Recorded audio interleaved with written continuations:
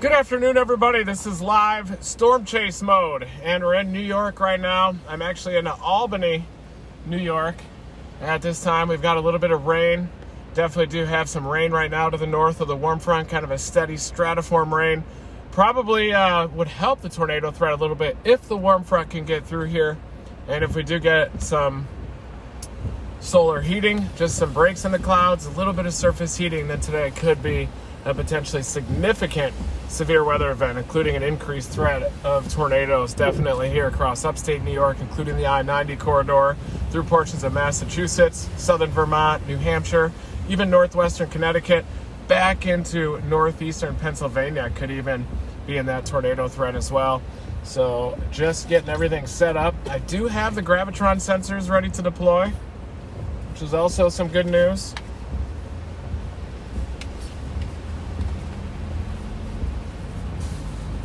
I'm also meeting up with the tilting project out of Millersville University.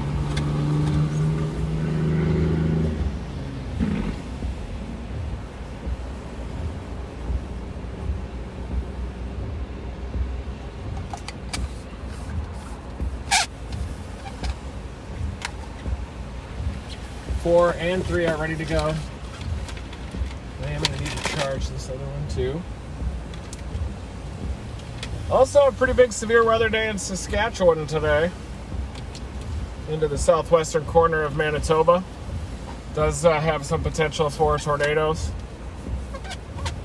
And I thought there was maybe a tornado yesterday near the Redfield area of the southwestern corner of Saskatchewan. But it ended up being just a inflow feature, scud tag type of a feature.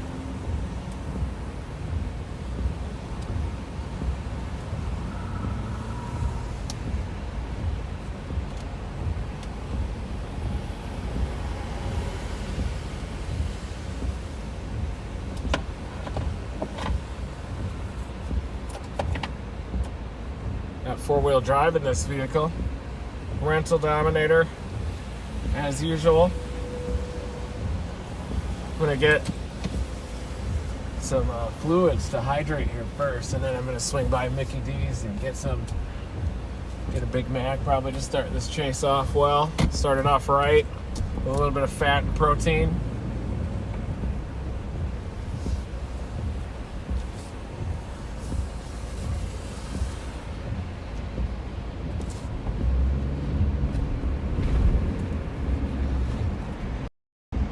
I'm in the capital city, everybody. You can see it's socked in with clouds right now, but that's also a sign of some big moisture out here. Dew points are going to be in the low 70s, at least near 70. The temperatures get into the low 80s, and look out around this area. And it just depends on whether we work the I-90 corridor a little bit further south, a little bit further downstate in New York, or the northwestern corner of Connecticut, or do we push into Massachusetts later on too. I think this is definitely going to be initiating at about 2 to 3 p.m. Maybe some storms could go up a little bit earlier. Some of the models have been hinting at that.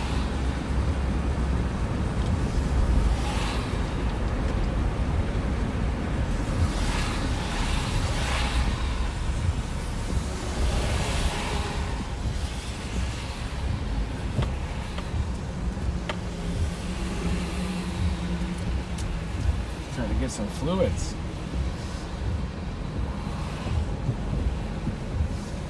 Cheeseburgers, 2 for $5. Nice.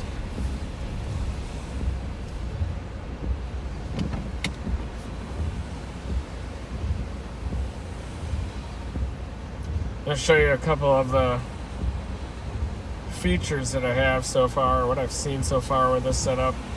Instability was definitely the big issue today. Any limiting factor today would be instability, but there's my target area, northeastern Pennsylvania, through upstate New York, into western Massachusetts, even southern Vermont. And there you can see all the stratiform rain. See my location, all that green and yellow up there. That's the warm front. So basically the warm front is bulging northward where it clears out back into eastern Pennsylvania, northern New Jersey, and southern New York. That's where there's some breaks in the clouds. And here in Albany, we're socked in with stratiform precipitation, some elevated convection down in Connecticut. It's been cooking all morning down in Connecticut so far, looking at the surface map. It is quite a bit warmer. Here's the Storm Prediction Center. 5% tornado probabilities. That is an upgrade from the earlier 2% across this area. But you can definitely see that the 2% extends back into northeastern Pennsylvania. Additionally, there's the slight risk zone. Wouldn't be surprised if it is upgraded to an enhanced risk if we do realize a lot more of that instability that we were talking about earlier. That's really the only limiting factor for this setup would be instability, and whether that's going to be a limiting factor or not for these storms. Also, we are working on the return of the Dominator 3. T-shirts just went up for sale on reedtimmerstore.com. This is to help fund the return of the Dominator 3 to the fleet. It also is going to include Dominator 1 and 2, and so my plan for next year is to have all 3 Dominators out in the field, storm chasing once again. So that's where all the proceeds are going, are to return the Dominator fleet out into the field once again. So while all that stuff is happening, here is my flight, intercepted the sun on the way in, big bright orb on the horizon, and landed here, stratiform precipitation. The NATOcast, based on the 0Z models, this is a machine learning product that tries to basically predict where tornadoes are going to happen. I try to use this especially for trends, from model to model trends, run to run trends. You can see that a slightly lower tornado threat across the northwestern corner of North Dakota into southern Saskatchewan. And the NATOcast is showing some pretty robust tornado probabilities across this area. But then we have the new one that just came out. The new NATOcast has that 5%, and this is just out in the last 25 minutes or so. Also a slight uptick in those tornado probabilities across northwestern North Dakota, up in the northeastern corner of Montana. But definitely do have some heightened tornado probabilities here with the NATOcast being indicated. Kind of a cool machine learning product. Machine learning is definitely kind of the wave of the present and the future, but it is also kind of a black box.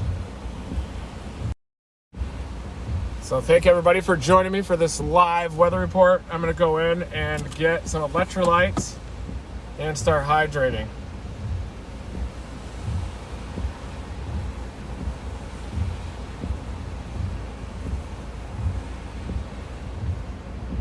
Let me post a link to this too.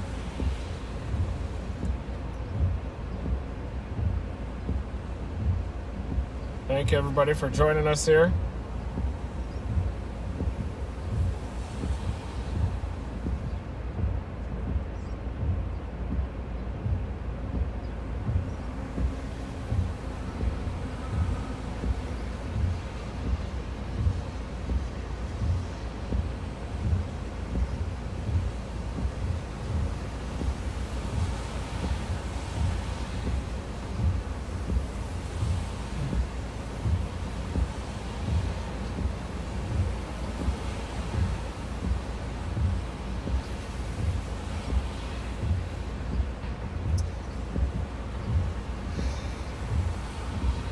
All right, just post on the target. Live storm chase mode has already been activated north of the warm front in the capital city.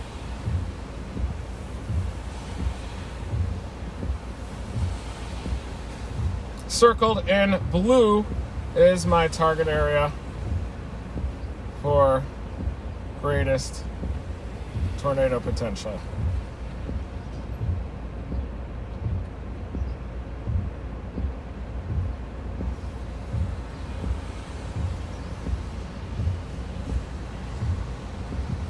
Probably went live just a little bit too early. I'm gonna go get so to start hydrating here. We're charging the gravity wave sensors. Got a couple of other gravity wave sensors as well. And we got some toothpaste.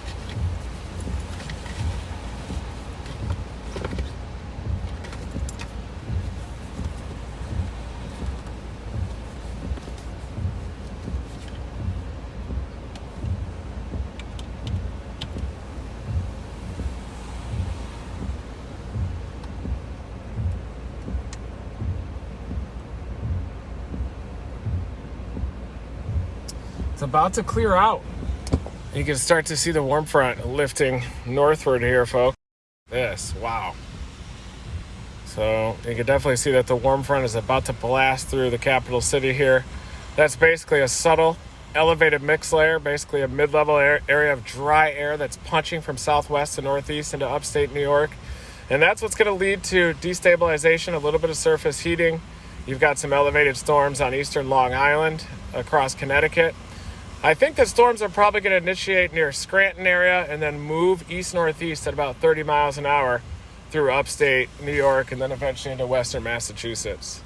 So all that stratiform rain to the north of the warm front, stable air up there.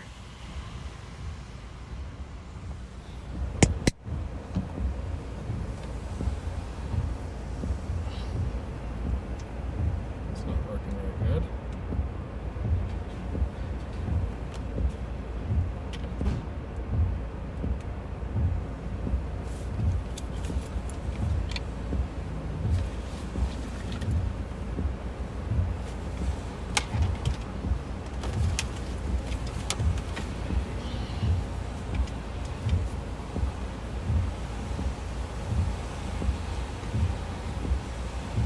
Boom.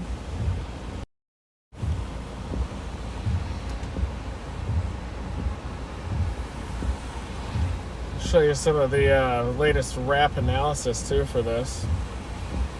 They definitely do have the enhanced risks across northwestern North Dakota and into the northeastern portion of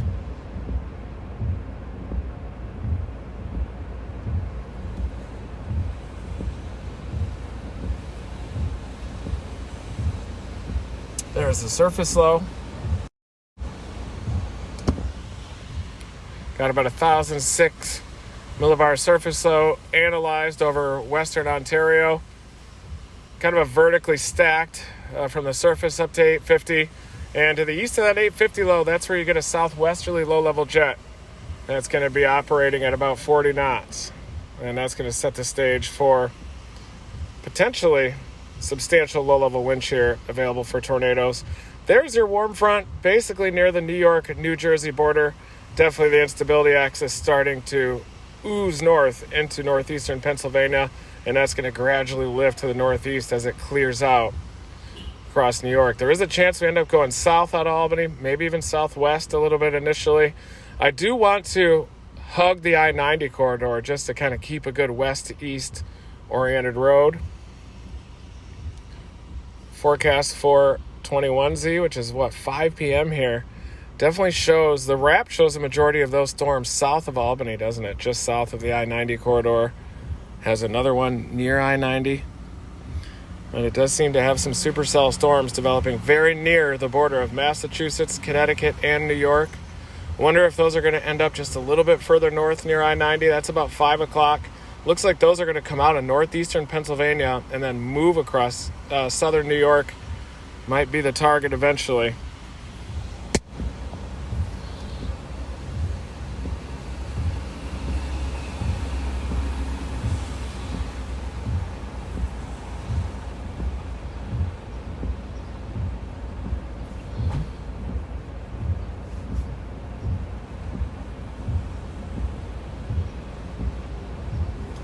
Looking at the latest HRRR as well right now. See what this one looks like. 14Z HRRR is out. I'm going to do the forecast for 21Z. It now has the temperature even cooler here by that time, by 21Z here in Albany, which could be an issue. The HRRR seems to have the temperatures a little cooler. Look at the forecast though at 2 p.m. 2 p.m. looks like it fires a little bit south of us. South of Albany, down a little bit closer to that Connecticut, New York, Massachusetts intersection. Looks like that could end up being the target. That's probably where the warm front's going to lift up to in southern New York. Looks like the models are also trying to analyze a renegade across western Mass, and that's at 5 p.m. Oh no, excuse me. 3 p.m.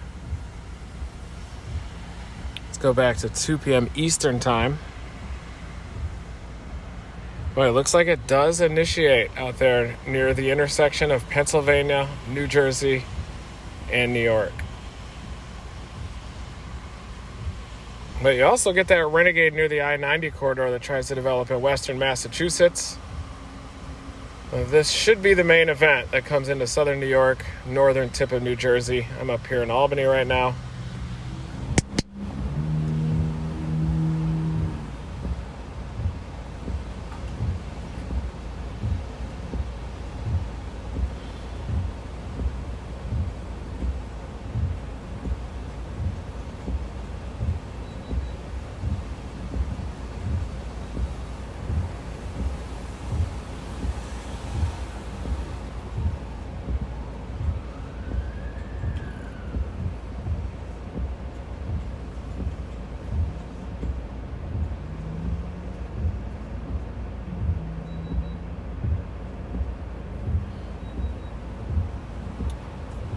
All right, everybody. Here is what it looks like.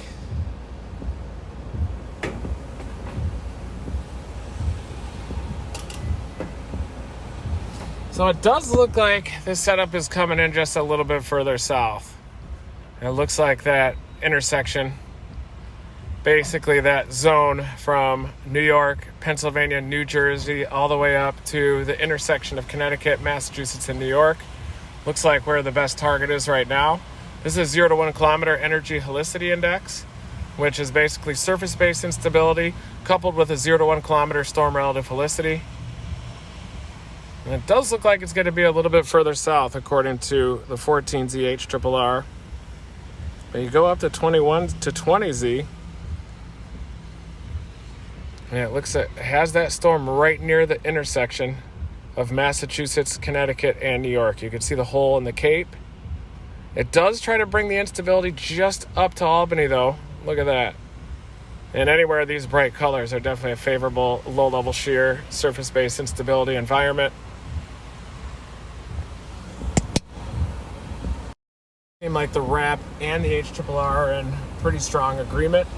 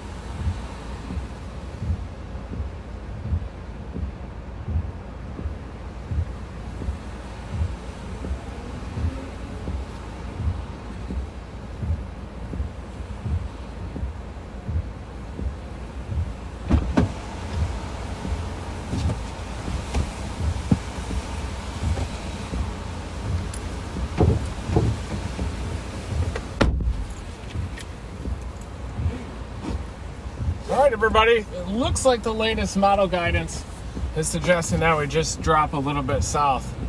Normally I'd want to hang near the I-90 corridor because there are some good east-west options up here.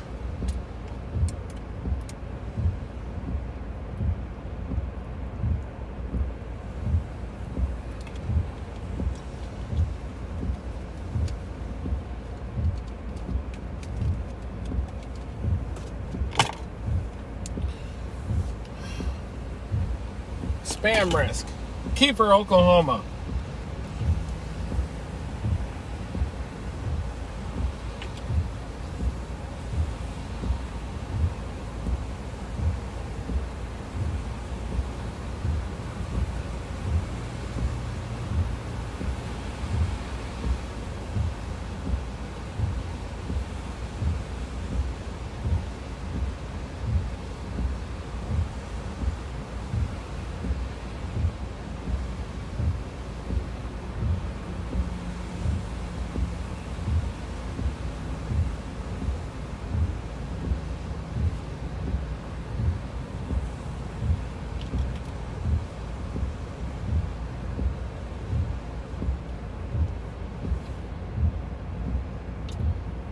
Looking at the surface map.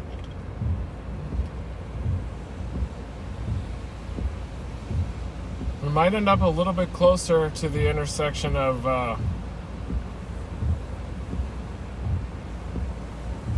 New Jersey, Pennsylvania, and New York. Let me pull up the surface map for you. Oh wow, look at that.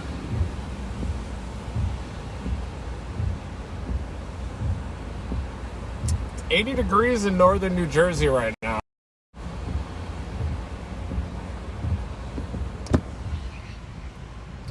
Albany, 72 over 72 or so, 73 over 71.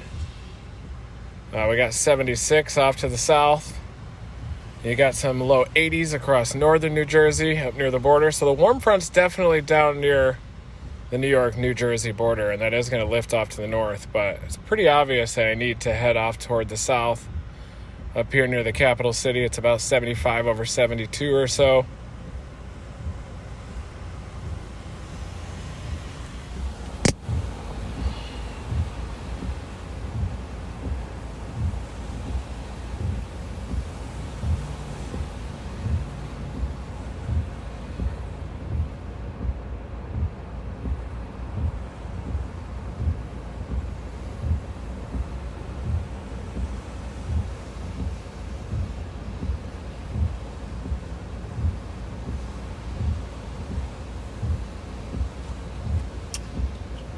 I'm gonna maybe do a little pickle south toward the Woodstock area.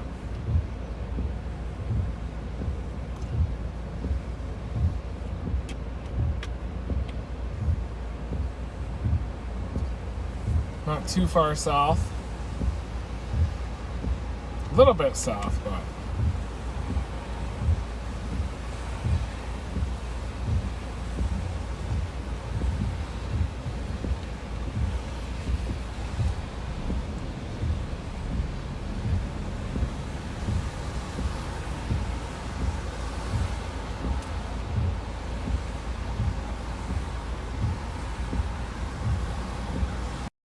all right, everybody, thank you for joining me. This is a live storm chase mode. It's probably going to go all the way through the evening.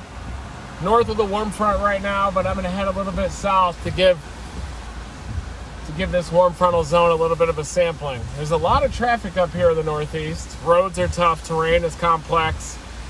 A lot of forest as well, a lot of trees. There's a lot of people packed into this region here in the Northeast. It's definitely a different style of chasing. You kind of have to treat it a little bit like Dixie Alley. I can even make a left-hand turn.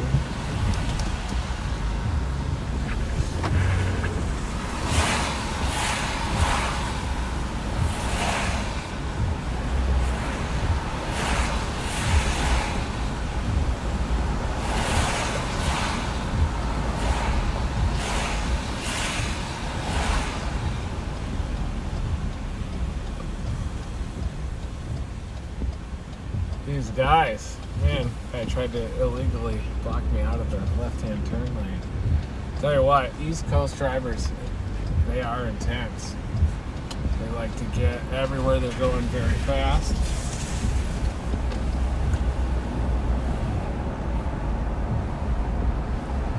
Getting a lot of spam calls coming in right now.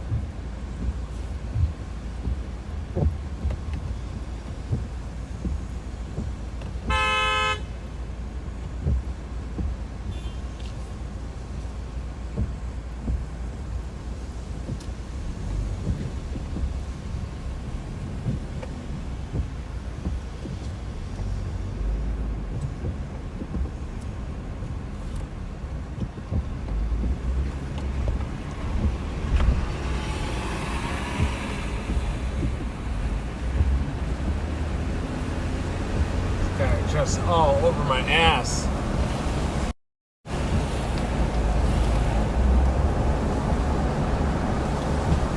So you can definitely see we're socked in with clouds up here in upstate New York. Still a ways off for convective initiation. I think that's probably going to happen in eastern Pennsylvania. And then that'll move into the upstate New York, southern New York.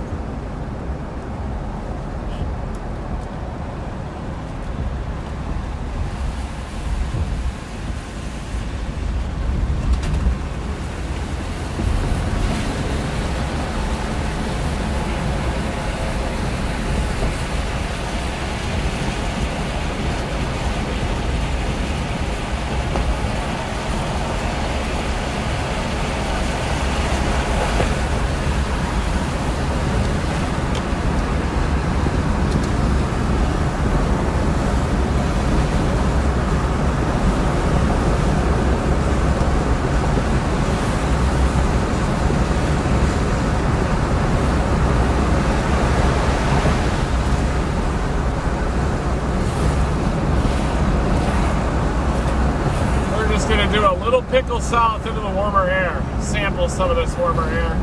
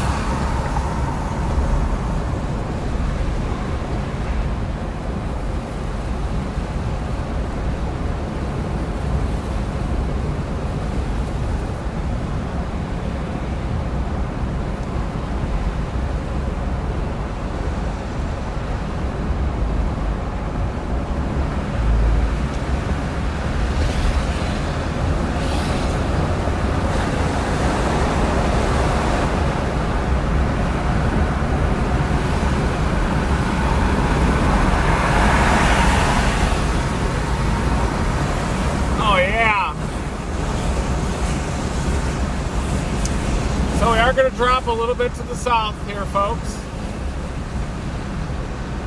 Believe it or not, I actually used to live in New York State. It seems like a long time ago. It seems like a totally different life. In fact, I hardly remember it. But yeah, I did live in New York City there for a couple of years. Got to even chase up here quite a bit.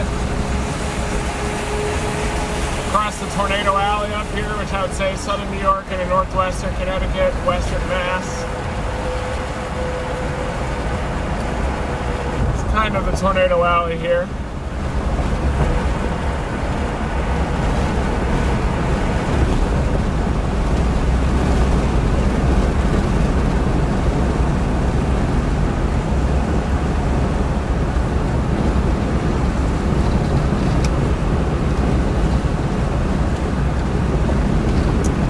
HRRR has the surface temperature warming up into the upper 70s here in Albany.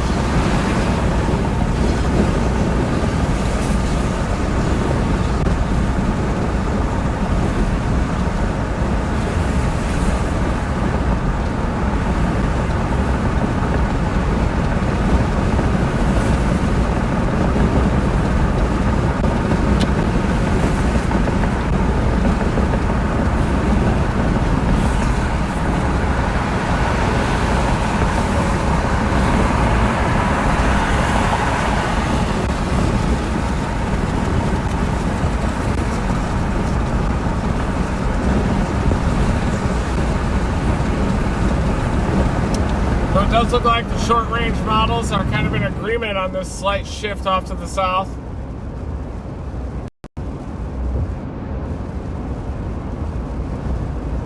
Oh yeah, that's right, low LCLs, guys. Definitely, especially near the warm frontal zone.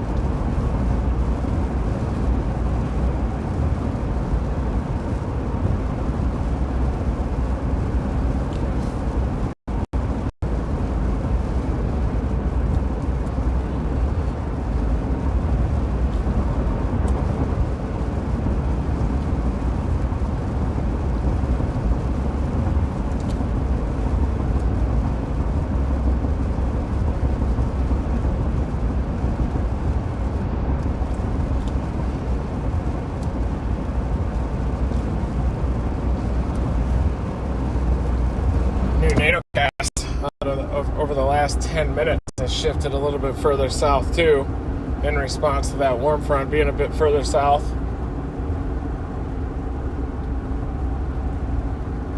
The area in brown are where the greatest tornado probabilities are going to be on this latest product.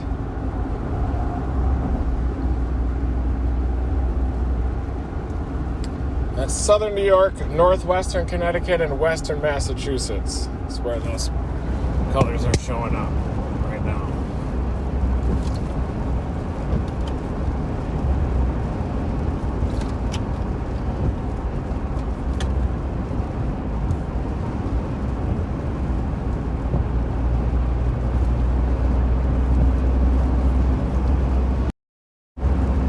Thanks everybody for joining me for this live stream.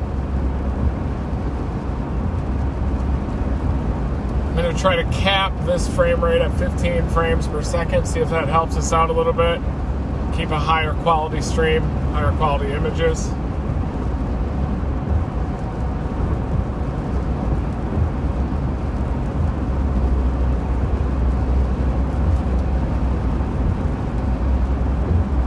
NATOcast is a bit further south. It also decreases some of the tornado probabilities across the northwest of Montana. I think it's going to be on the U.S. side of the international border, though, up there. I was wondering if this setup, this trough is a little bit more bulbous, and interestingly, across the Canadian prairies, a lot of times the really bulbous, kind of potent shortwave troughs, for some reason they don't a lot of times go big. Tilston, Manitoba, of course, is a different example. Seems like they pinch off the instability a little bit. You don't get as much of that robust low-level jet to the east of it, unless it's more of an open wave, whereas the one that's going to be moving across southern Saskatchewan is a little bit more vertically stacked than you'd like to see for a wave there. Trying to meet up with the team from Millersville, so we're going to be chasing together caravan.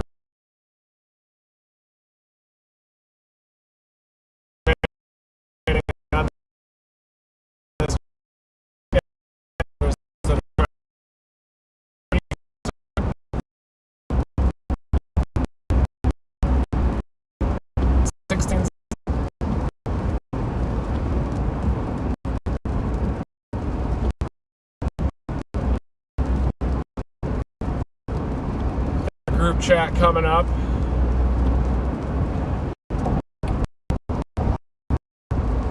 Lots of stormchasers are going to be out here today.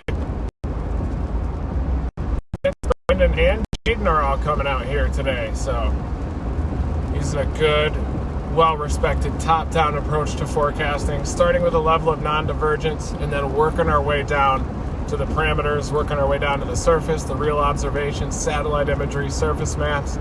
And then we come in with the short fuse models. Look for run-to-run trends. We also, of course, look at the NATOcast products, some of the machine learning products that are out there. I feel like we've done a pretty good job of forecasting so far this month, which has resulted largely in not getting out in the field. I've been chasing locally, though, Southern Appalachians, And then I didn't go out with that big flood in Western Virginia. The one day I didn't go out, there was that big flood. Almost went to Colorado for that deadly debris flow that went down Buckhorn Creek to the west of Loveland, Colorado. Ended up not getting on that flight. The models, convective allowing models, were trending down a little bit despite having near record level precipitable water values.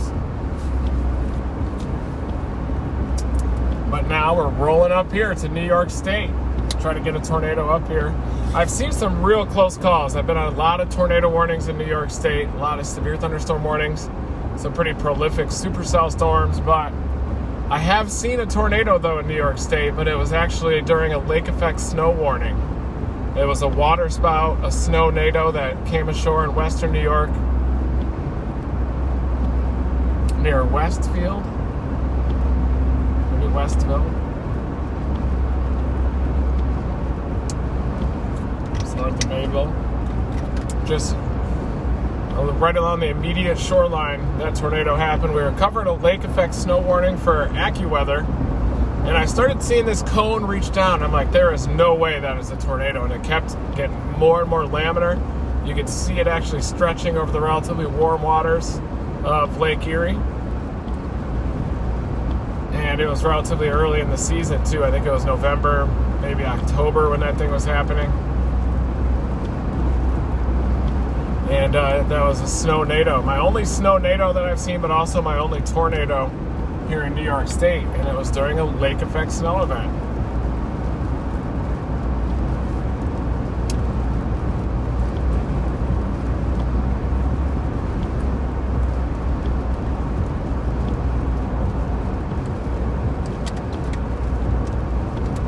Nice polite Canadians there in the Volkswagen. Sorry. Quebec license plate there, so it's really not that far away when you realize that you're in upstate New York.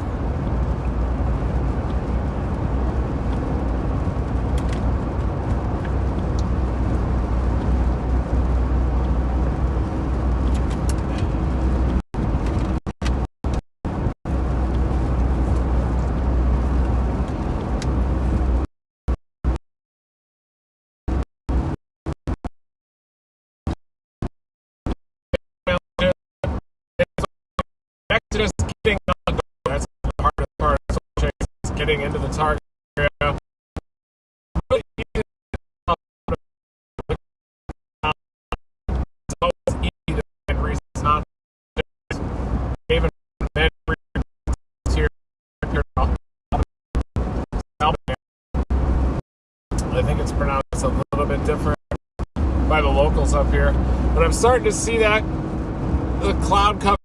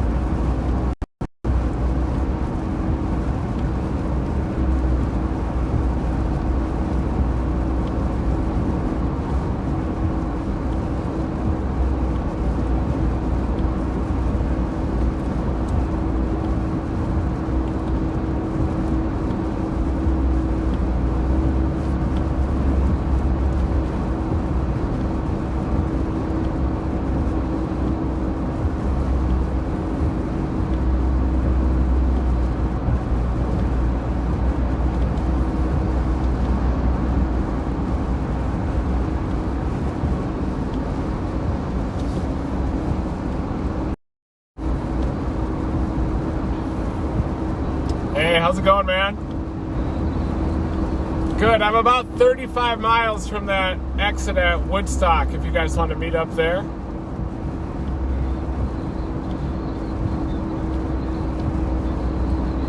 Okay.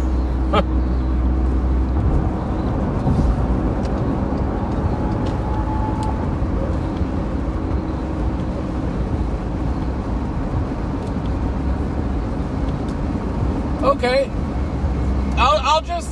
I'll just head down to that exit then at Woodstock. I'm about 35 miles from that. I'll find a McDonald's and should be easy for us to meet up before these storms get going. So what, about 2 to 3 p.m. I think, maybe a little sooner, maybe 1:30 or so. But I think they're probably back there in Eastern Pennsylvania.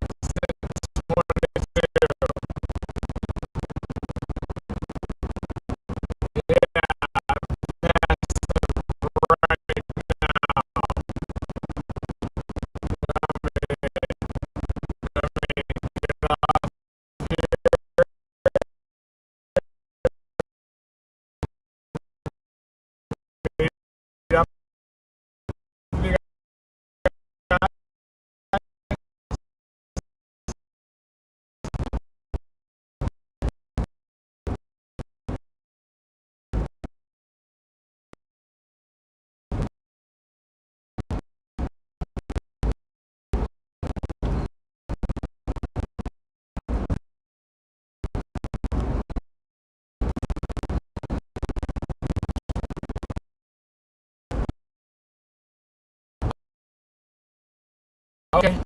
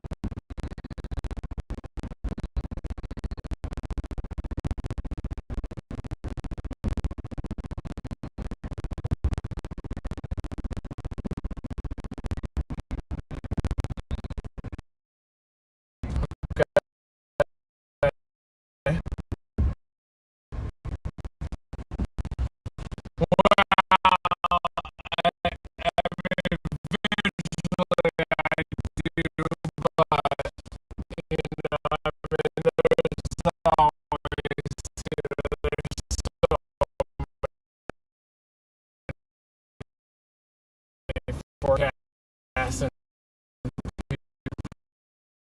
there, you know, there's always people that know better. But I'll type in Walmart and I'll meet you guys there at the parking lot.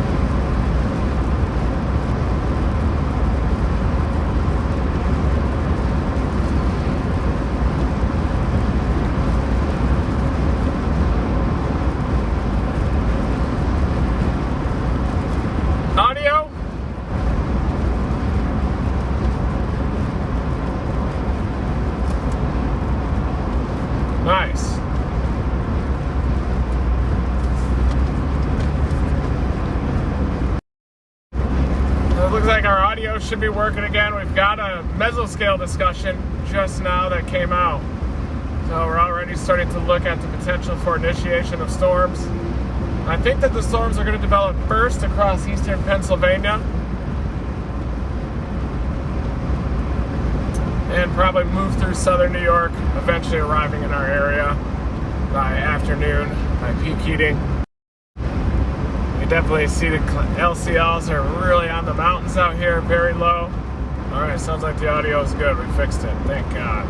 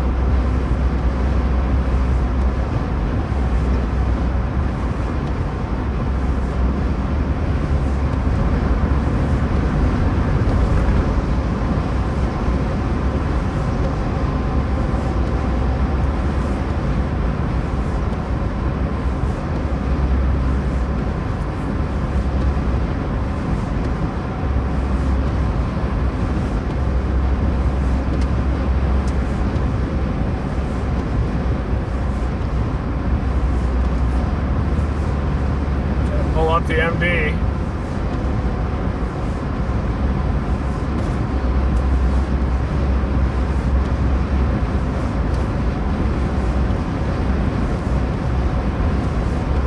And that next system comes in on a Wednesday near Ohio.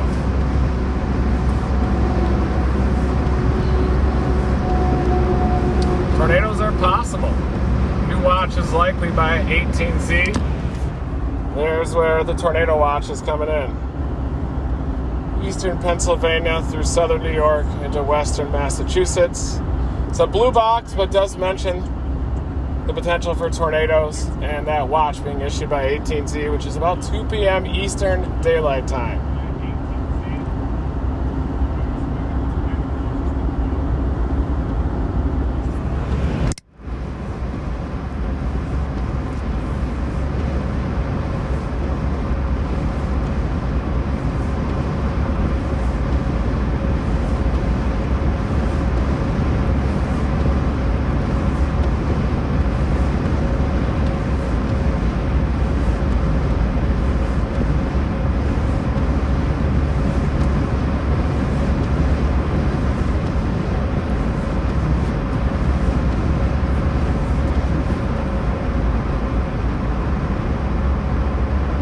Pretty complex terrain out here, as you can see.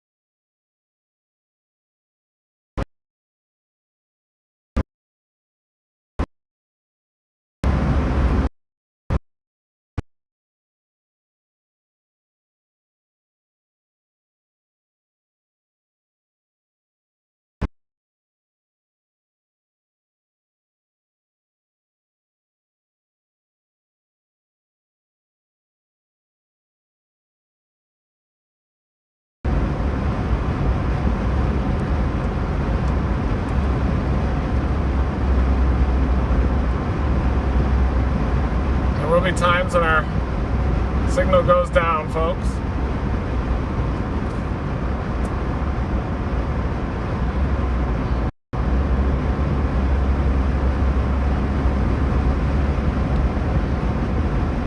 Looks like we're back.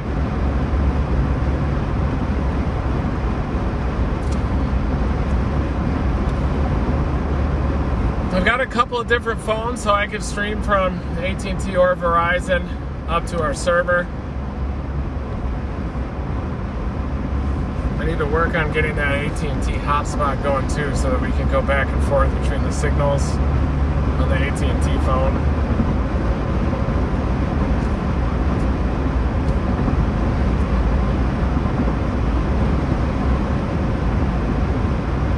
There is a river crossing here over the Hudson, just to the east of Cairo. I'm sure it's pronounced Cairo here.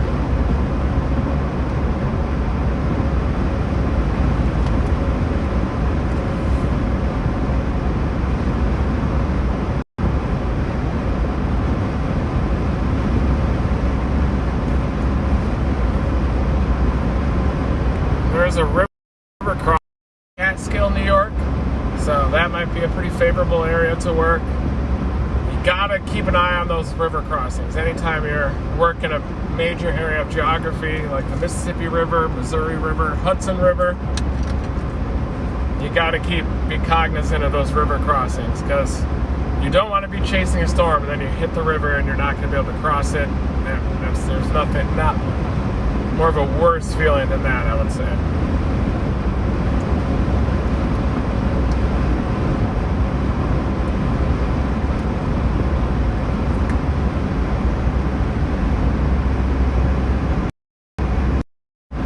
Chased a lot of nor'easters around these parts. Working for AccuWeather over the years. For the northeast focus. So it looks like that watch is going to be issued in the next hour and a half or so by 18Z, by 2 p.m. Eastern Daylight Time.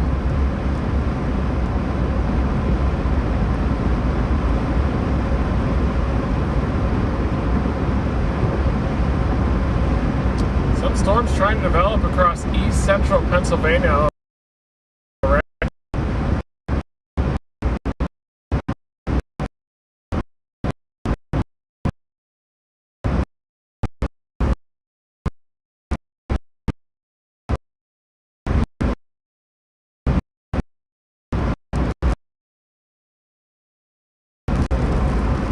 A little bit of rain up here.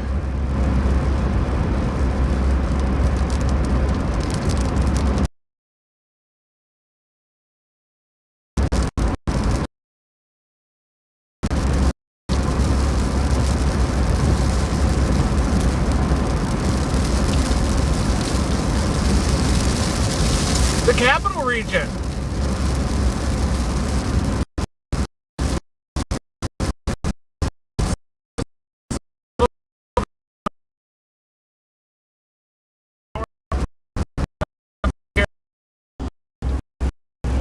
Obviously, these are elevated.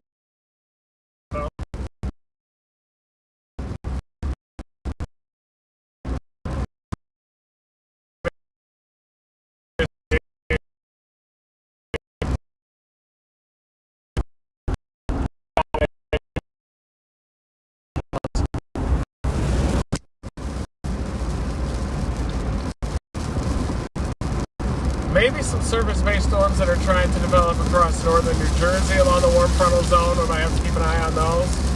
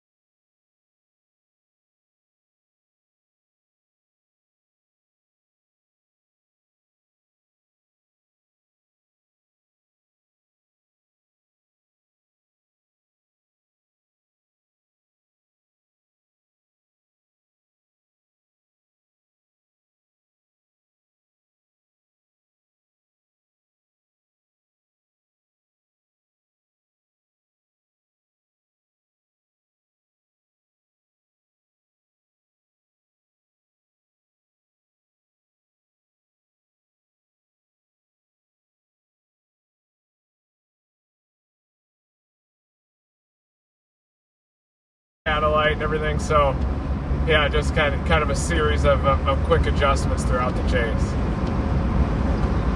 So I that's why I can't pick, like, you know, like if we're to pick a Walmart or something, and then what if we waste like 45 minutes trying to find that nearby, and then storms go up in northwest New Jersey and we miss them. So just figured we could kind of do a little, you know, meet up here and keep everything in play also.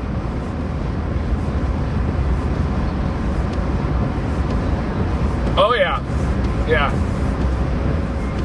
Okay. Yeah, I'll definitely help you guys out big time. If I can even get on the right storm, you know, that's always a challenge, but we'll try. Okay, but I figure I was eyeing this initial river crossing up near Catskill, but I think it still might be a little too far north, so figured that one a little further south down near Kingston at least might be a little better. Do you guys agree? Yeah.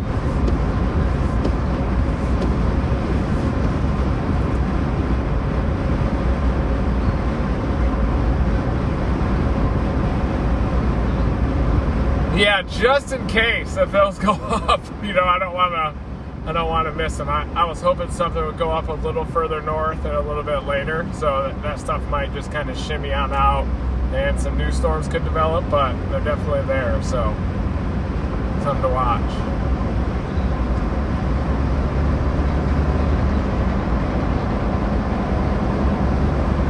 Yeah, yeah.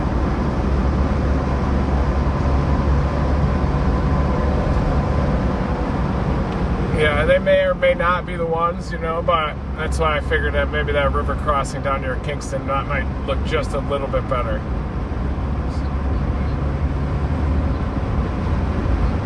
Yeah, sometimes. Yeah, we definitely do have. You know, it still is pretty early, definitely.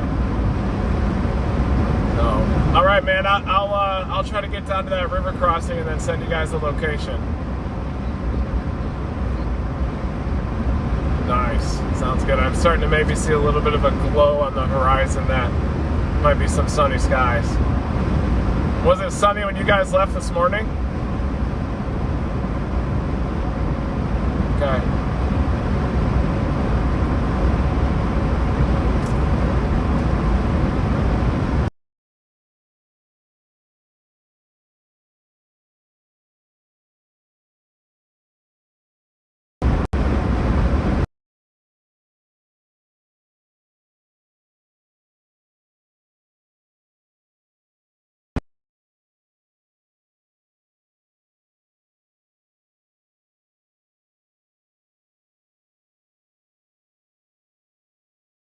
I'll find a location down there, and then, but you guys have my location anyway, so we should be good.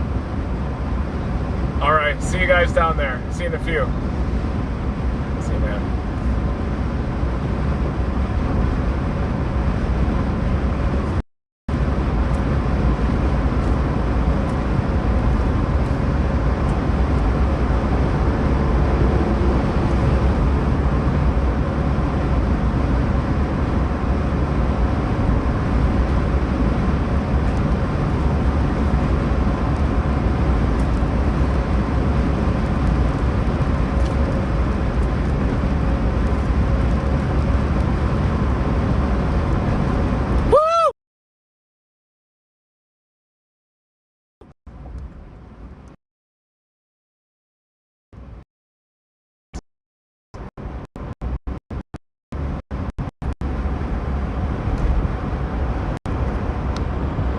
Yeah, good call, Jaden. Don't want to get too far away from those bubblers down south in the northwestern portion of New Jersey. Agreed.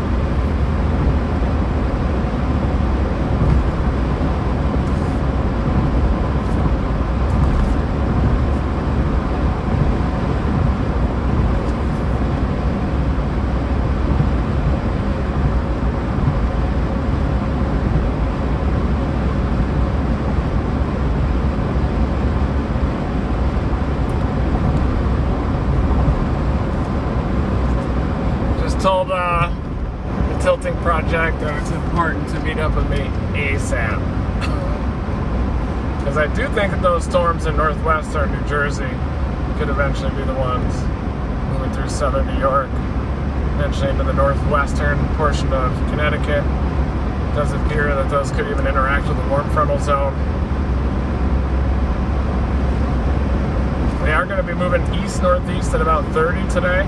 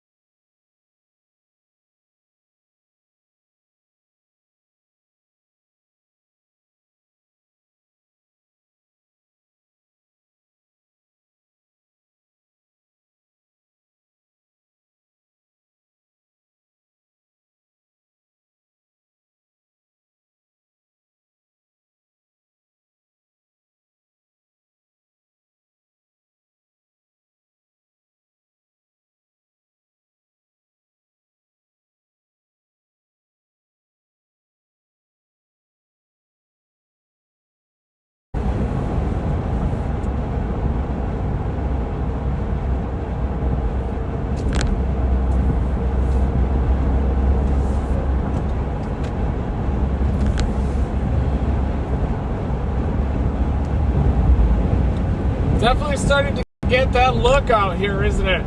Near the warm frontal zone. Temperature now 77 degrees just north of Kingston, New York. So it does look like we're starting to get into that warm, unstable air surface.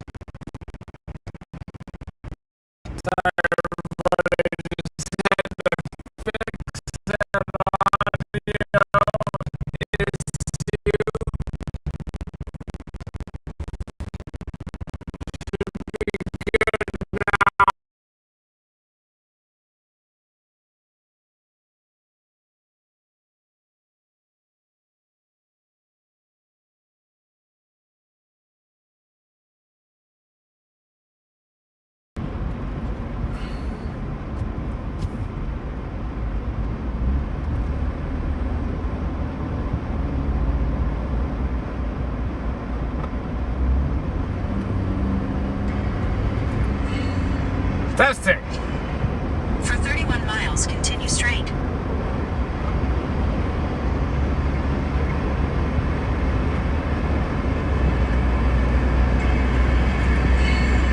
Testing. For 31 miles, continue straight. That one's working fine now.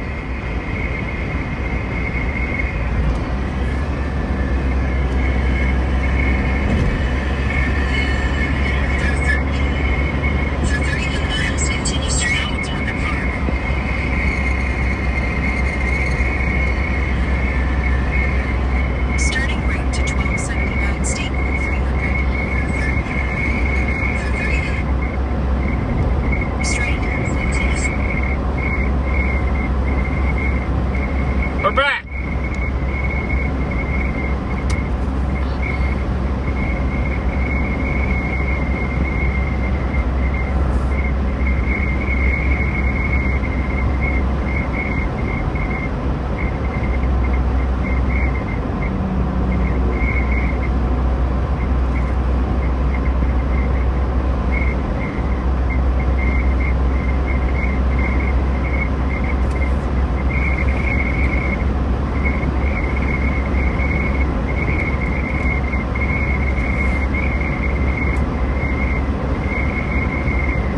So again, we are dropping to the south. I'm dropping south, having some audio issues on the stream, but looks like those storms in northern New Jersey are right along the warm frontal zone.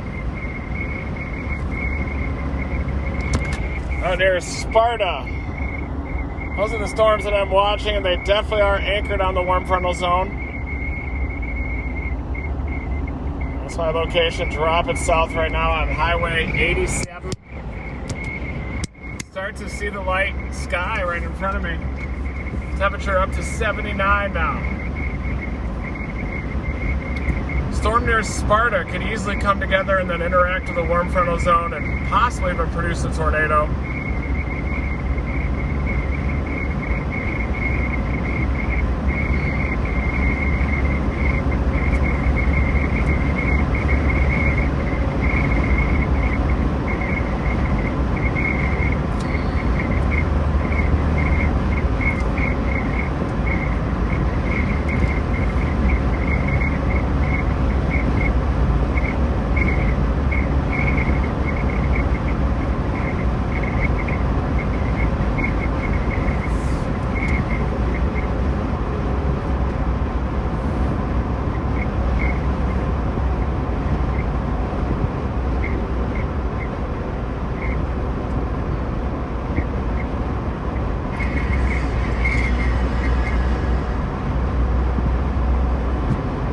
Fixed it. Drop it down!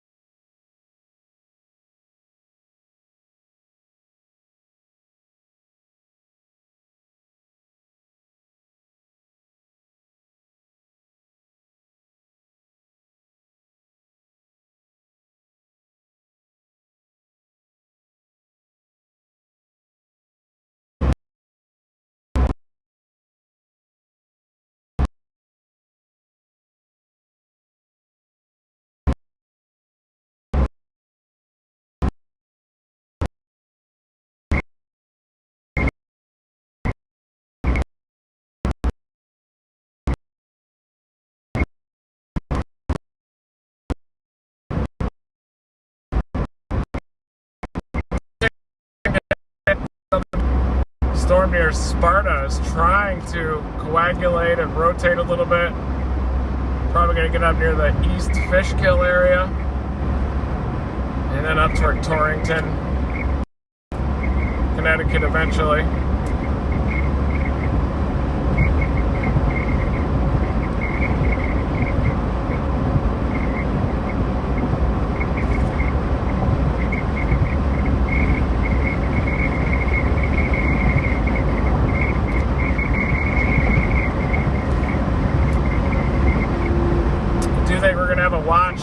if we don't already. You can see on Echo Tops, look at that one near Sparta, continues to go up. It's definitely a mature storm. It's coming down storm out near Sparta as well.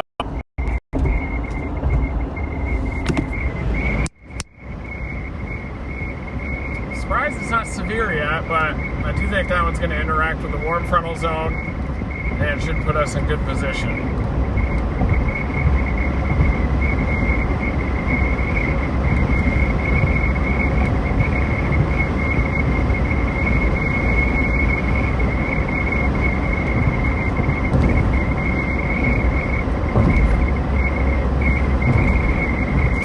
Meant to show you this earlier, but there's the warm frontal zone that is right near the northern portion of New Jersey. So those storms that are developing near the Sparta area, those are right near the warm York.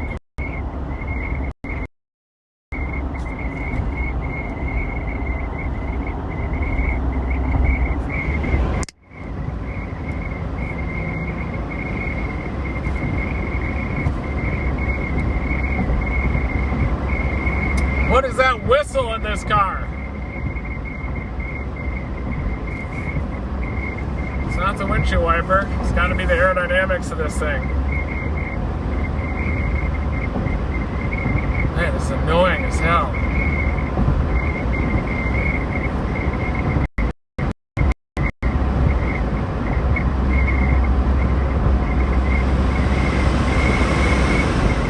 It's got to be the change in wind direction that's causing that. So we're starting.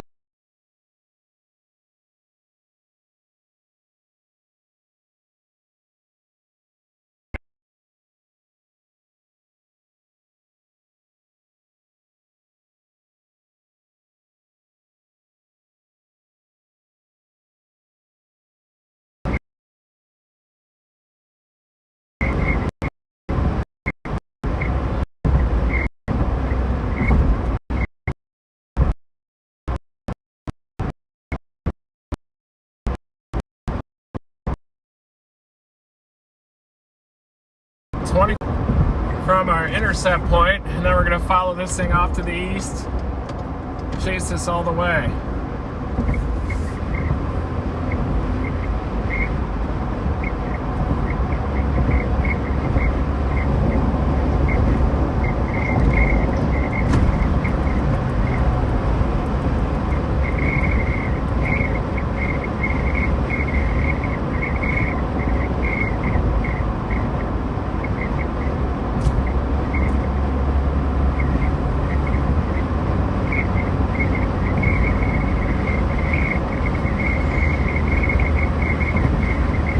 This thing doesn't have a roof rack. This is a rental.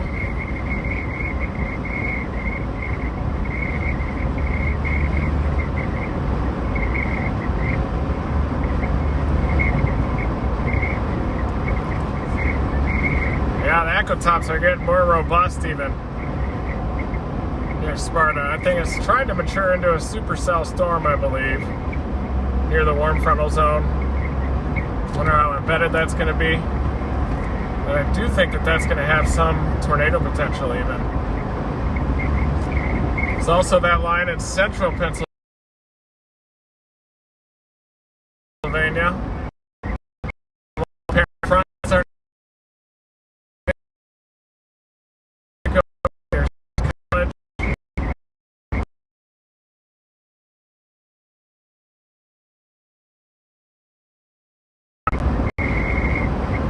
Probably end up in northwestern Connecticut somewhere when it's all said and done.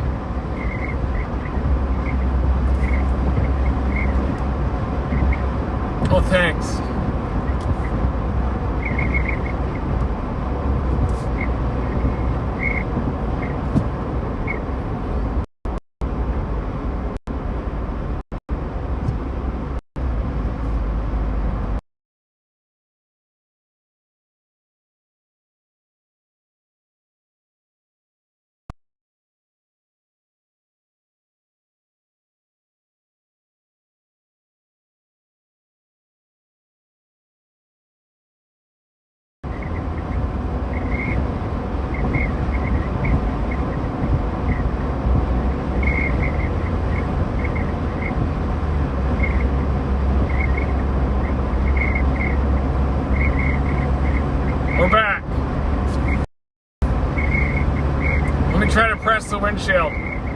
does not stop. I think it's on the right side mirror that's causing that, and we had a wind shift with the warm front as we're getting closer to the warm frontal zone, so we're getting more of a headwind right now.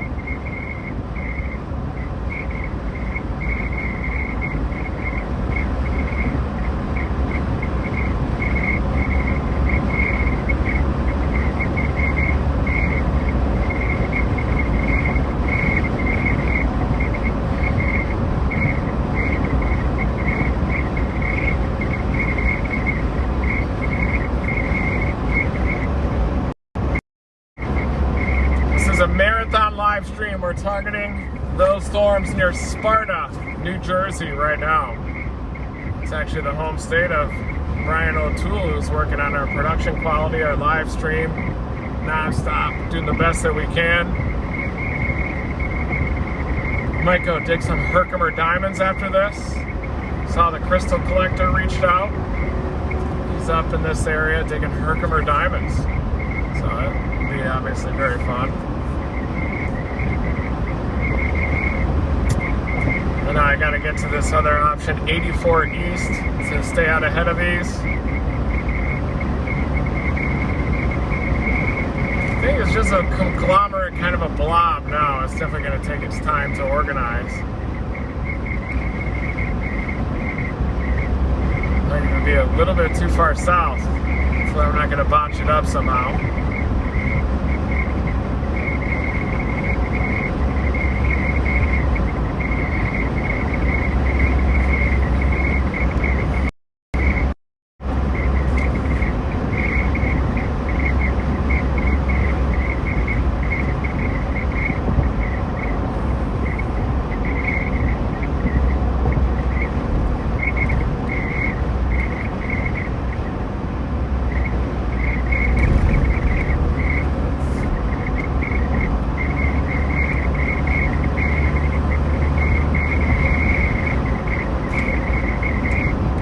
It is a supercell, but it also has a storm immediately to its southeast that's trying to impede inflow. But it does have rotation already. It's not severe, but it does have a mesocyclone. The inflow is just a little bit blocked, so it's going to take quite a bit of time, I think, for this thing to organize. And I do think that there's going to be another round coming in right behind it, too.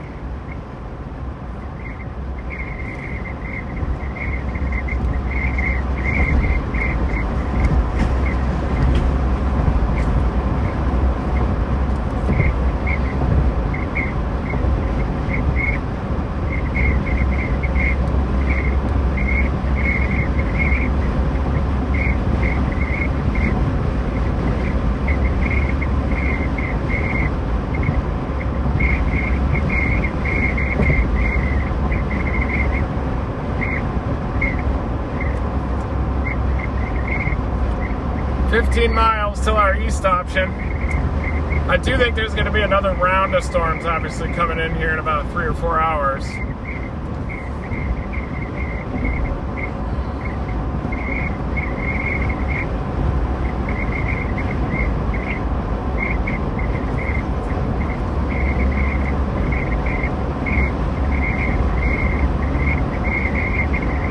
Ooh, sounds like a songbird in here. There's a warbler in the car.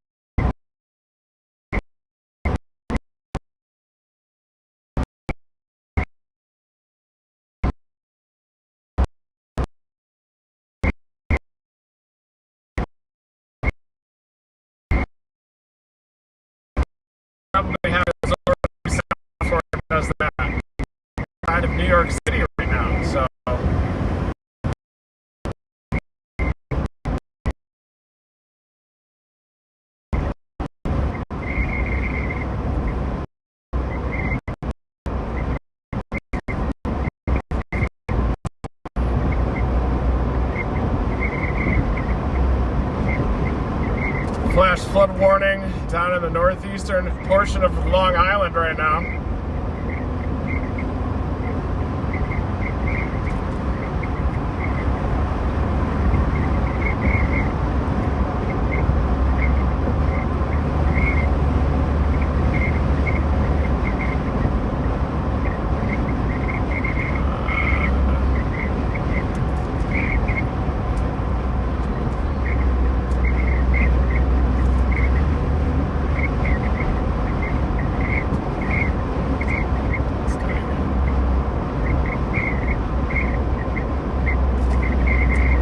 Also a storm trying to go up just north of us, south of Albany.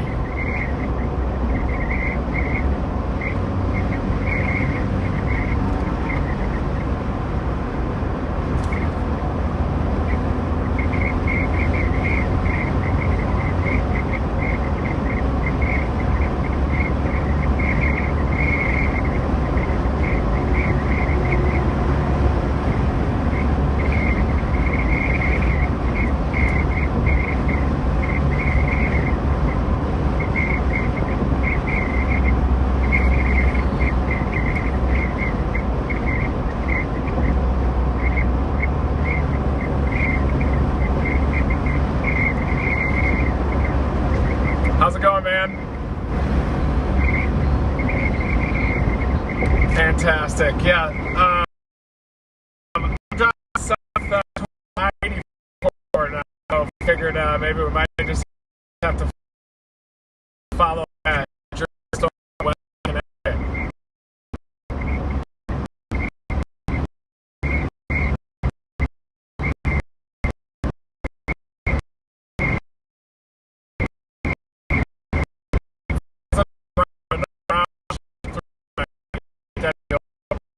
Option I-84 corridor.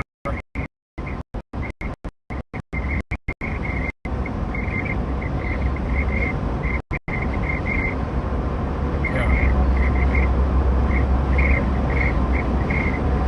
Okay, nice. So I'll blast up to the east toward Torrington.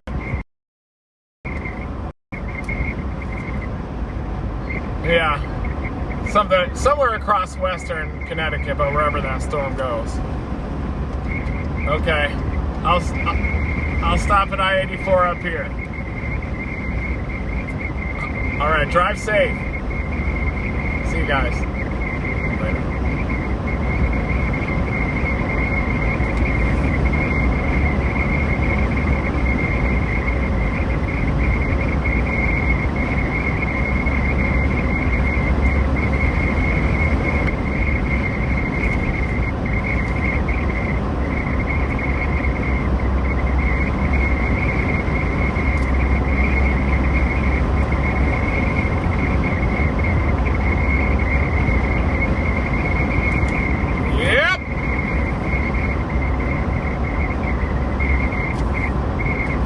East Fishkill is going to be where we're going to have to go, and then maybe even northeast from there.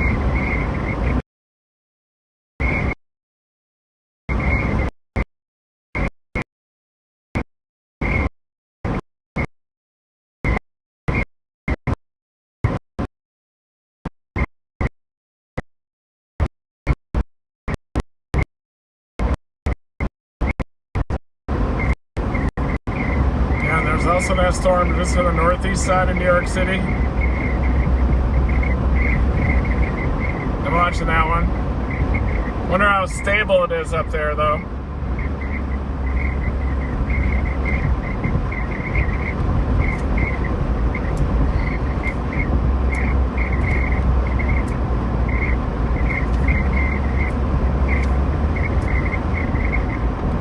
Probably going to end up being those storms back near State College that end up being the ones, but we'll see.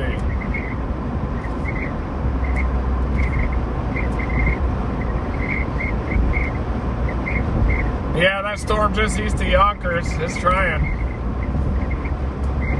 Look at that hook.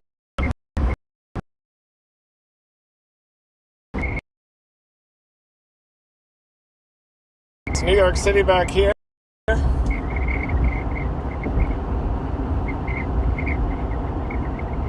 kind of a left split feature down across western Long Island, and then this is definitely a dominant supercell, northeast edge of New York City.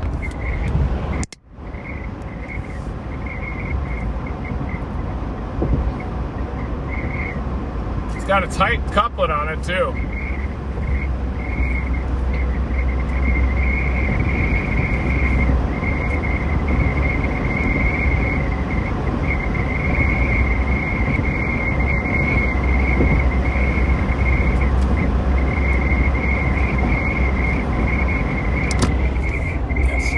Just northeast of Queens. Look at that rotation. Thing is trying to wrap up. Right there. I wouldn't be surprised if that thing is trying to produce a water spout already.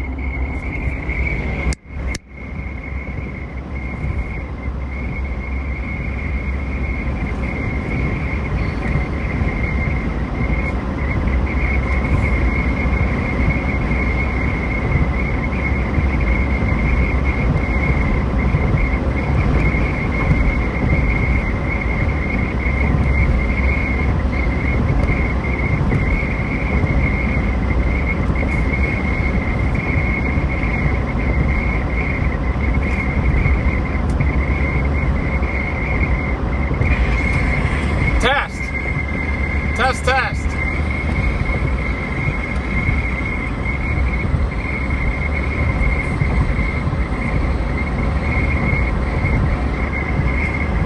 How's the audio working, folks? Test. So we got that storm to the northeast of New York City.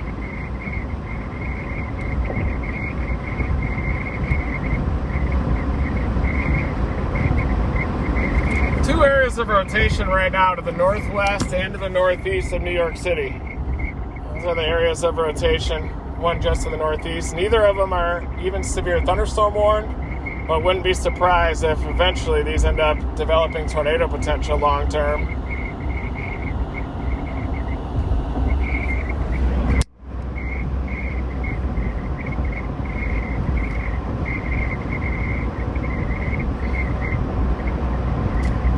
I think that one's probably going to die to the northeast of New York City.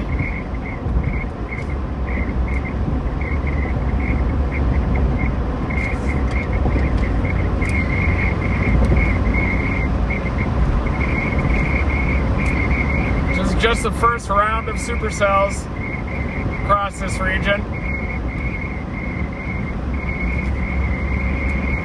It's possible that there was too much convection in Connecticut, too much elevated convection that happened, but it does look like the skies are a bit milky here despite temperatures about 78. That warm frontal zone is going to need to lift up a little bit.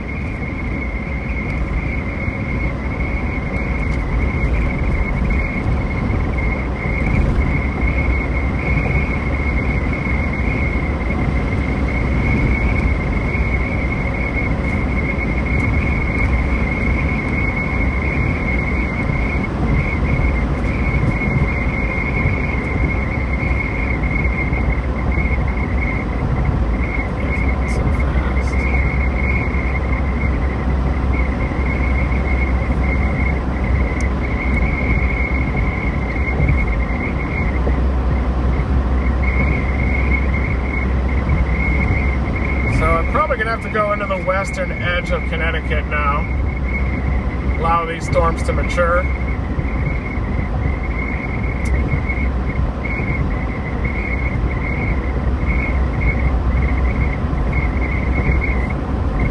Type in East Fishkill right now. I'm only 19 miles away from that. Bear Mountain. Wow, I remember all these areas.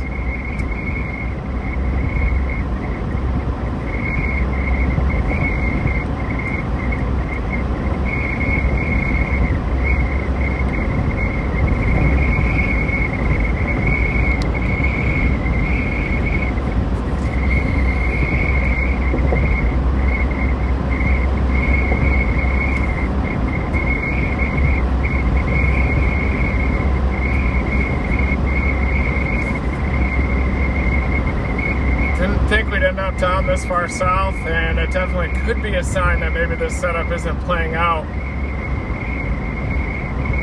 like the forecast models were showing. Lack of an elevated mix layer potentially, but it's definitely going to be round after round of storms.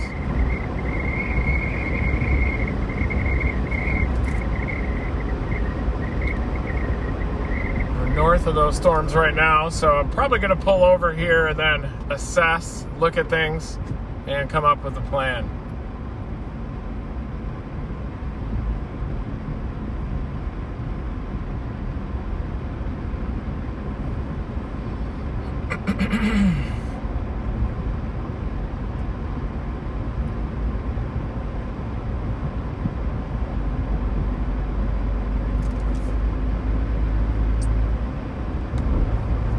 Definitely some milky skies. You're going to need this warm frontal zone to lift a little bit more.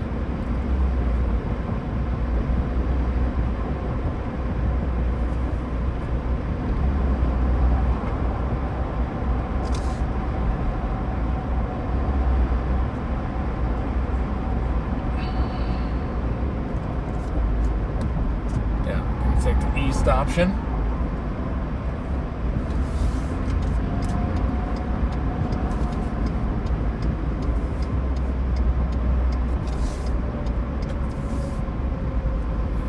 There we go. Tons of moisture out here. You definitely see a lot of moisture, a lot of low clouds all about.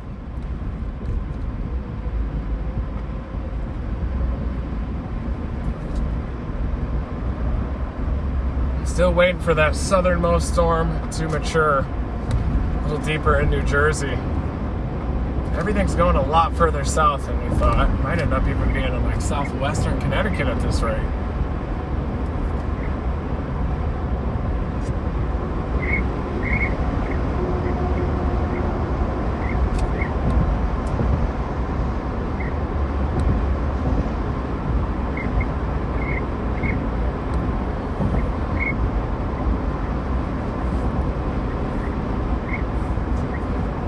Going a little bit east, might end up somewhere northeast of New York City into the southwestern corner of Connecticut when it's all said and done.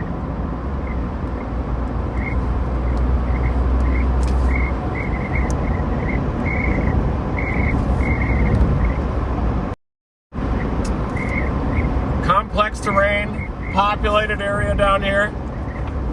All of that makes it pretty difficult to chase out here in the Northeast. Road network is tough.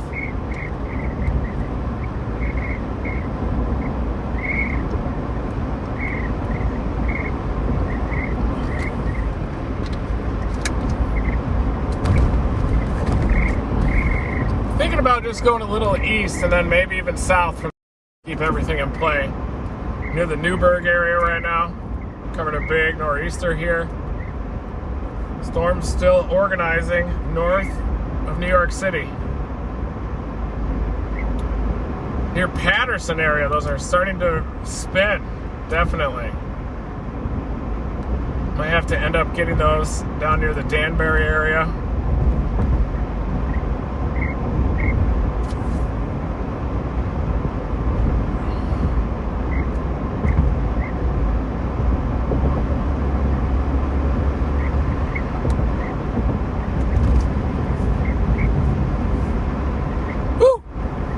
I do think that those storms down near Patterson are starting to intensify, so we're going to play the long game on those, try to get a little bit further ahead of them, and then eventually drop south and intercept those, maybe near Bedford, New York, maybe near Danbury.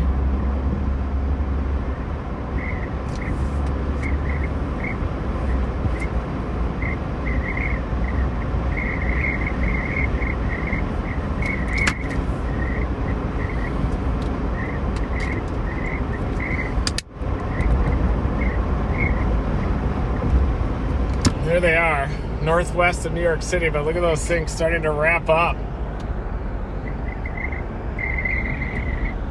On the southeast side, just to the northwest of New York City. We're going for those. They're starting to wrap up near the Patterson area. It's gonna move north of New York City, but keep an eye on that. That storm to the east of Eastchester is kind of giving you an idea of how that storm's going to behave. And boy, is the warm frontal zone a little bit further south.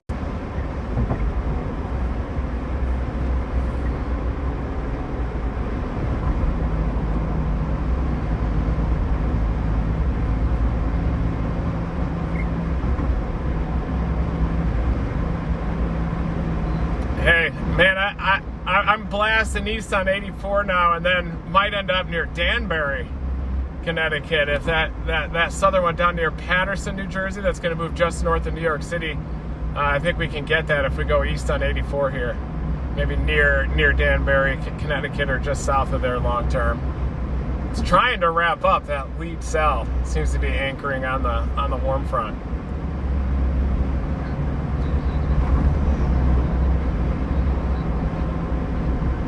Okay.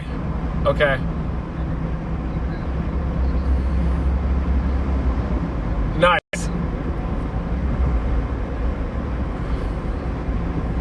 All right, that sounds good. It looks like there's a lot of clouds kind of hugging the mountaintops here too, so hopefully that convection in Connecticut didn't push everything too far south. But we'll get, all we can do is play the cards we're dealt. Yep.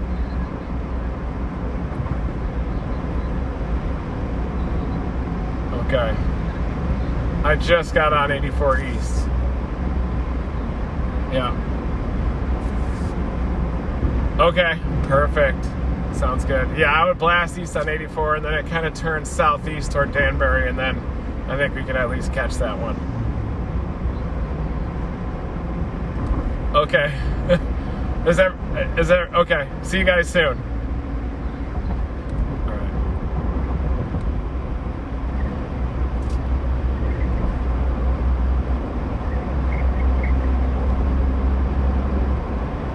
Boy, those supercells are definitely starting to organize.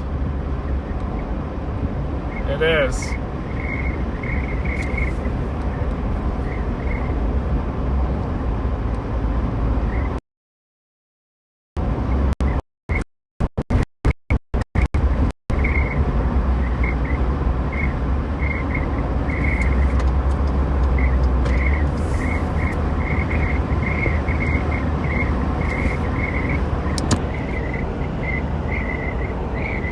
There's the storm. You can see that eastern one starting to show a little cyclonic curvature on it. Kind of showing you what the environment is doing long term.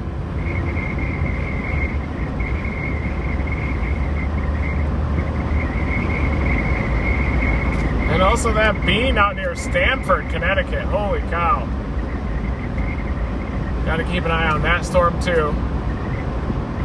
The one just west of Wayne is starting to rotate down near Hanover.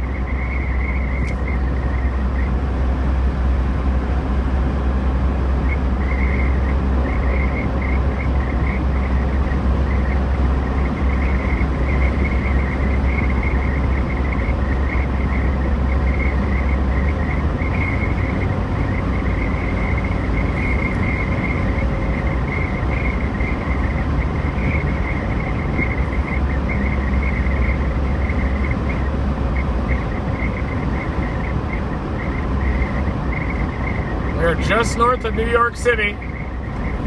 Live storm chase mode.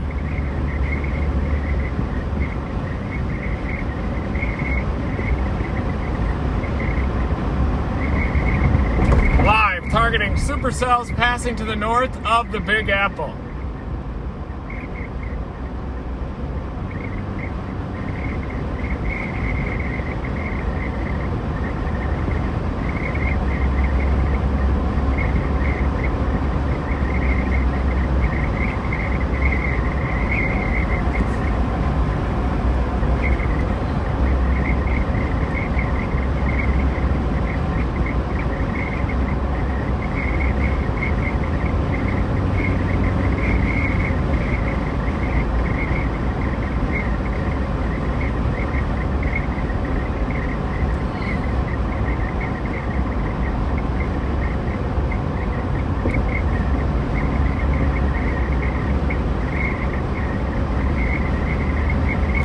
Targeting supercells that are passing just to the north of the New York City area. Of course, we're not getting down into New York City, no way.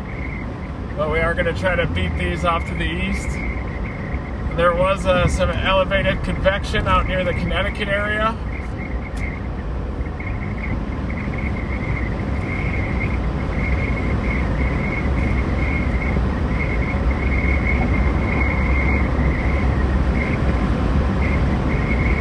Some low milky skies out here. Sometimes that could be an issue,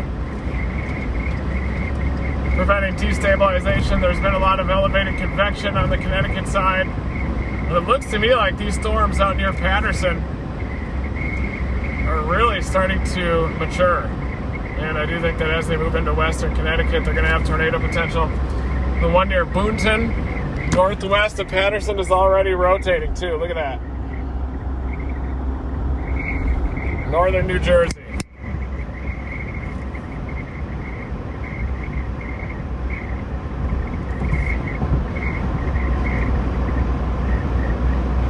Probably get it just southwest of Danbury.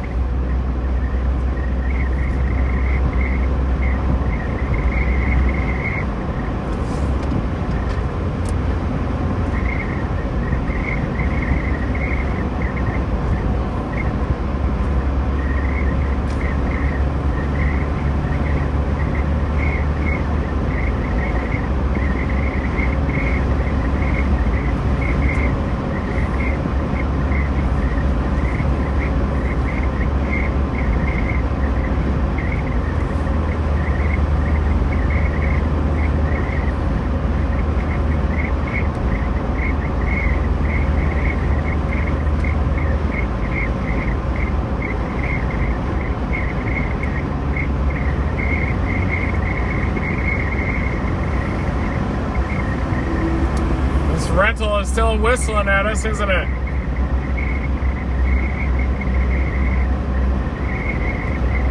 It's rotating west of Wyckoff right now.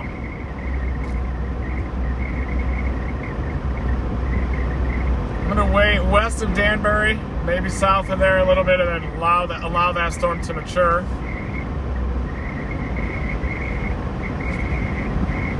Definitely see the hills out here, mountainous terrain.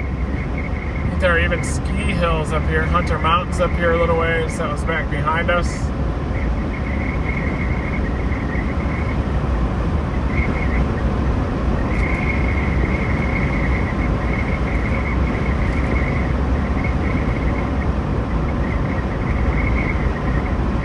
Another storm going up near Fort Lee, just on the north side of New York, Union City area. That one's even trying to spin a bit.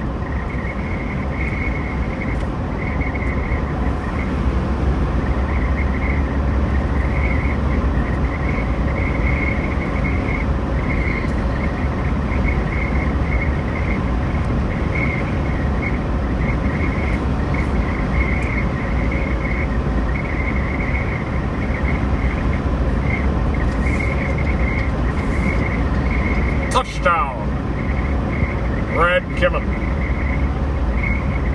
Let's see if we got this watch out yet. This is all just near a warm frontal zone that's a little bit further south than it was indicated before. But still, a low-level jet is ripping over the warm frontal zone. Warm front is right over New York City right now.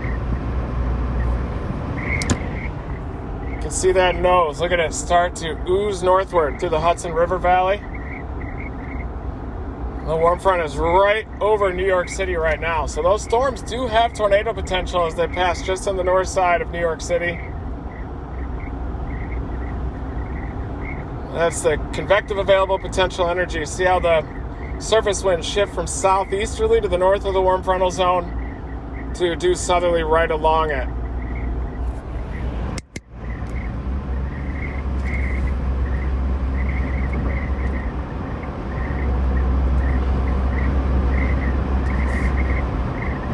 I'd be on those storms right now if it weren't for kind of the complicated roads out here, but we're going to get at the intersection just west of Danbury and possibly even head it further south from there to get it.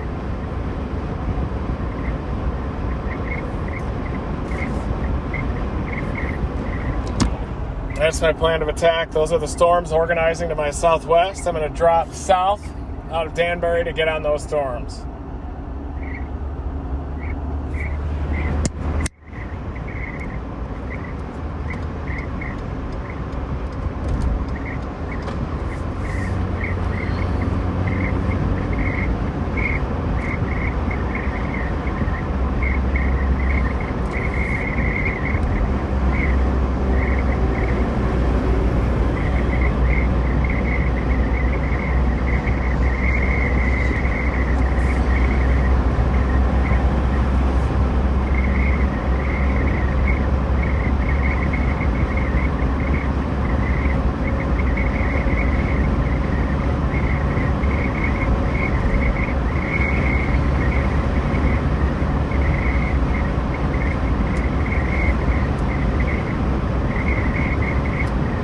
west of Patterson is the storm we're also watching.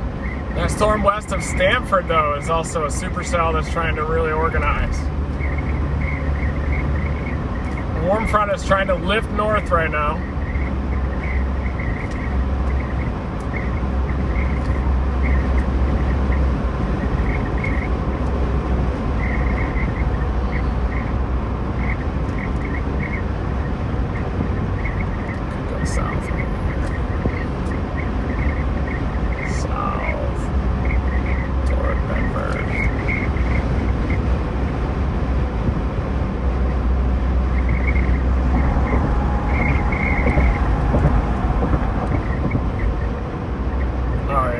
Be an easy intercept for us. This road's about to curl off to the right. Temperature is 80 degrees right here. Obviously just north of the warm frontal zone, you can see the stratus deck that's in place.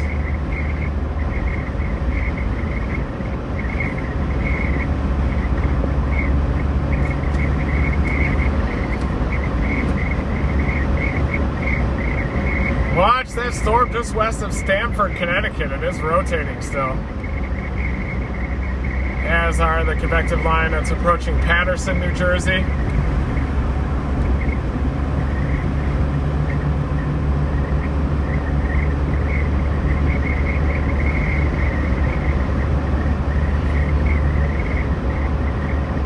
One just west of Paterson is rotating pretty good. Watch that storm, it's approaching near Patterson.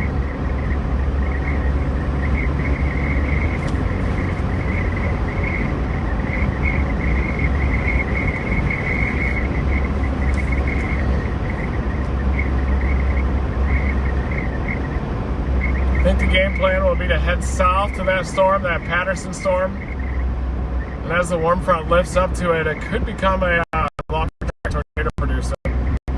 We'll see. It all depends on if there's enough surface-based instability. Temperature of the rental car at the surface is about 80 degrees.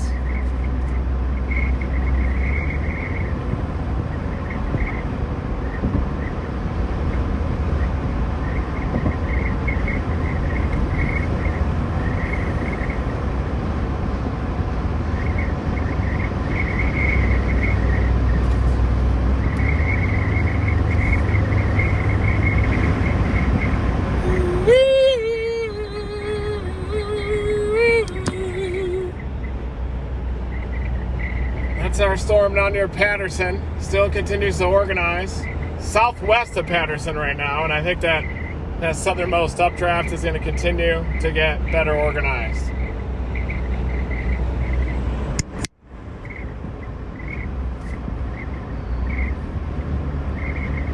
Might run out of the instability too. There's definitely a chance that the warm front doesn't quite make it up there, but the storm Troy Hills area, southwest of Patterson, starting to look interesting.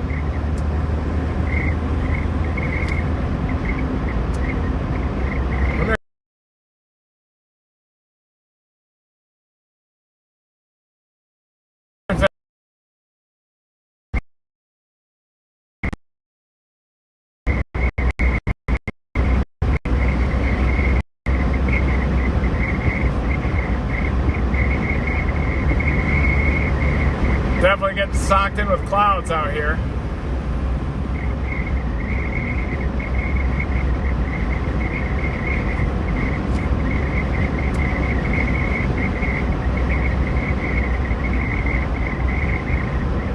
Pretty high echo tops west of Patterson on that storm.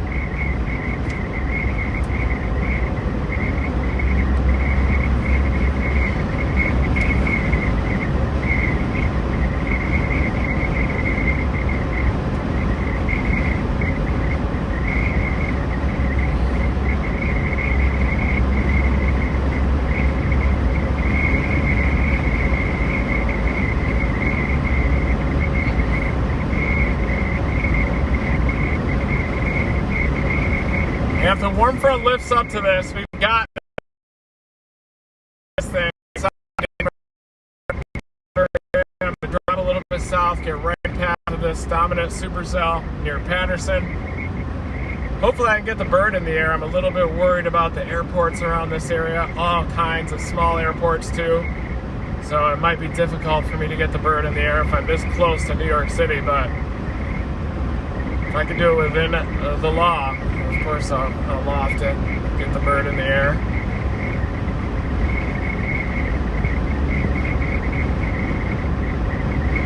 Temperature's down to 75, so we definitely crossed into more stable air in this location. We're definitely going to have to turn back south, so that could be a deal breaker for these storms, as I'm getting a little bit closer to the Connecticut border. I wonder if those are going to run into stable air, and then it could be a later event.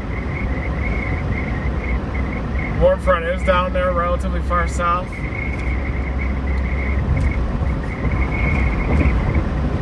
There should be a little low-level jet just ahead of those storms in northern New Jersey, too, that might lift the warm front right up. It all depends on how close that elevated convection that was through Connecticut is dominating. They're already dominated through the morning.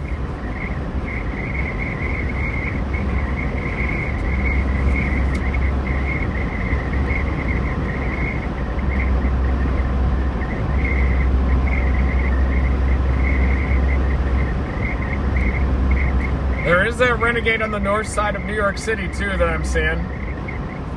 Definitely can see that renegade storm. It could take 311 straight toward Patterson. Don't think that's a good idea. We'll wait for it in Bedford area. Give that warm front a little bit of time to lift further north. I'm about 8 miles from 684 to White Plains, and that's where I'll drop down and intercept this storm. It is going to pass to the north of New York City. There's another renegade that's maturing right now on the north side of New York City. Keep an eye on that one as well. All kinds of Pattersons around this area.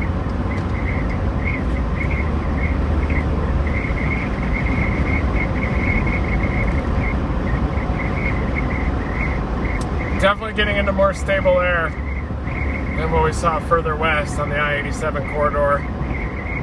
Wonder if these storms in New Jersey are going to struggle with the low-level stable air.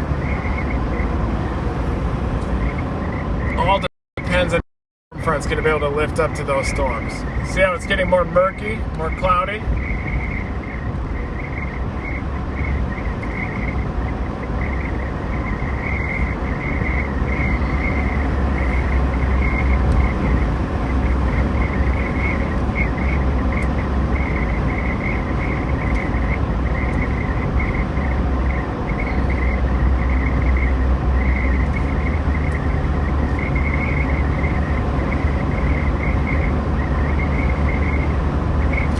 Big echo tops on our storm. It's absolutely rocketing to the northwest of New York City. So that's obviously the storm. We're going to drop south and get on that thing. Look at those echo tops. Big, bulbous area. Very high echo tops. You're looking at echo tops about 50,000 feet.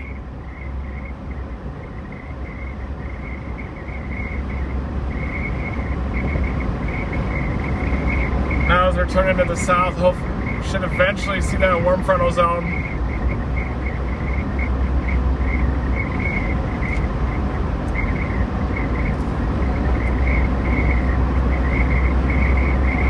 Might be able to get that renegade also, just in front of it.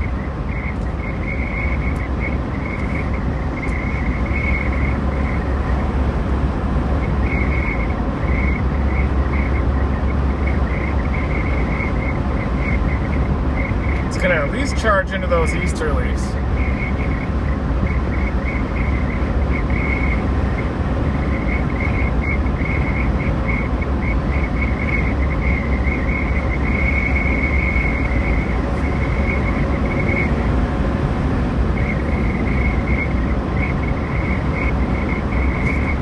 Look at that renegade mature just on the north side of New York City, right ahead of the main supercell. So we got a couple of targets, 2 targets just north side of New York City.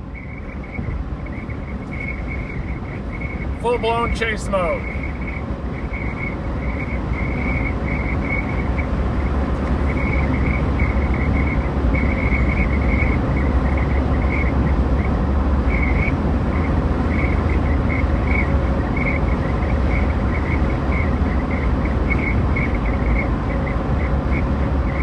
That whistle is just this rental car. That's just what it does. It sounds like there's a warbler in here, but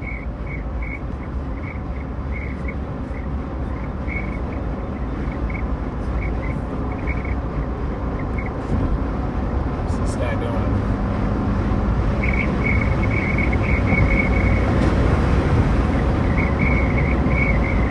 3.5 miles and we dive south.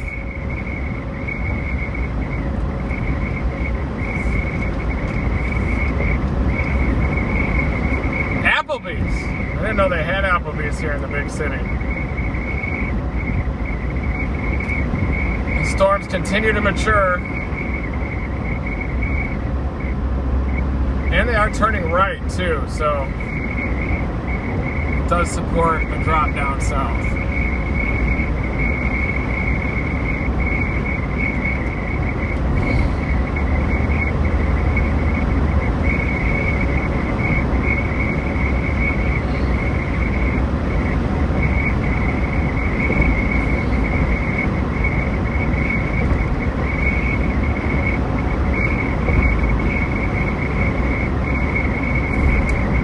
Focus on the Big Apple, guys. I'm about to intercept this storm.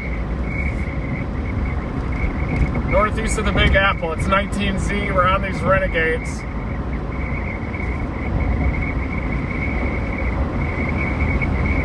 The rotation is increasing on these things, so there is a chance we could see something. Looks like one of the, maybe even some water spouts getting produced to the north of. Wow, this thing could go nuts. Very limited roads, though, up there. I'm just going to drop down toward New York City and see what we can do. East side of New York City.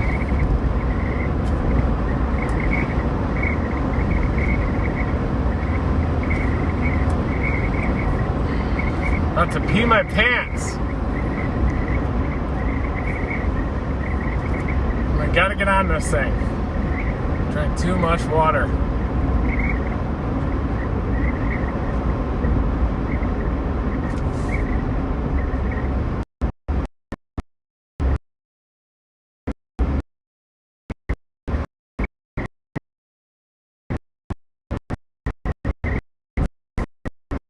This warm front is back up to 76 now, but it's definitely sloping back toward the ocean.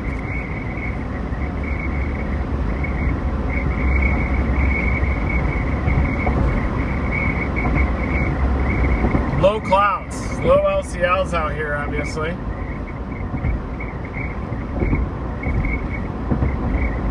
And now we're going to drop south to our storm.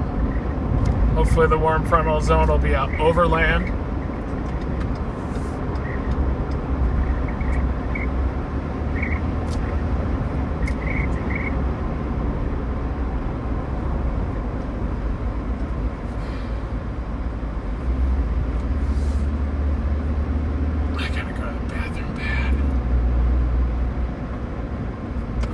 Have to go here.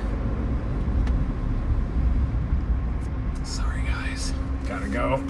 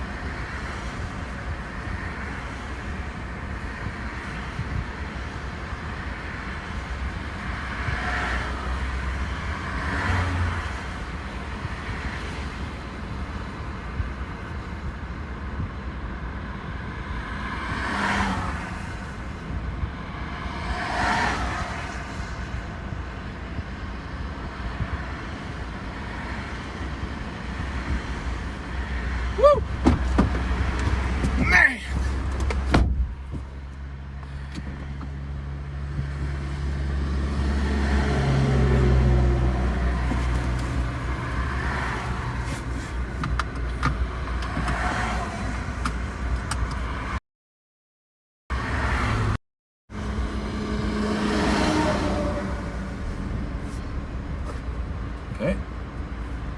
For a window.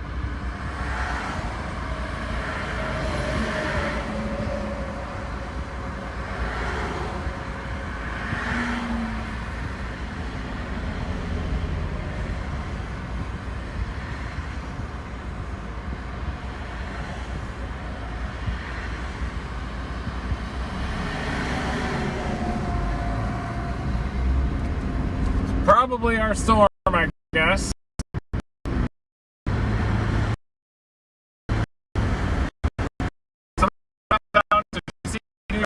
As it comes in. Thank you everybody for joining this live stream. If you know anybody in the Big Apple, feel free to share this. And then I think we're going to have to head back north toward the Albany area for the next round of storms, next round of severe storms.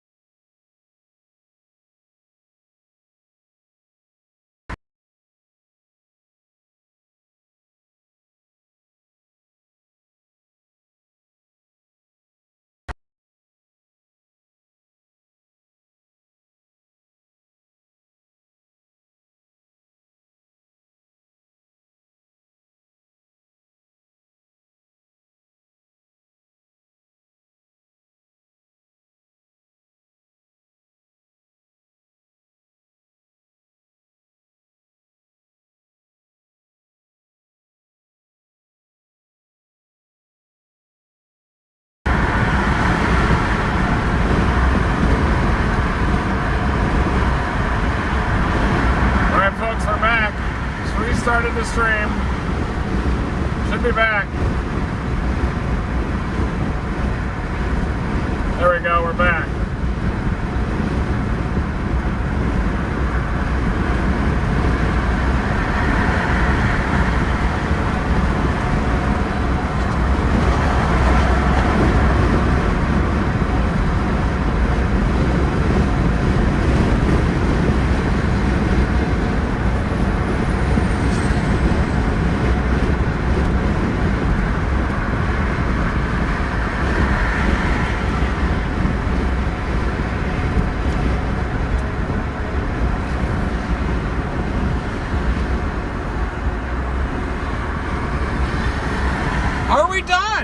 That is a question you got to ask yourself sometimes.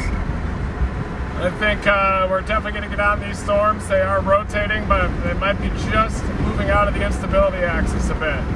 It all depends on if that warm frontal zone is going to be able to reach up to it. I think that Renegade was developing right along the warm frontal zone as well.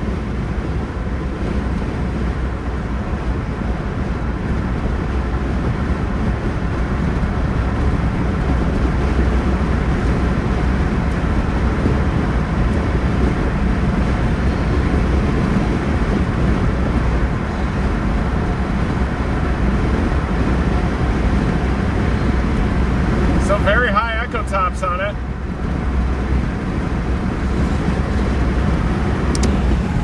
Goes.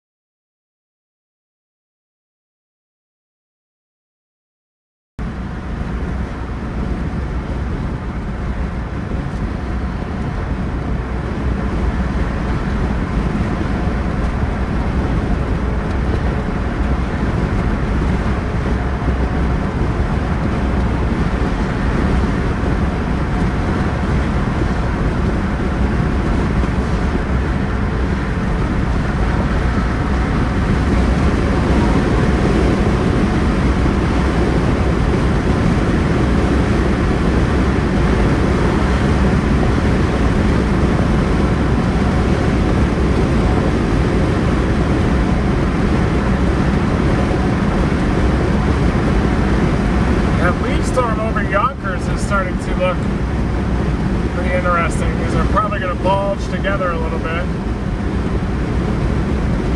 See if they're going to be able to interact with the warm frontal zone.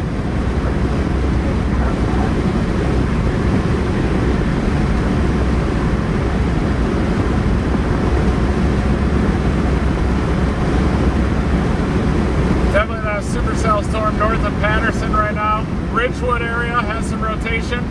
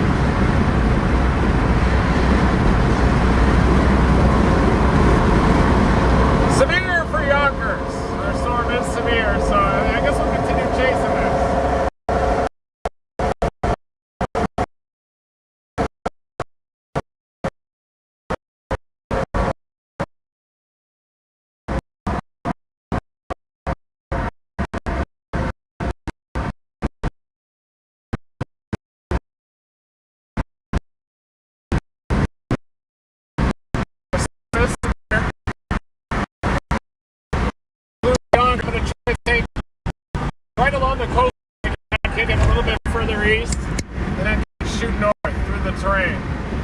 Whoa!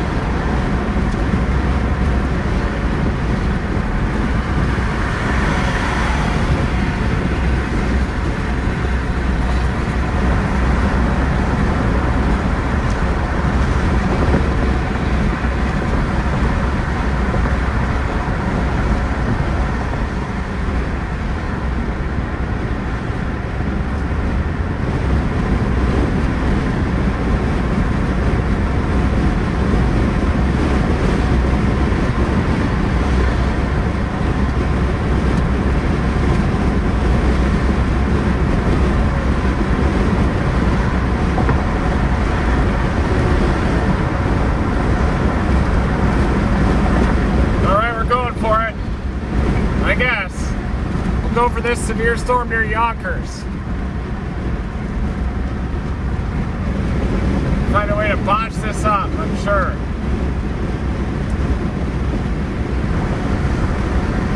Maybe that lead storm near Yonkers could be interesting.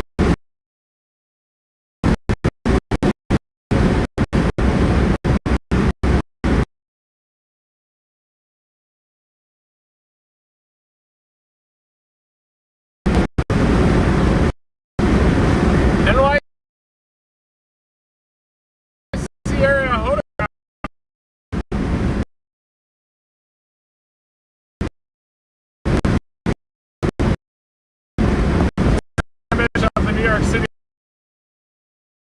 tornado.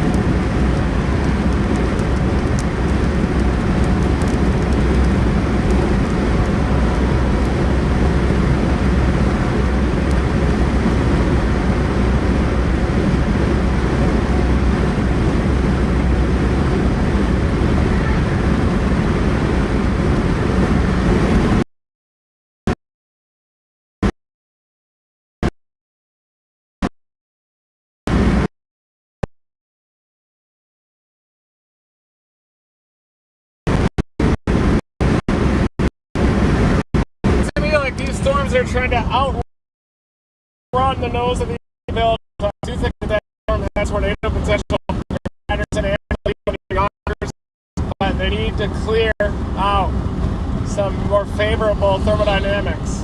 Either they're going to have to absorb a couple of those lead cells. Just have to see what will happen with it.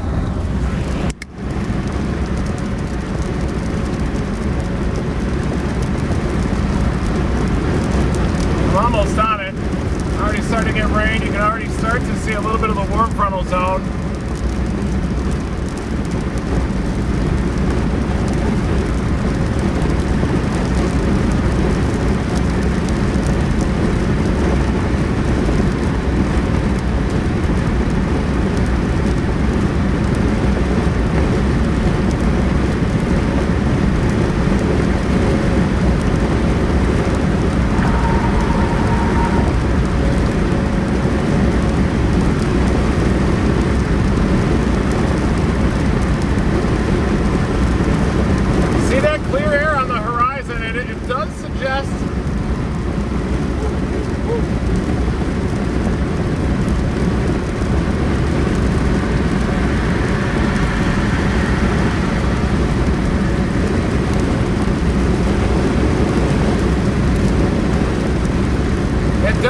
That this thing is pulling in some decent flow.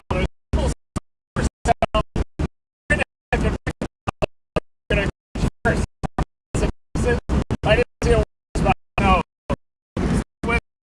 Damn thing.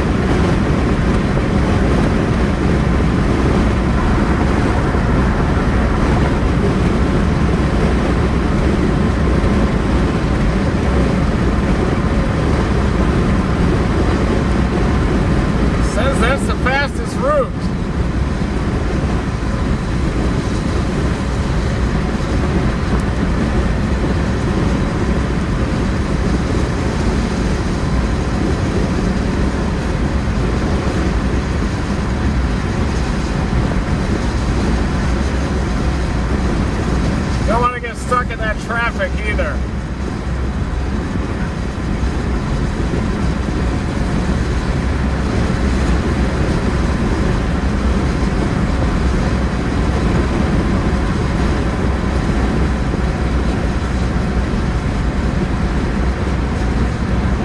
Flash flood warning, Patterson.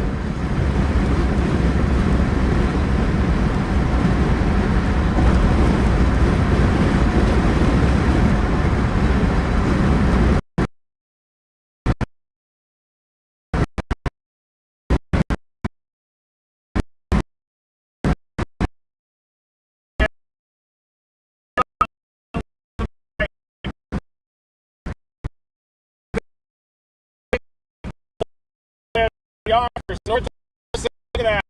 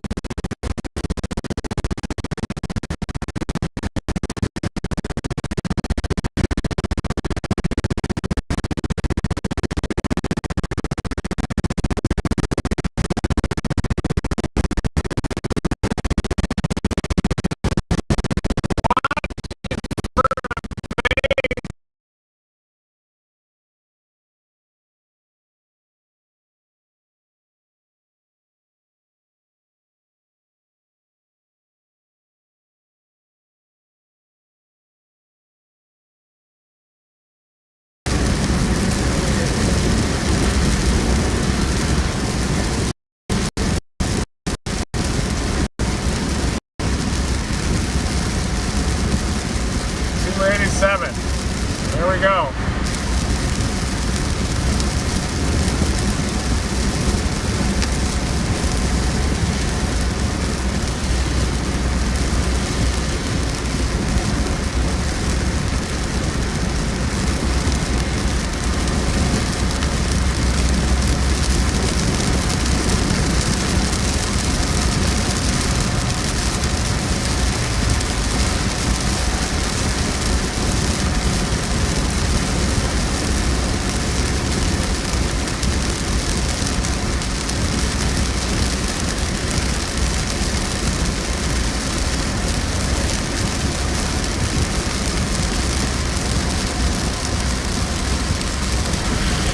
There we go, that's right.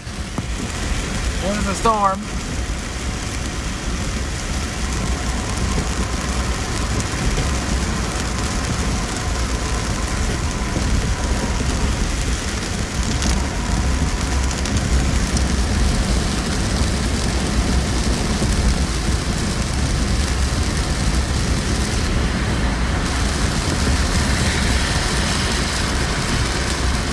All right. 287 is going to be bad. Probably going to be all kinds of traffic on this.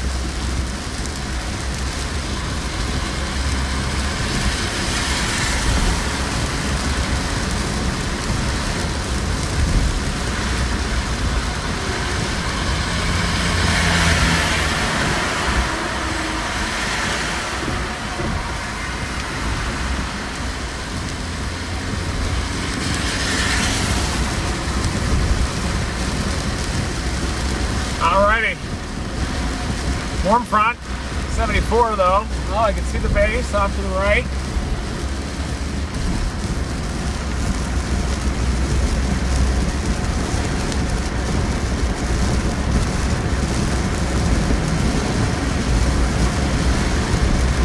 Starting to go supercellular on me here, folks.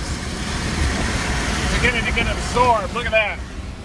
There's a large storm over Yonkers.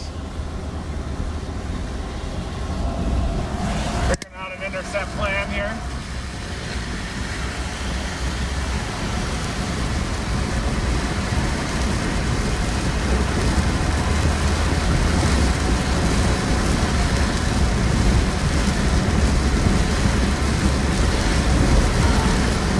We are on it.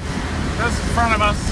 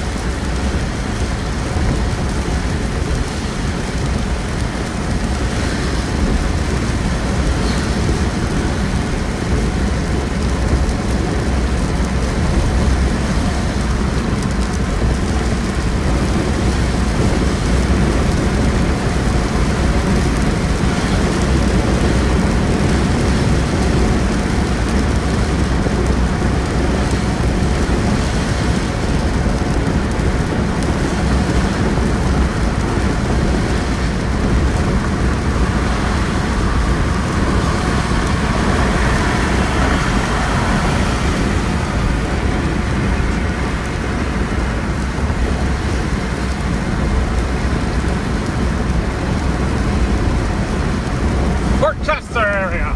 We're going to stay ahead of this thing as long as we can until it catches us.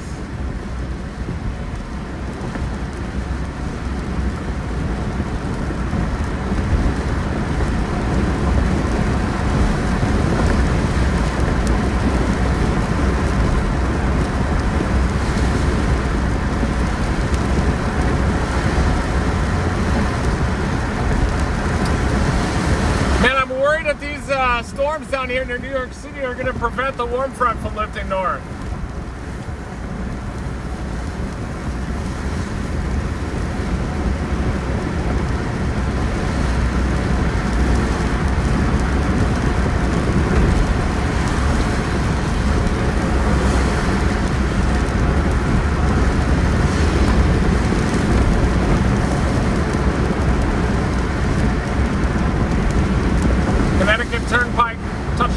breed.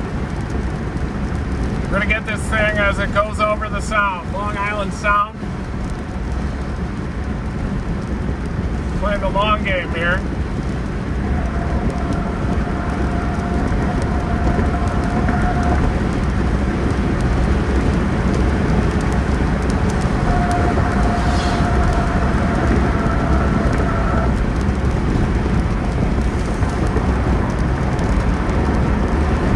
Milky skies out here right now. We're going to allow this storm to catch us. Allow it to mature. It's absorbed those couple of storms near New York City.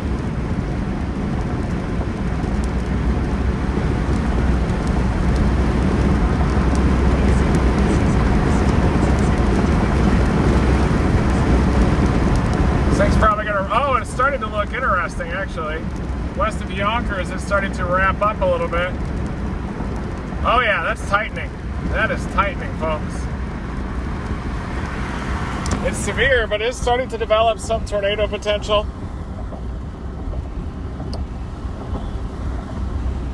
So you can see I'm just ahead of it. It's severe, that's the yellow box, but it does have some rotation near Yonkers.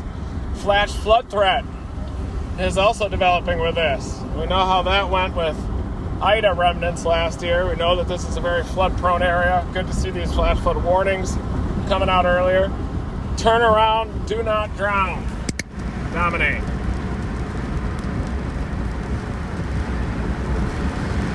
Coming into the traffic zone now, though.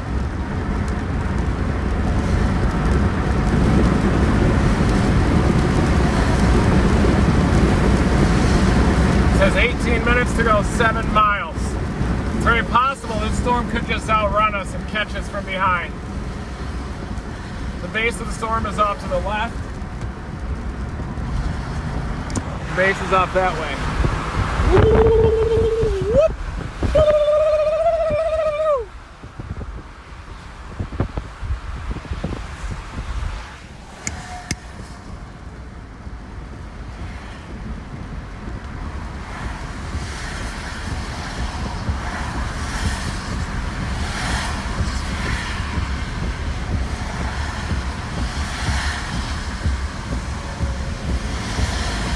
Yonkers, you're about to get some damaging winds, potentially.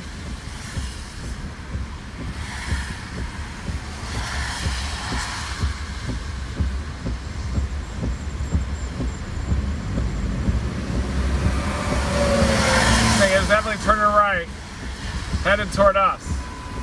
Right here. Thinking about just stopping and letting it hit me. Or even going back the other way. Jeez.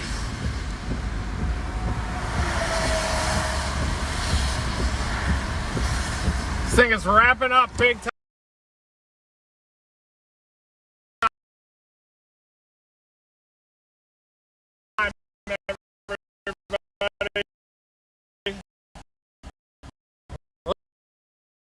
Look at it.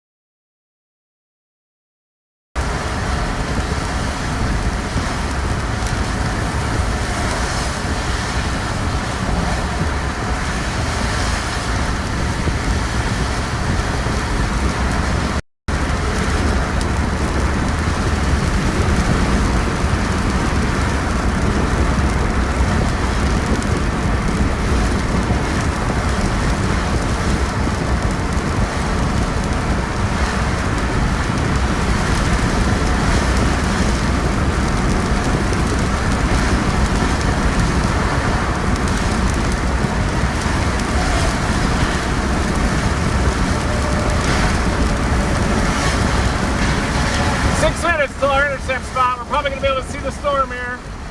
0.7. See if we can see it. Look right. Oh, yeah. Oh, wow, look at that. See, almost a marine layer type feature. Weird.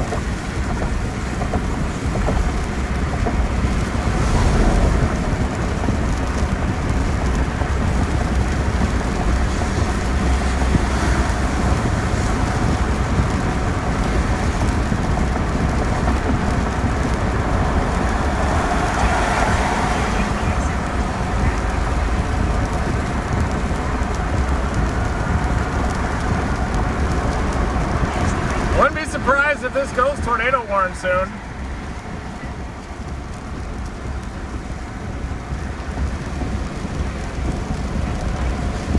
Oh, wow. There it is. Beautiful. It's definitely intensifying. I'm going to get near Highway 1 up here. There you can see the edge.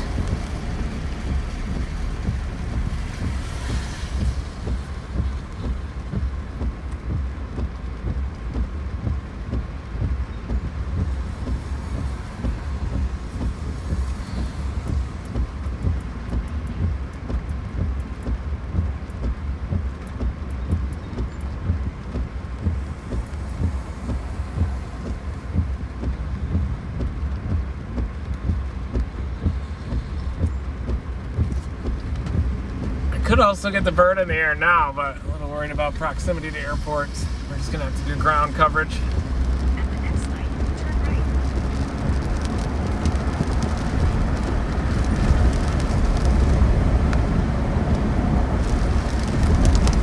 About to get slammed.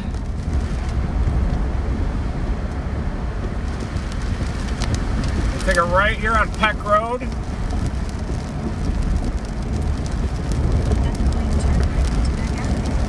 Peck Avenue, excuse me. Severe thunderstorm, increasing rotation happening.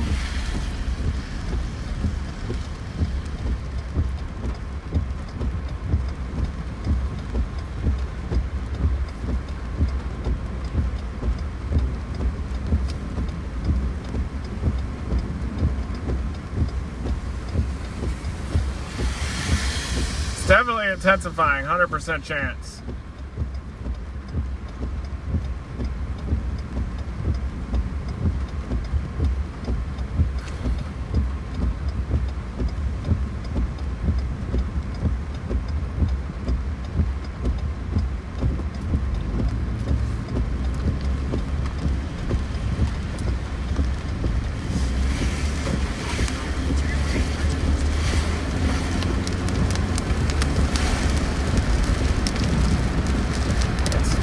This thing's going to ramp up for arriving here. I'm in Port Chester. We also need to battle New York City traffic. At some point, I mean, there's always traffic out here pretty much.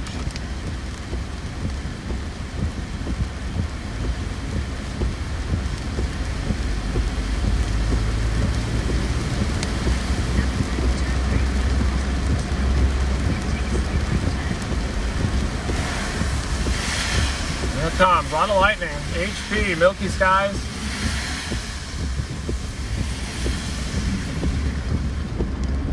Almost continuous thunder on it.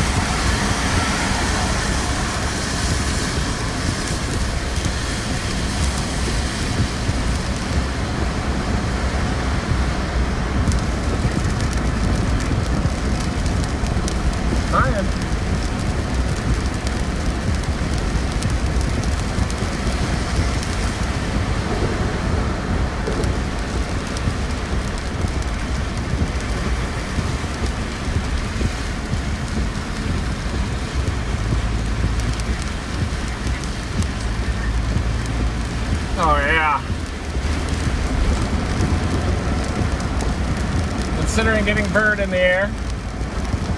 We'll have to see if it's even safe to fly here, if I even can.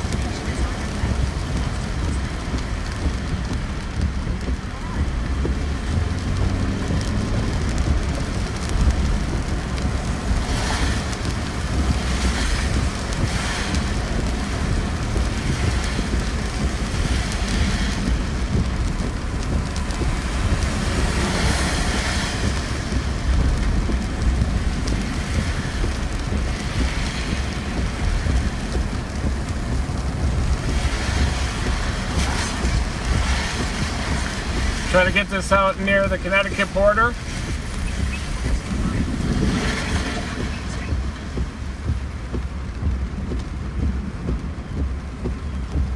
Look at that supercell storm start to intensify. That's the notch just off to the north.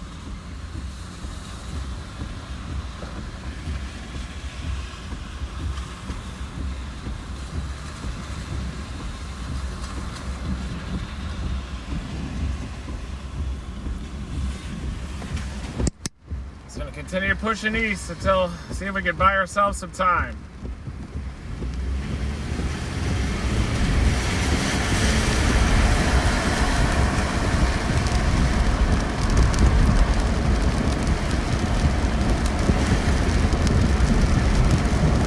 I ended up sliding just to my north even.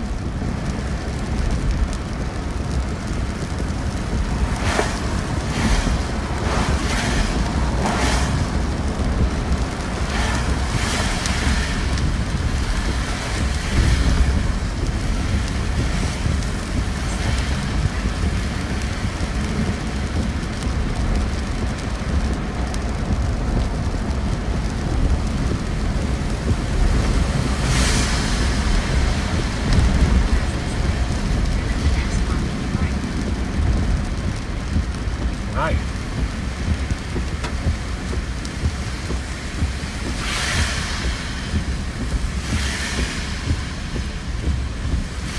Starting to get some of those big drops coming in from the backside. A lot of lightning back there.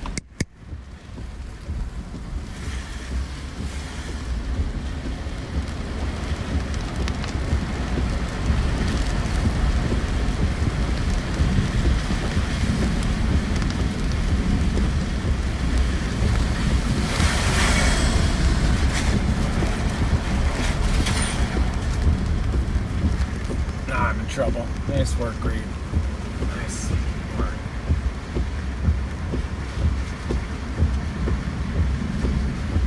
About to get rocked here. There it is. There's the severe storm right over White Plains. Rotation just to the northwest of Harrison. Probably should go back and then north, but not a ton of options right now.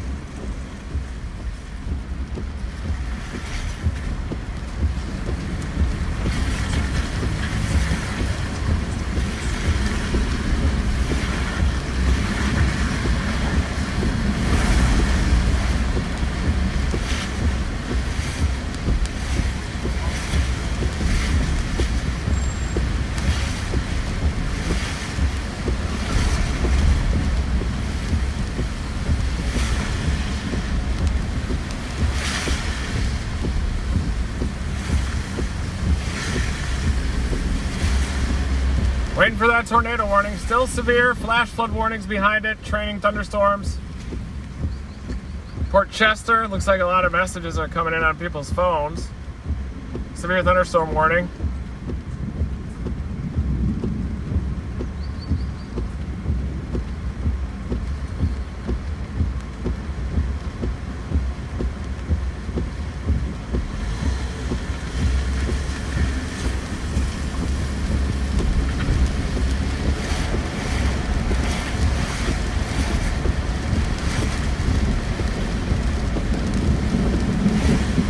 A lot of thunder, continuous thunder with it.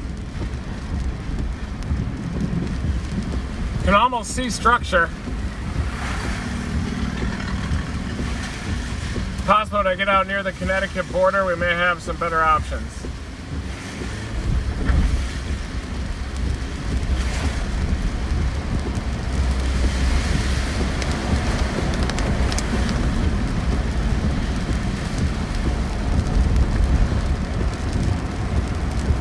can almost see structure off to the left. In the building.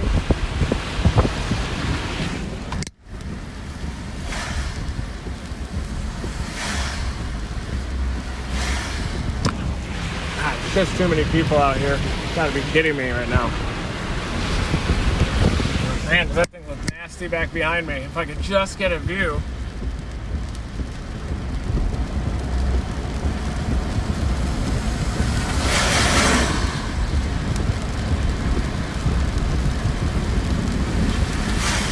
Almost to the border.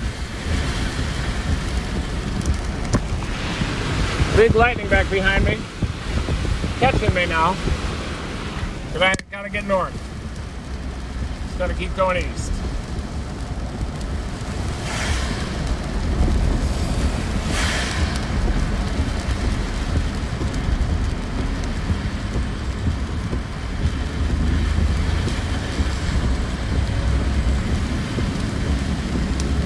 Oh yeah.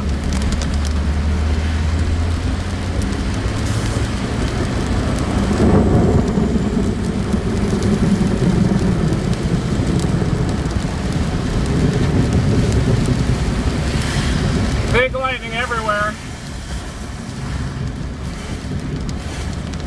In the Greenwich.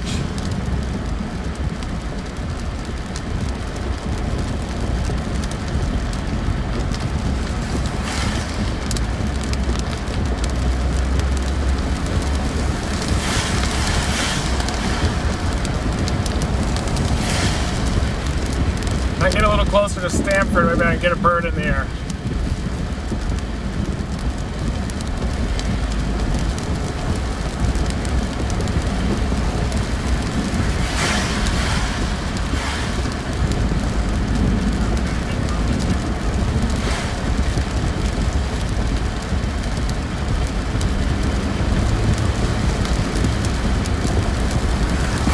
Going to Stamford.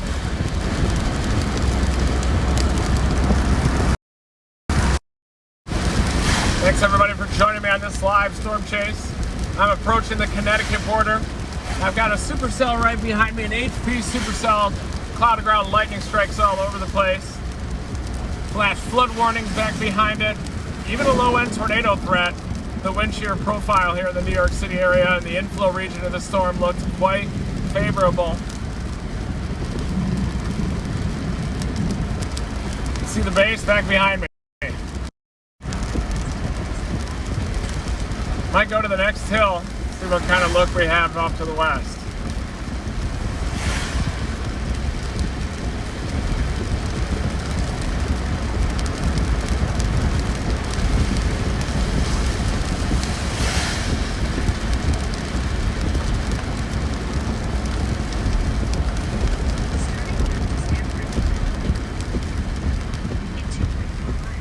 Oh yeah, there's a severe thunderstorm warning.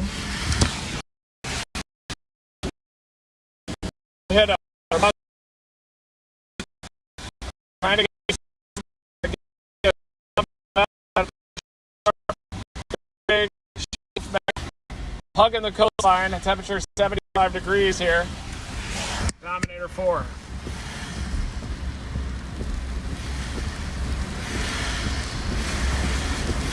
Severe thunderstorm warning has been extended east through this area.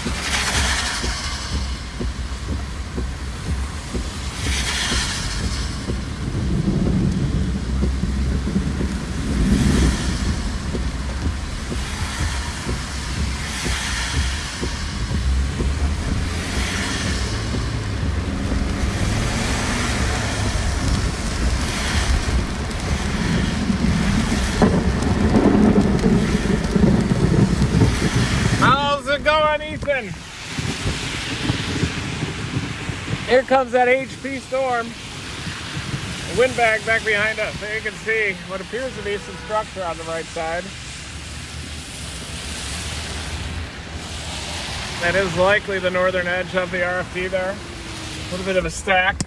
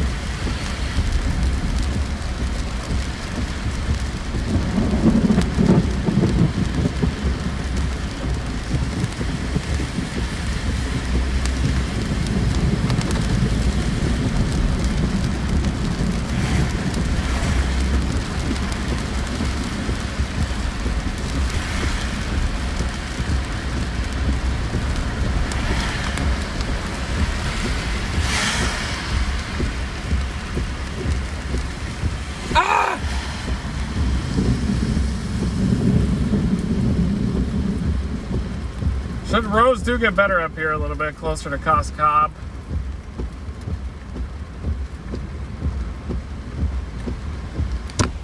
Does appear that the warm front is probably over Long Island now. I'm just out ahead of the storm, just out ahead of that gust front. Maybe we'll get a little of the inflow notch here in a few. We were just looking at the left edge of the RFD, a little bit of curvature there. Severe thunderstorm warning in effect. We're just going to continue cruising northeast. But this convection largely prevented the warm front from rocketing northward further north. And then we had to settle for this target that formed across northern New Jersey. And that's what we're on right now. About to get rocked by this HP storm. Moving through Port Chester right now. I do want to try to get it in Stamford.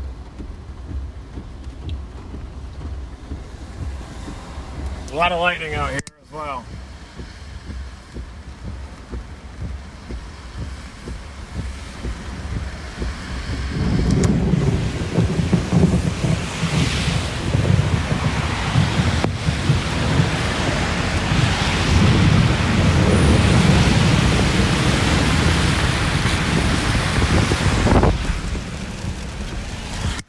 Of course, they cut you off. Gotta be aggressive out here.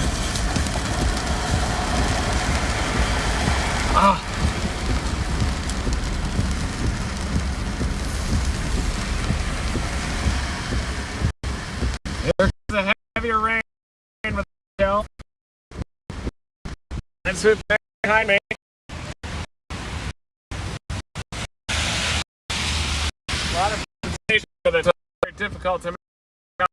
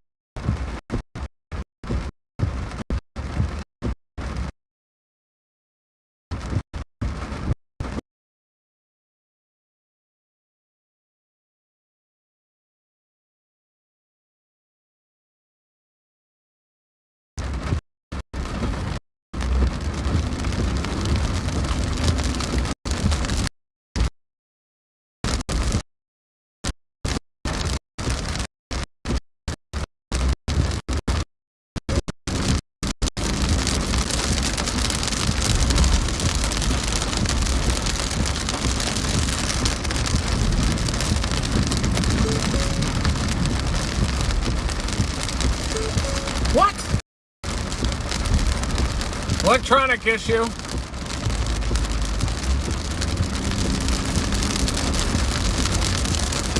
Staying ahead of this windbag so far. HP supercell with a large RFD structure on it.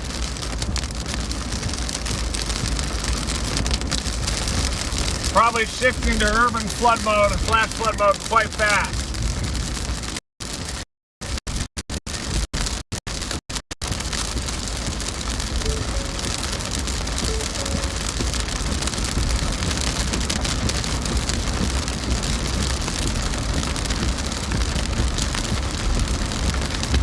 Probably going to get some wind as well.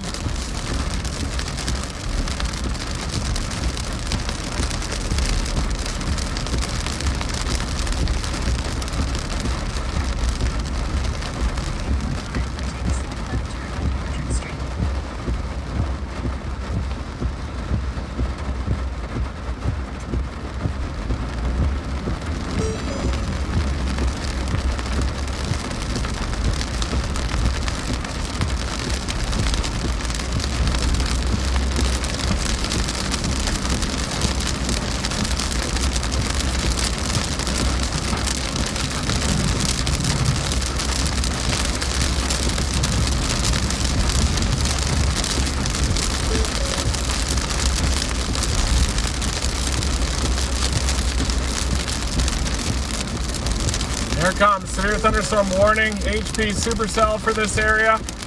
Probably going to get 60 to 70 mile an hour winds. Photographs in the NYC area looked favorable for even a tornado potential, but then it looked like the warm front wasn't quite able to nose further north.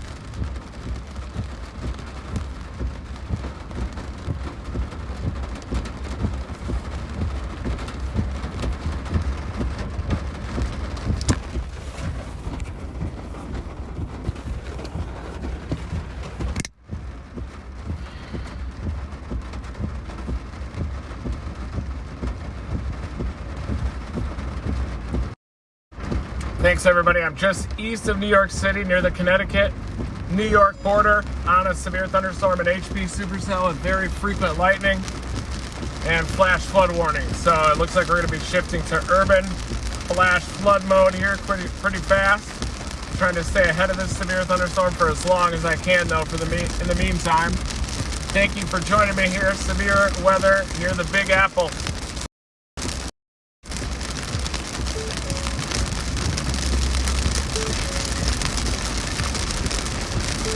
Come on. So trailer disconnected, trailer connected, trailer disconnected, trailer connected. What in the world? I have no trailer. Rental car's jacked. We're about to get hit by the big winds. That RFD gust front's getting very close right now.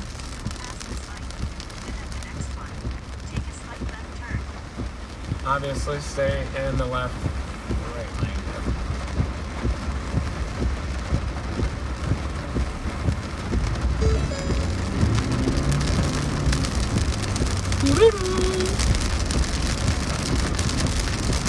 Still no structure evident. Very dark behind me though, dark skies.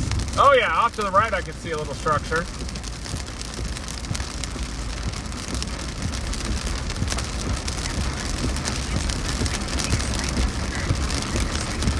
It is not. This thing has air things all over it.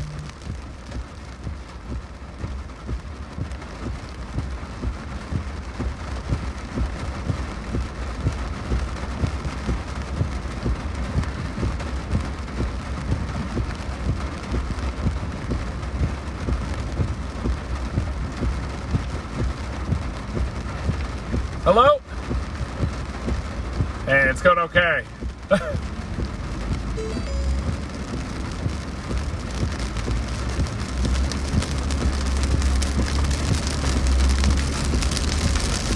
Nice.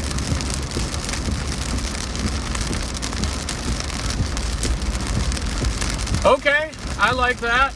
Hey, I gotta navigate here one sec, real quick, to see where I'm going. One sec, I'm about to get chewed up by this storm, but yeah, I like that. Maybe behind, maybe that outflow boundary will lift back north in time for the next round, you think? Yeah.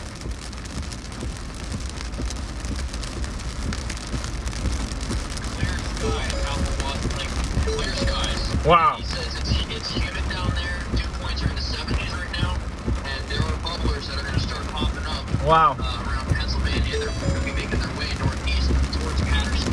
I like like it.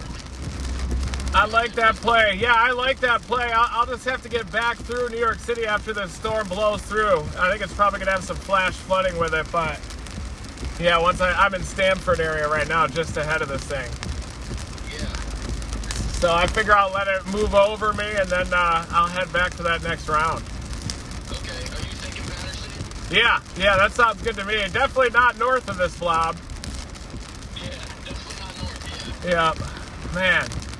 Yeah, I like Patterson. With the sunshine being out like that, I think it's going to add a lot of that instability, and especially with those 70 dew points. Oh, yeah. Good amount of pressure. Yeah, I think that it seems like the warm front's just offshore here. The only thing is that the shear, I'm not sure what the shear is looking like. I have to check that. Okay. I might have to consult Shane really quick. Okay. Just see what the shear looks like, and we can let you know. All right, that sounds good. Thanks, Ryan. I'm in urban traffic here though, so I'm a sitting duck. This thing's just gonna run over me here. Okay. All right. Alright. Yeah, well, if you need anything, give us a call back. I'll give you a call back, let you know about any other updates. Okay. I'm in Patterson right now. All right. Thanks, Ryan. Alright, I'll talk to you. Later. Alright.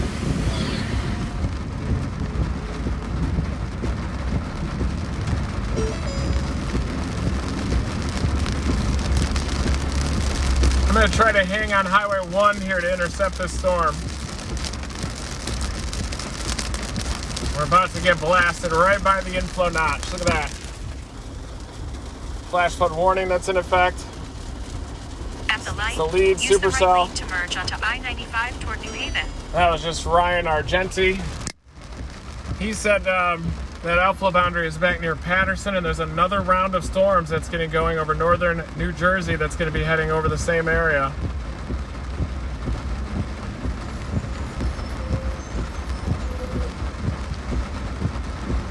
I'll blast south the best I can do to get over the sound. Thanks, Ashton.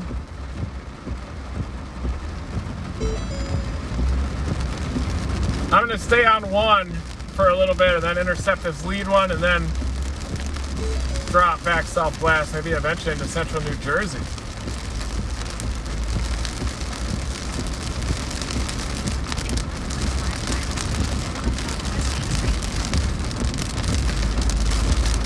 Coming into Stamford, Connecticut right now.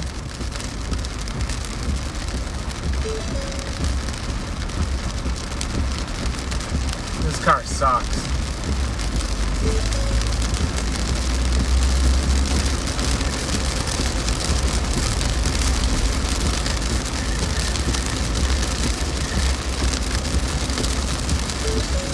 Come on. I know. There's no trailer. The worst, the main threat with this one is probably damaging wind, but the worst threat than that is flash flooding around this area. Urban flash flooding can be a big problem out here. We're going to be all over it if it happens. Thanks, man. I'll stay ahead of it. I'm a sitting duck with this traffic, though. You can already start to see some ponding on the roads, and the rain hasn't even started yet. So imagine what it's going to look like here shortly.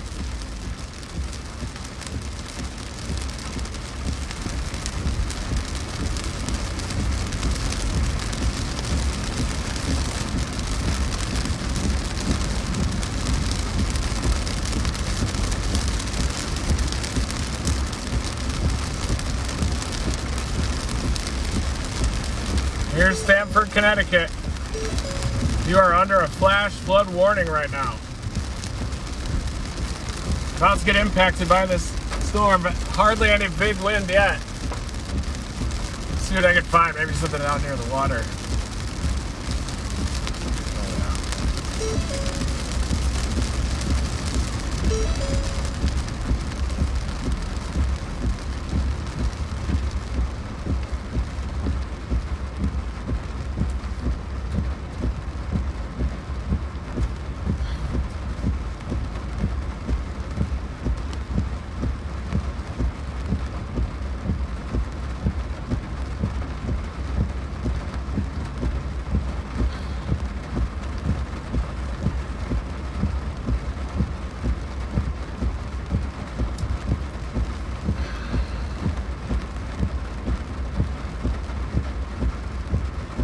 Sign of the Whale seems to be like a good spot.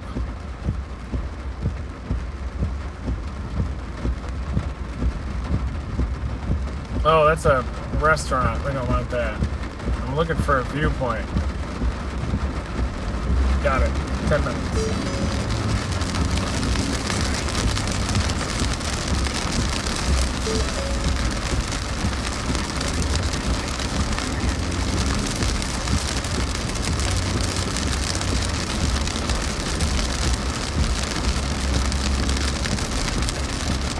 See if I can get this shelf cloud for you.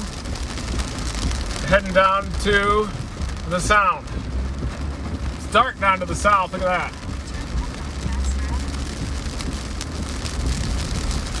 About to get impacted by the storm finally. See it coming from right to left.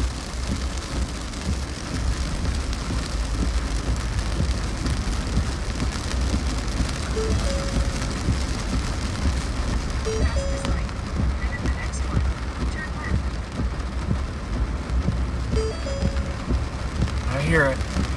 About to get windy.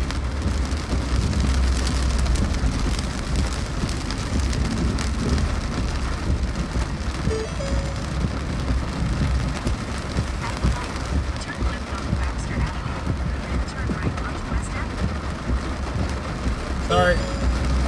Woo!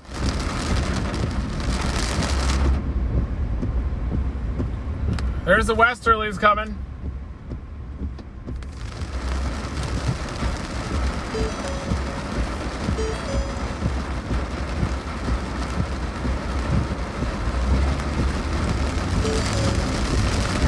Here they come. Wonder how strong these will be. Probably not too bad, but we'll see. Could get 60, 70 mile an hour winds. My biggest concern is the urban flooding.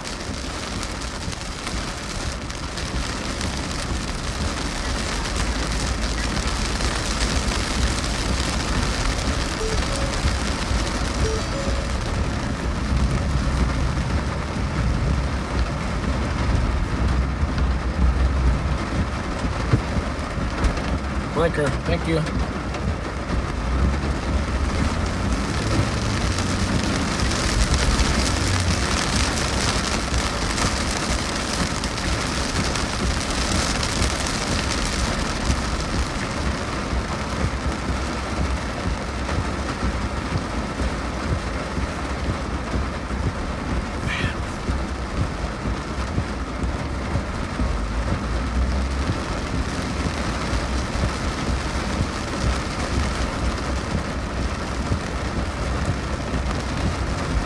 Somebody turn it into a rain bag.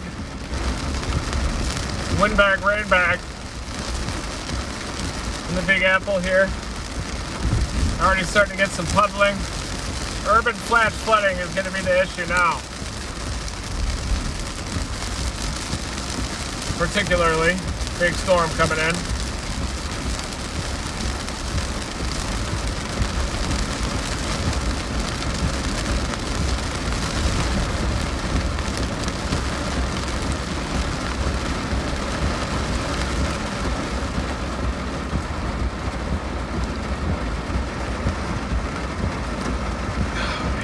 School bus, nice.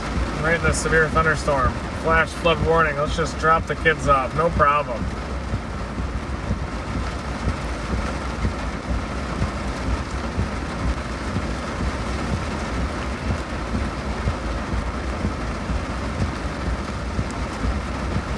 And left split too is moving northward, which is going to be a problem.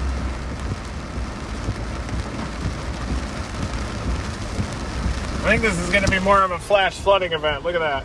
Trying thunderstorms moving over the same areas. Losing visibility out here a little bit. Definitely that storm is moving away from the warm front.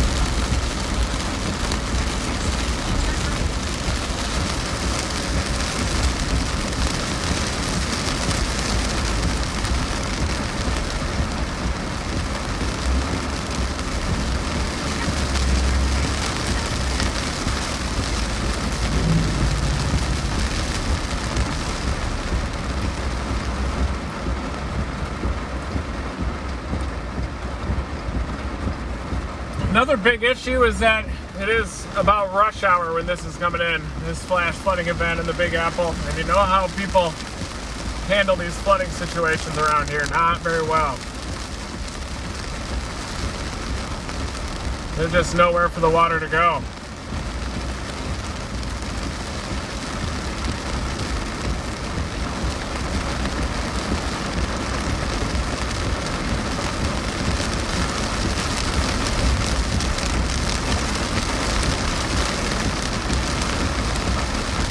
Starting to get a little bit of ponding.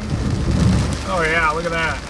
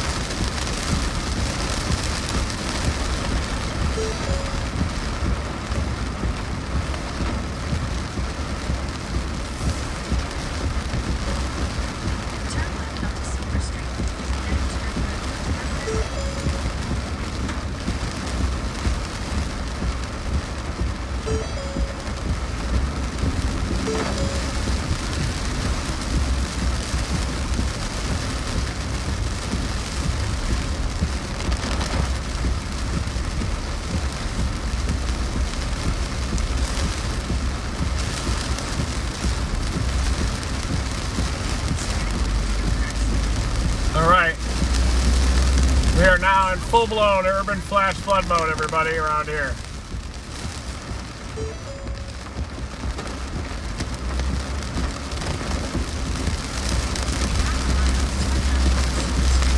Yeah, a lot of hills out here, too.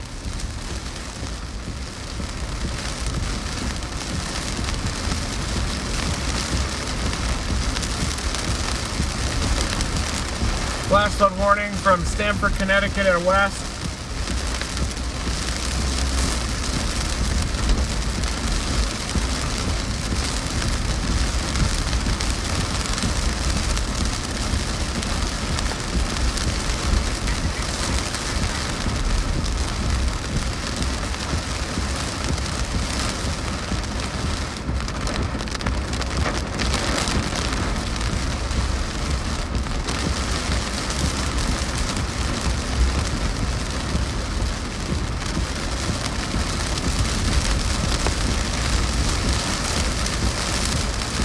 Looks like I've already had over 3 inches of rain, and that's really close to the radar, so.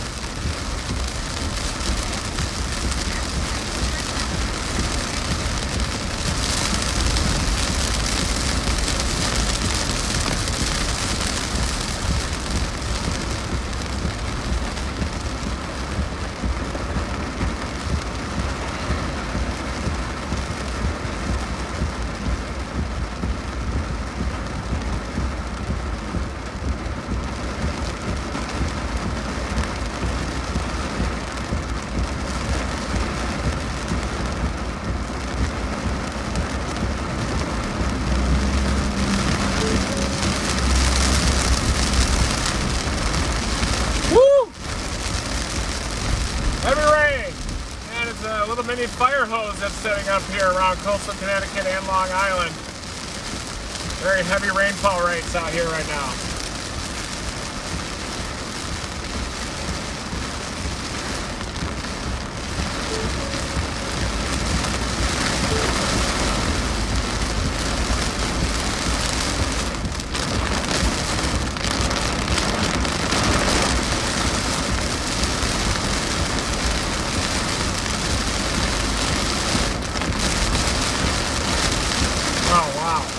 Sheets of rain coming down.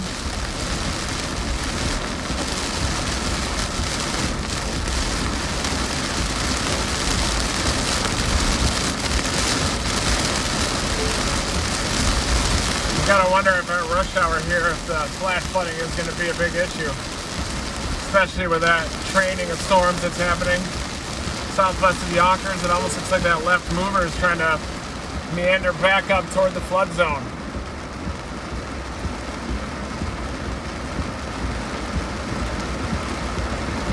Severe thunderstorm warning out to the south, Oyster Bay.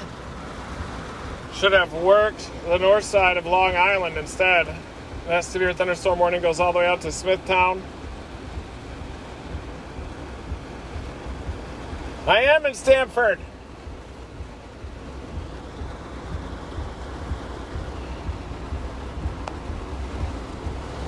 Watch this storm moving north out near Yonkers. That's going to be training over the same area, and it might even bring that fire hose back to the north.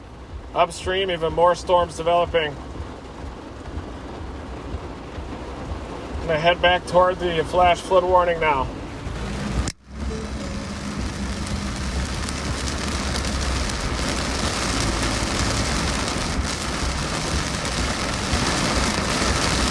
Where you at, Jaden? I'll pull in here real quick.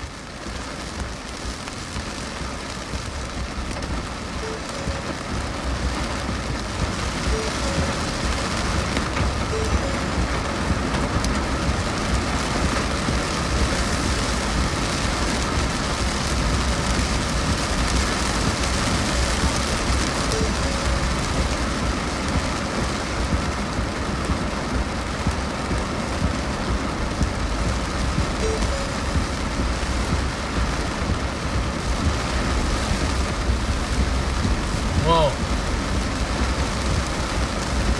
This area is filling up with water. Get the hell out of here.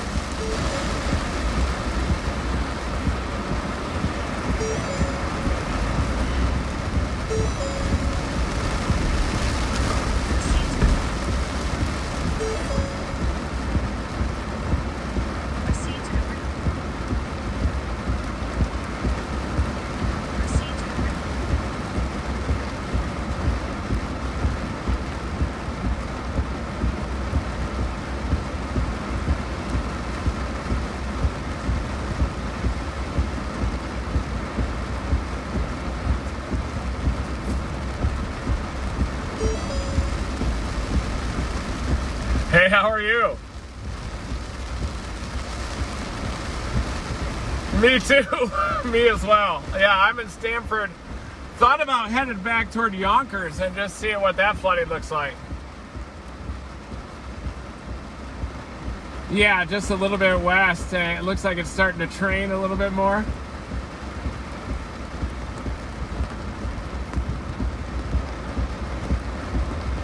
Yeah, that's what I did too. I'll do the same thing. Yeah, it is a pain in the ass chasing out here, isn't it? Oh my God. Yeah.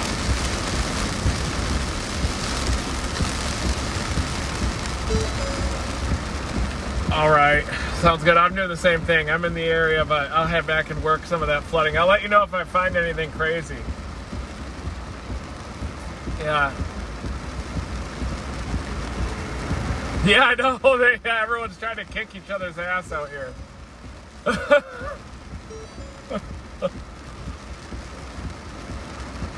All right. Drive safe. Later.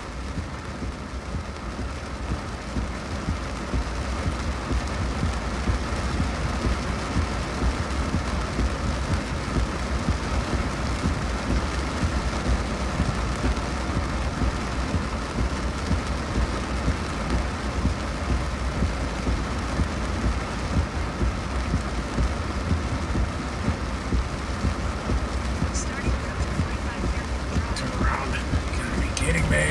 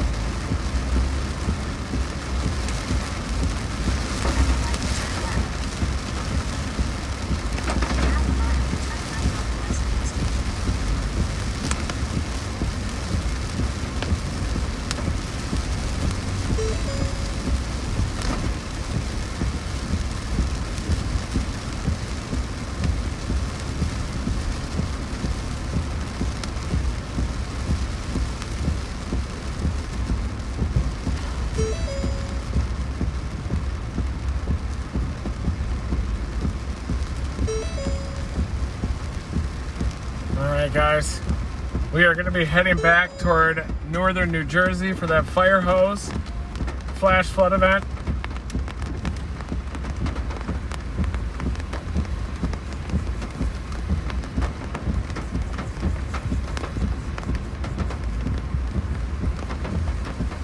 I'm going to take a left up here on Highway 1.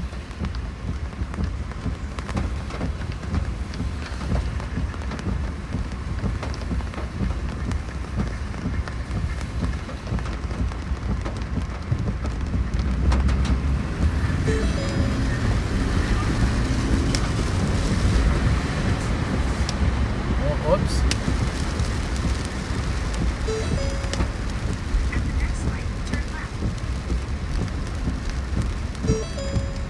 A little bit of flow on the roads. Out here on the Connecticut side, not nearly as bad.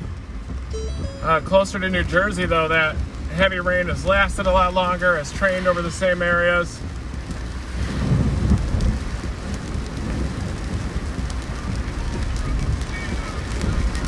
Flooding is going to get worse as we go toward New Jersey.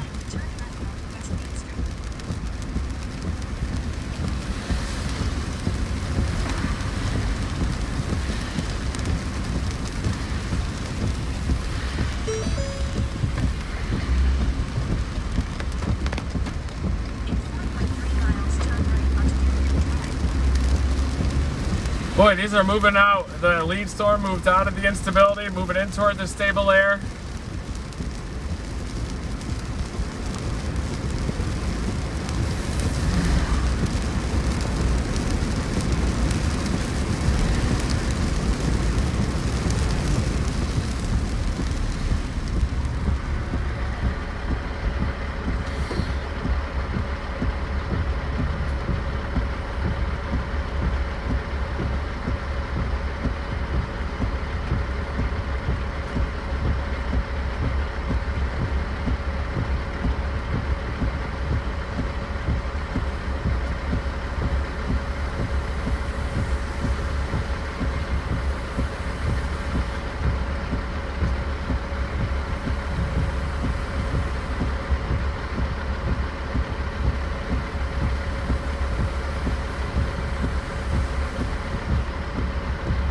Dang it, the smart play was to stay on Long Island, but now severe thunderstorms are starting to erupt across eastern Maryland, eastern Pennsylvania.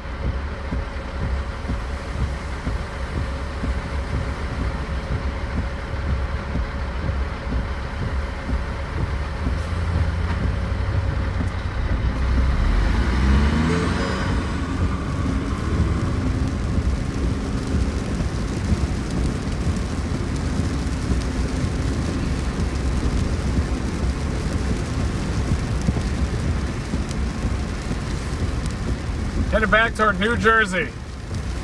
We'll restart this stream just to, well, we won't prevent the audio from going bad just yet.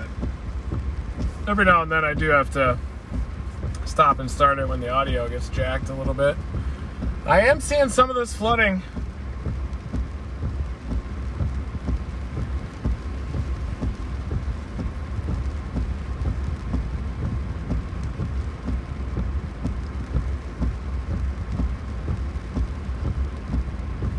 Work some of these rivers too, see what these fire hoses have in store. Urban flood mode.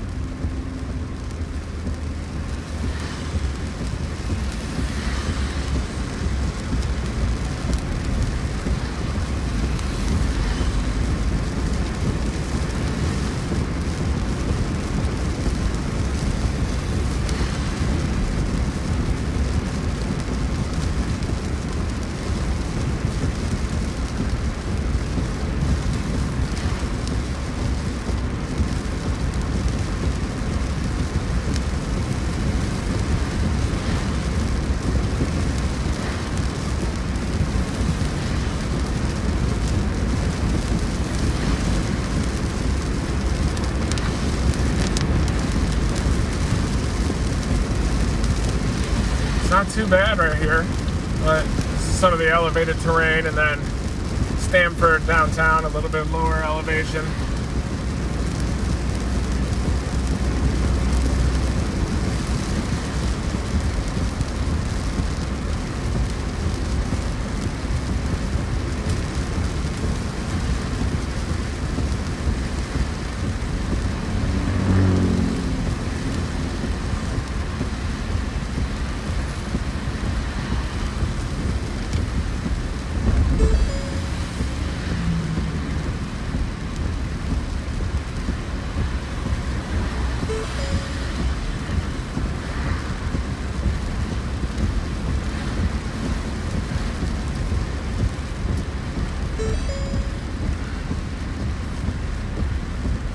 Trailer disconnected. Thank you.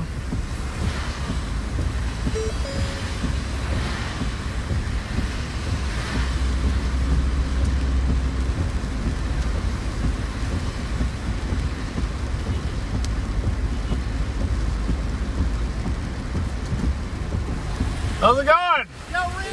How are you? What up, dude? I live here. I storm chase locally. Wow! Yeah. Awesome. That was a pretty intense storm, wasn't it? Have a go, man. Nice to meet you.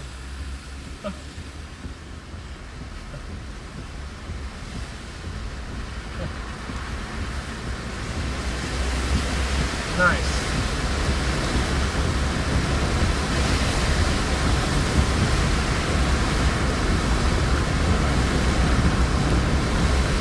Down into the harbor. That looks fine. You definitely smell the freshwater runoff. We got that other area that's starting to move up into the Yonkers zone. I wonder if that's going to have some flash flooding with it. Yeah, another round of heavy rain's coming in.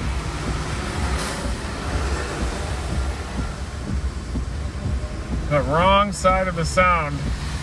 Now that severe thunderstorm that's impacting the northern section of Long Island. Look at that. A little bit of an RFD surge. Ran out of gas. Now we've got this other area of heavy rain that's starting to move into the flash flood warning area. So that's kind of the next zone to watch. And then from that, we have to go all the way back southwest into central New Jersey. Appears that's going to be the target. Good luck to us getting through New York City. It's going to be very difficult.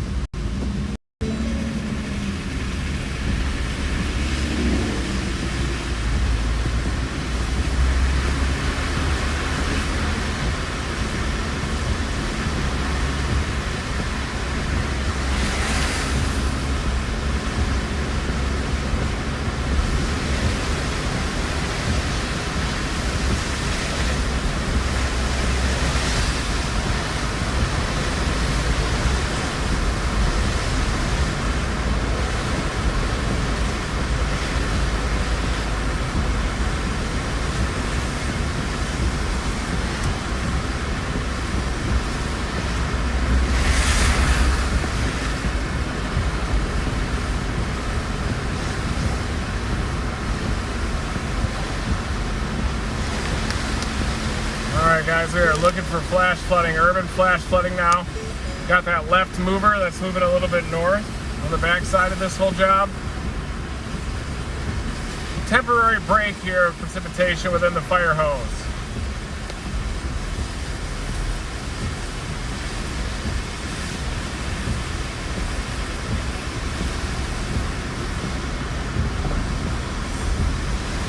I'm going to type in Pelham.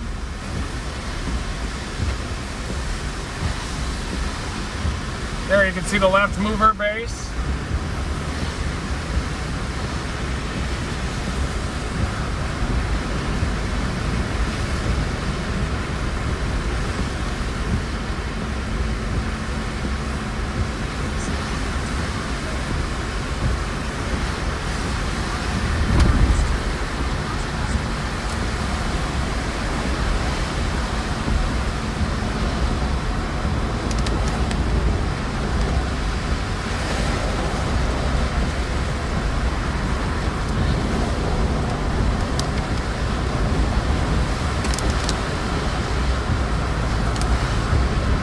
Temporary break. We're going to hop back on the 95.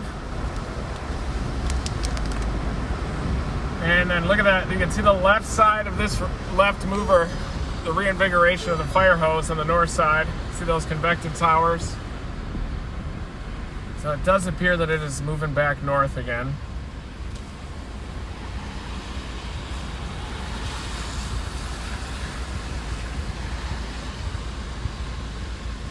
Huntington, Oyster Bay area, you got a pretty big RFD right now that's surging across the north shore of Long Island, Oyster Bay to Huntington.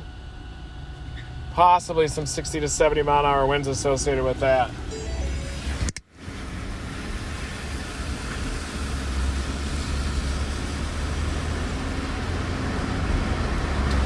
I'm heading toward Pelham. We're about 15 miles out, and we're going to sample some of that flooding in that area right as rush hour is going to be hitting too. And we may end up, if we can, getting all the way down to central New Jersey.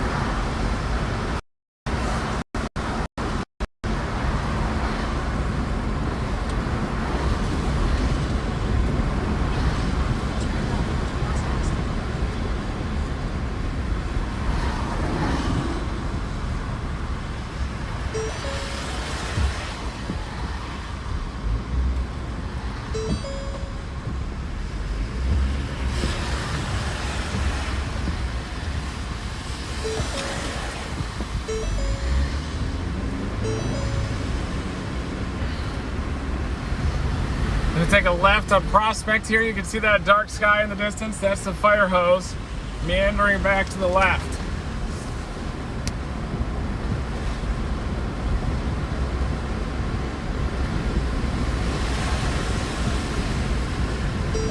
Flooding isn't too bad out here near the Connecticut-New Jersey border, though. Not bad at all.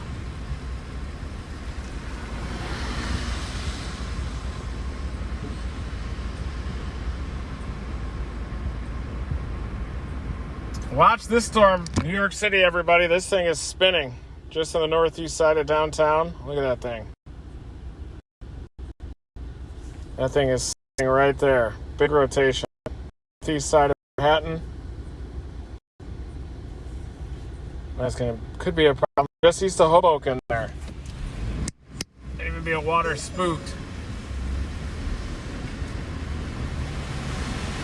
It's so moist out here. It's almost like tropical system. You can get these supercells that'll even be on the back end of a convective complex still latching on.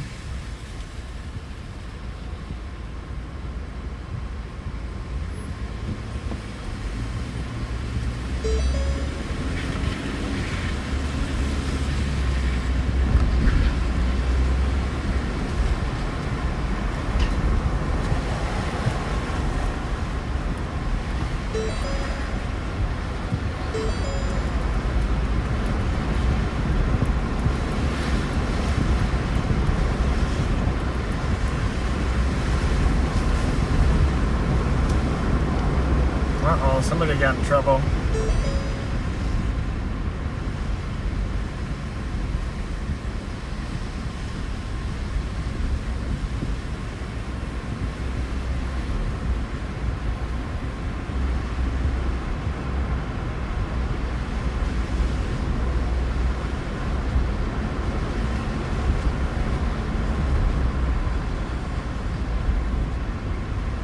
A lot of hills out here too, but I'm not seeing anything in the way of bad flooding just yet.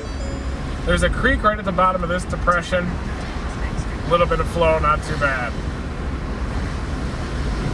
Oh, look at that next area, next round of heavy rain coming in from the west. There it is. A little bit of a shelf right there.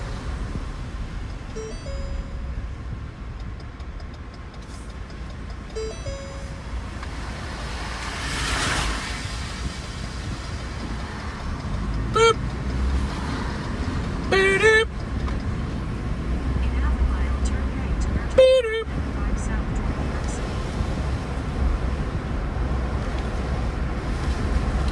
Alright guys, we are in flash flood mode now, headed back toward Pelham, New York.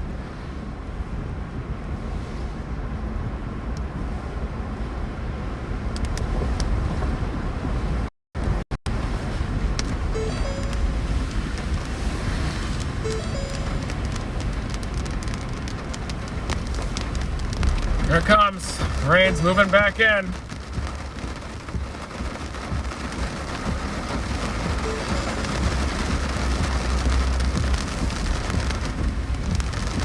Oh, thanks for the free upgrade to this truck that beeps at me all the time. Sounds like it's got a warbler inside.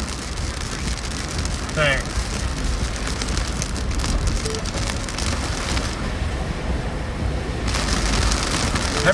moving back in.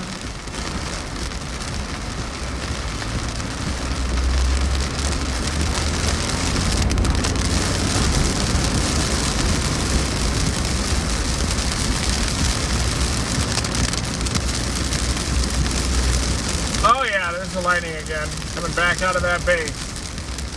Probably gonna take forever on this road too. Oh, there's the accident. Nice. More heavy precipitation moving in with the potential for flash flooding.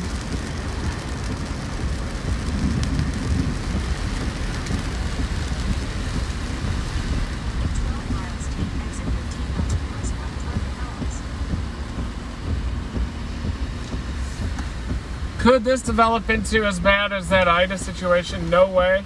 But there could be some isolated life-threatening flash flooding from this, especially with the training of storms moving over the same areas.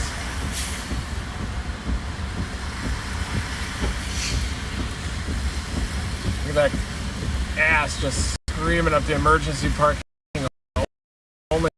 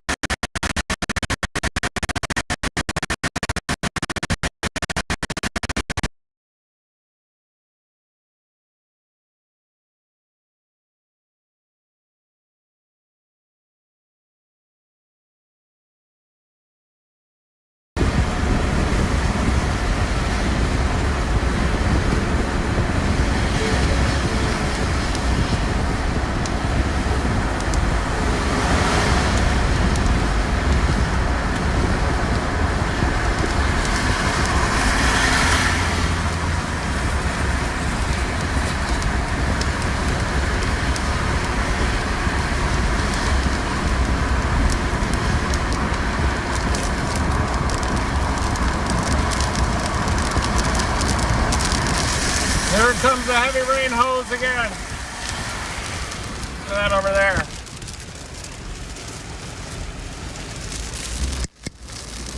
coming back in, folks.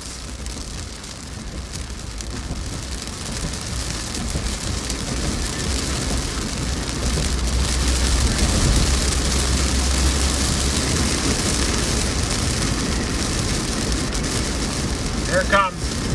We're going to drop down on the southern edge of this and hope for maybe a supercell on the southern edge, intensifying. We might even work it out over Long Island. Coming right into the center of the heavy rain blob.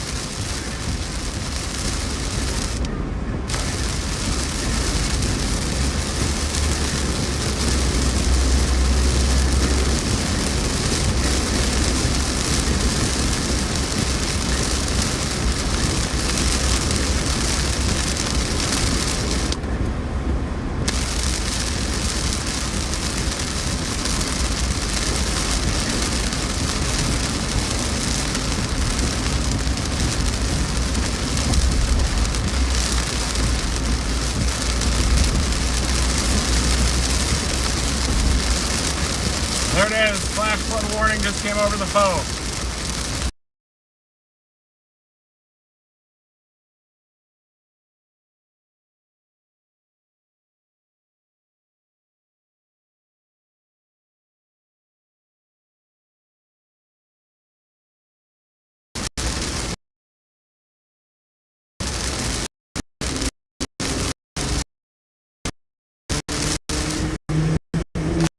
North of New York City is where the hardest hit location was.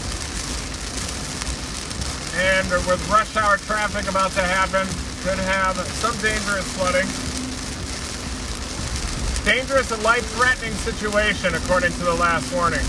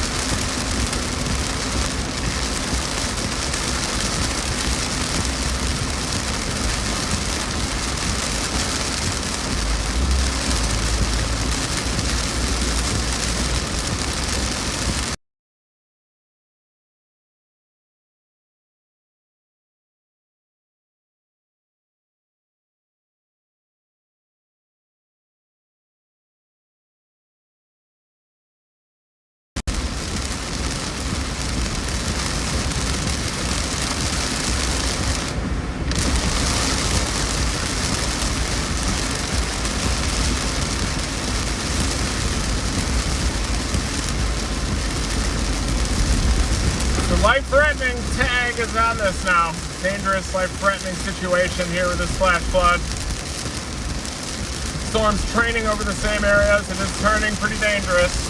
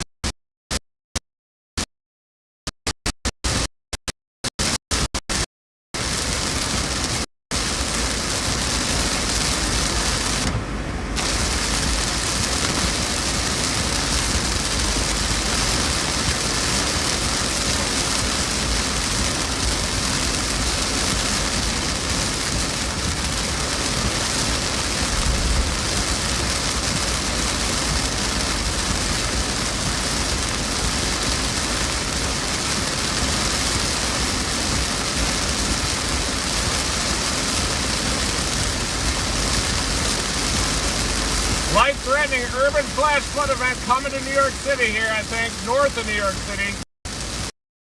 North, south.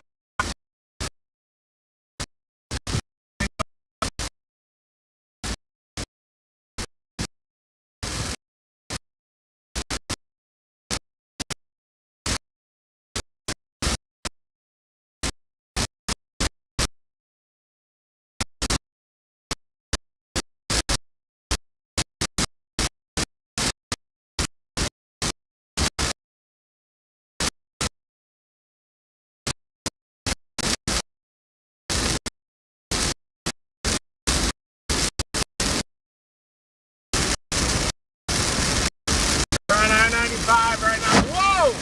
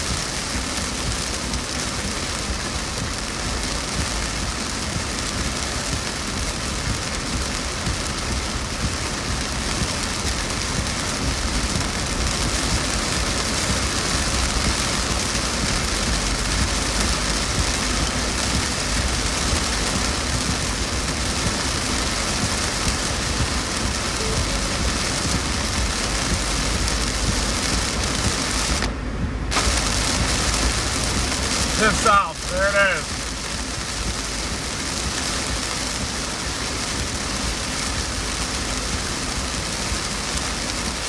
There's the heaviest of the rain. Look at that. Life-threatening flash flooding happening right now.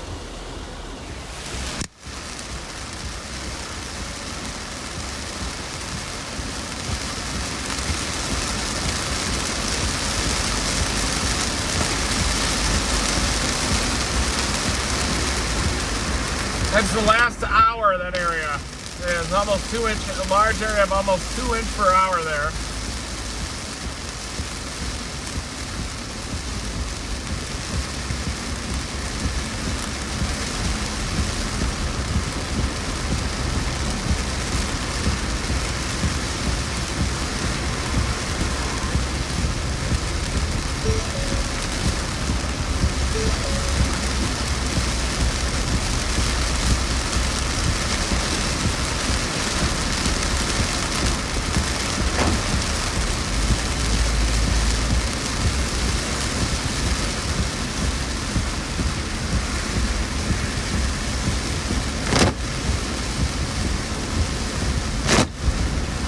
Oh yeah. Oh yeah.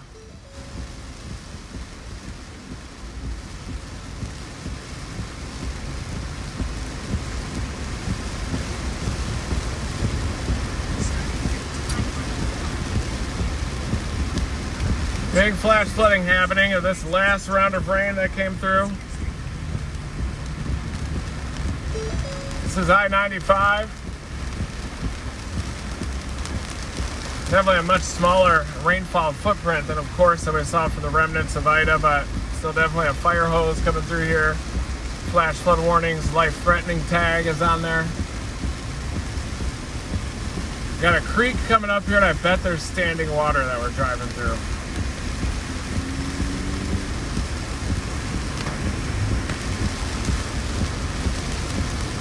Getting off in 2.5 miles. I'm going to try to look at this little creek here. There it is. We're about to cross it. Right in front here. Everybody's probably stopping right at the creek.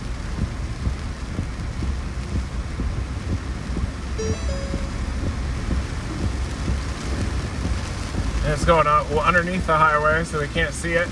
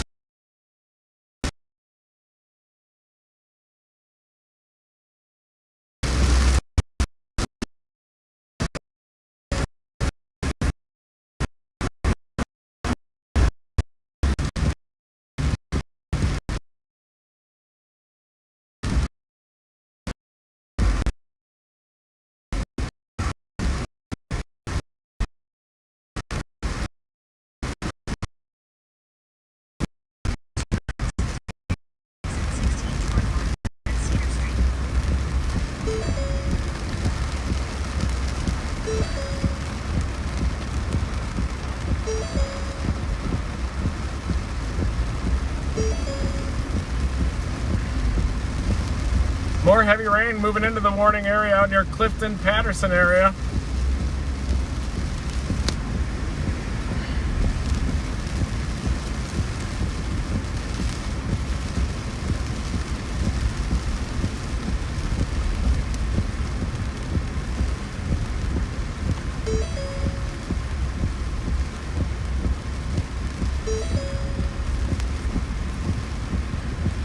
Two miles, and we're going to start scoping out some of these flood zones.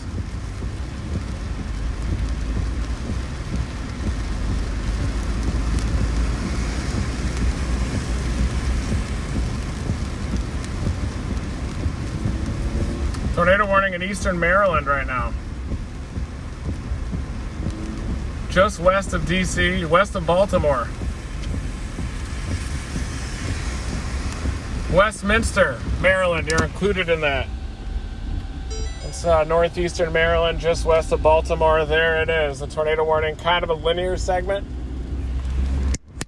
And now we're in flash flood mode here, urban flash flood mode right at rush hour. It's 4 o'clock Eastern, and we're going to be scoping out some of these creeks. See how they're flowing.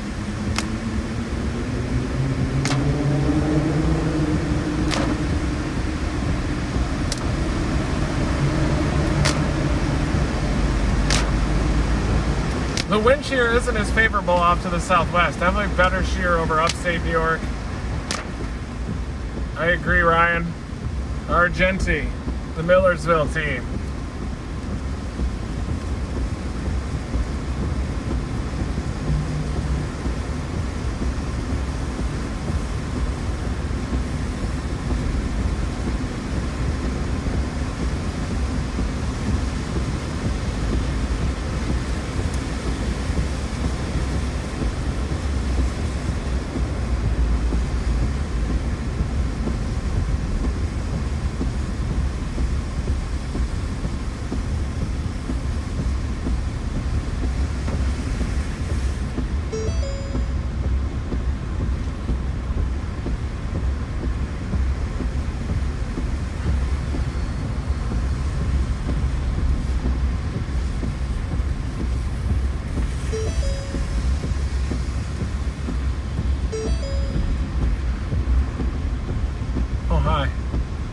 Not seeing anything yet.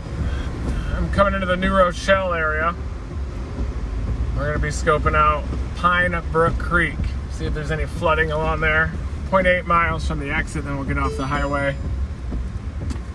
The heavy rain band has sagged off to the southeast. Look at the sunny skies back behind it. More convection starting to develop.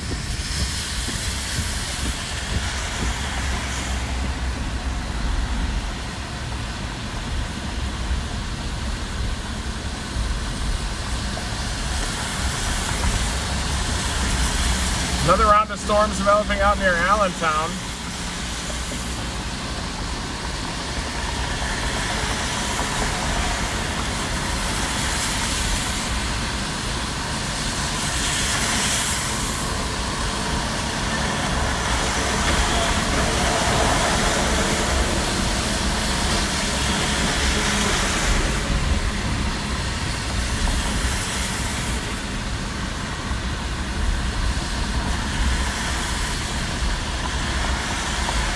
Here's the exit. We're going to work flash flood mode, and then we're going to try to get to the southwest of New York City if we can, which is difficult to do during rush hour. See if we can get back there, but first we got to cover this life-threatening flash flooding. But everything's moving pretty fast now.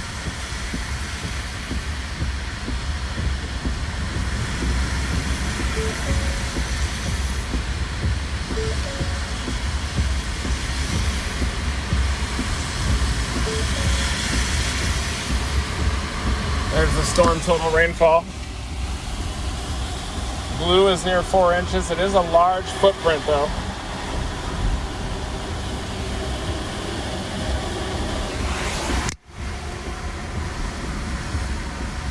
Three inches in blue.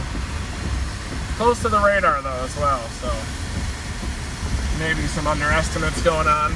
It also is incredibly humid. Probably a lot of warm rain processes happening.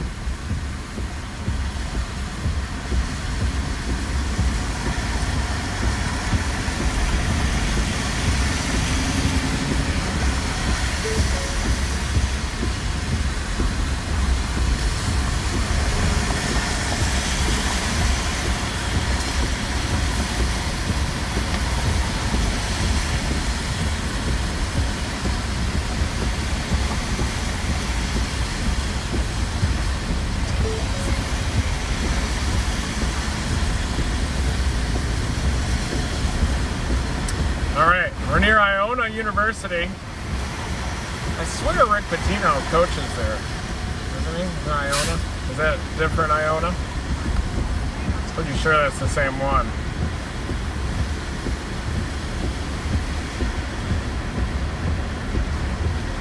I think they're pretty good too. I haven't been paying attention to basketball very much. Gonna go check out New Rock City, Rochelle.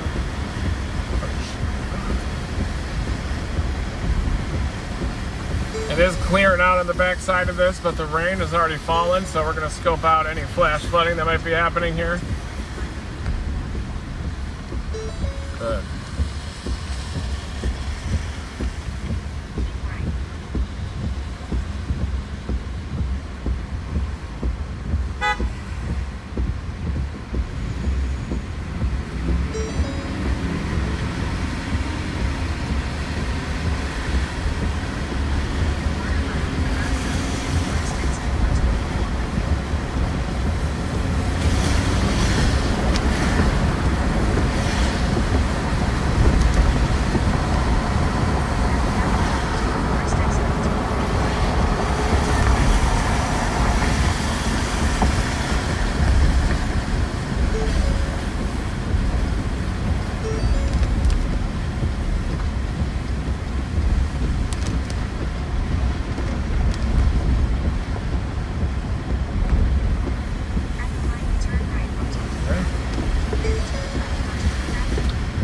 Not bad, a little bit of ponding there. We're going to start to look at some of the creeks, the ditches, low-lying areas.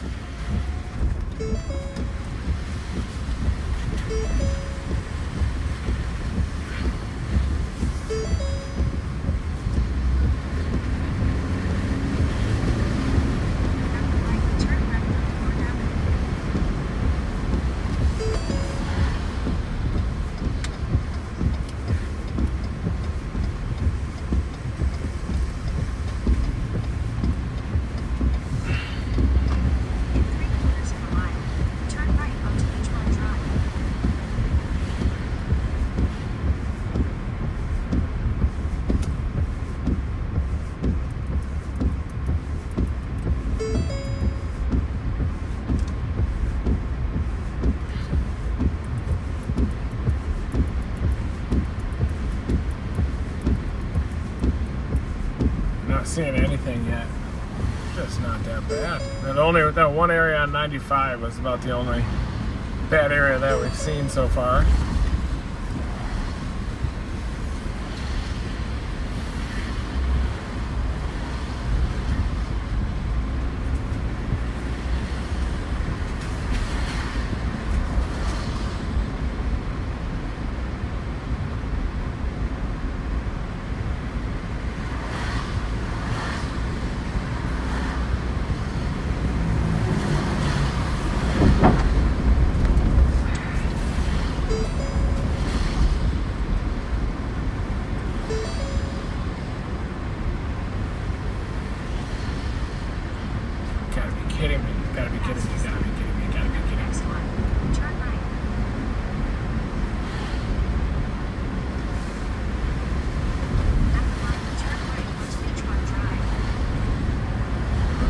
Looking for the flood, everybody. The heavy rain band has kind of slid off to the southeast, though.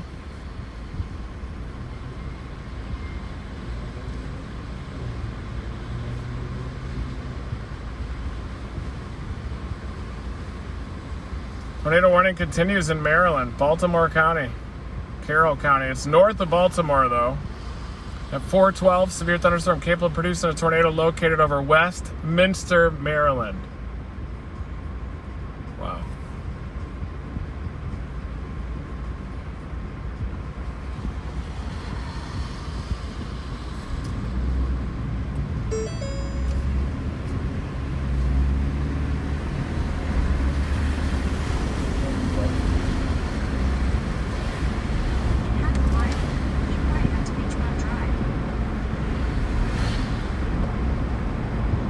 Going to try to find this creek to see if it has any flow in it. Maybe it's over its banks.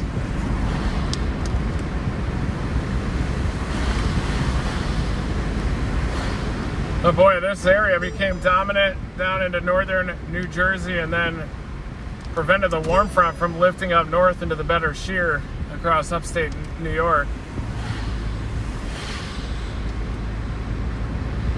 Whole setup kind of got botched. It happens.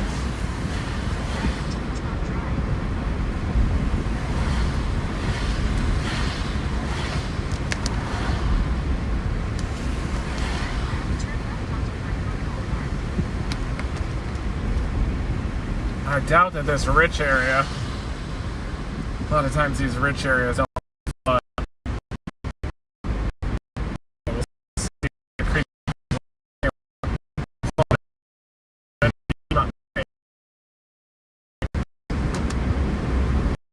There's a lake. Oh, it does have a little flood.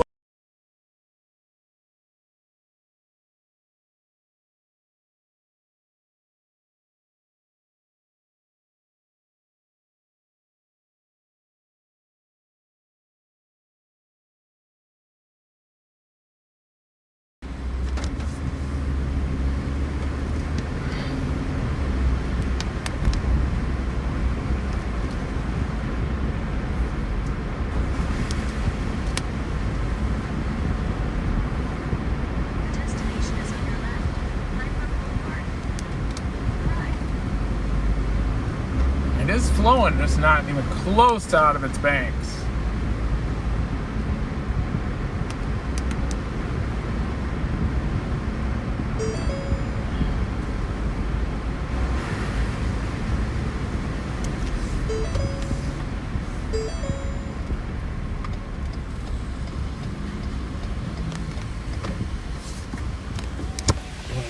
There it is. Tiny little flood.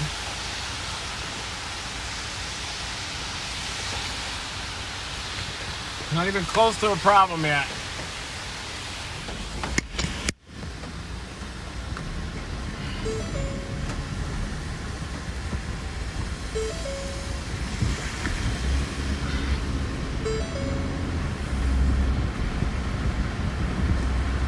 But that pond is starting to overflow a little.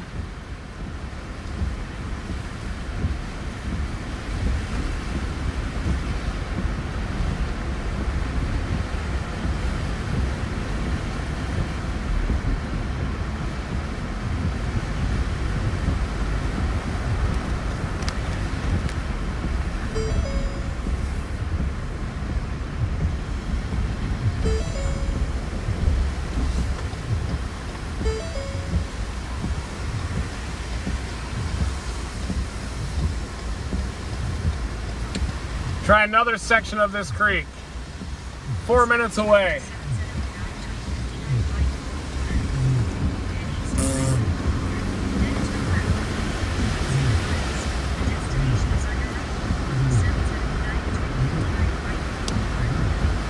We are on flood patrol right now. Looking for life-threatening flash flooding. Not seeing any preliminary evidence of that though. None at all right now. Got a little creek here, a little brook.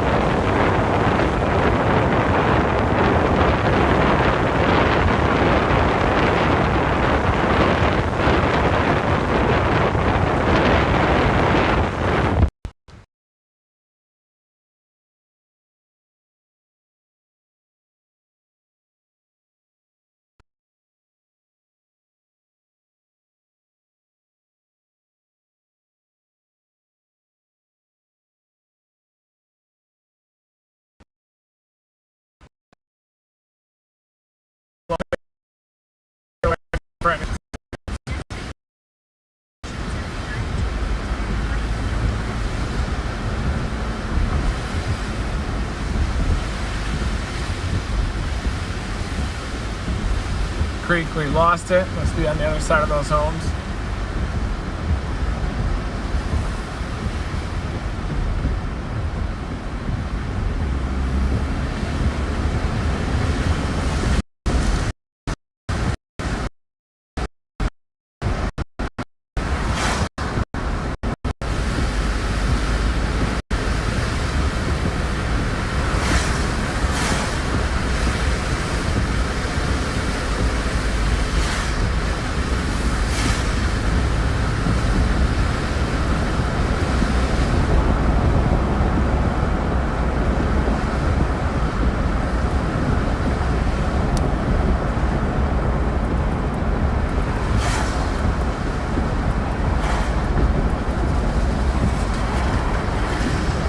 There's the creek. Oh, that's flowing big down there.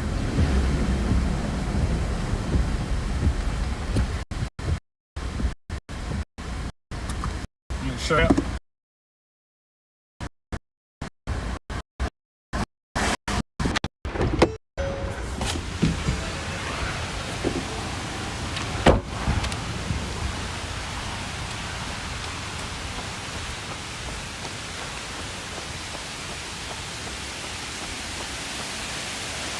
A lot more flow on this one,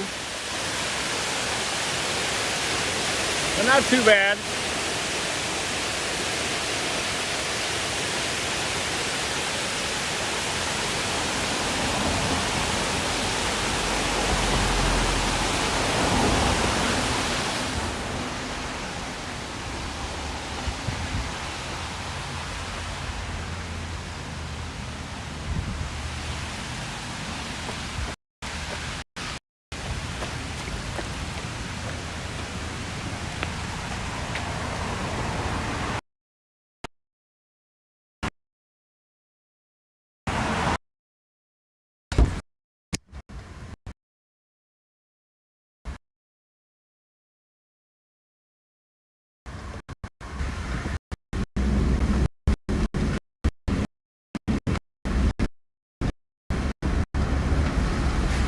This up a little bit. You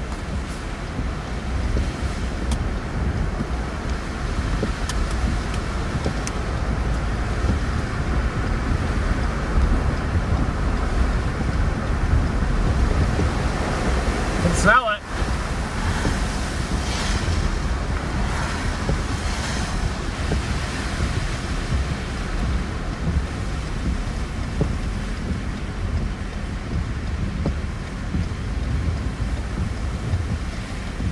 Use the right lane to take a slight right turn onto Pine Brook Boulevard South.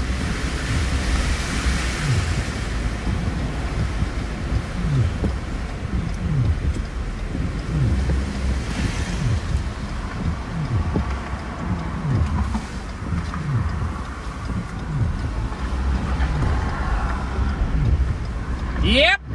Fast colors of red, blue, and white.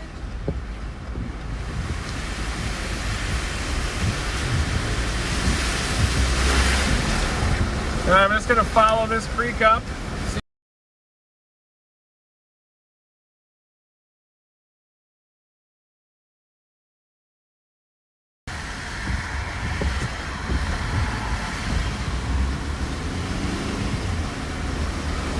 Destination is on your right. 779 to 859. Wow, it's close to overflowing back there. So,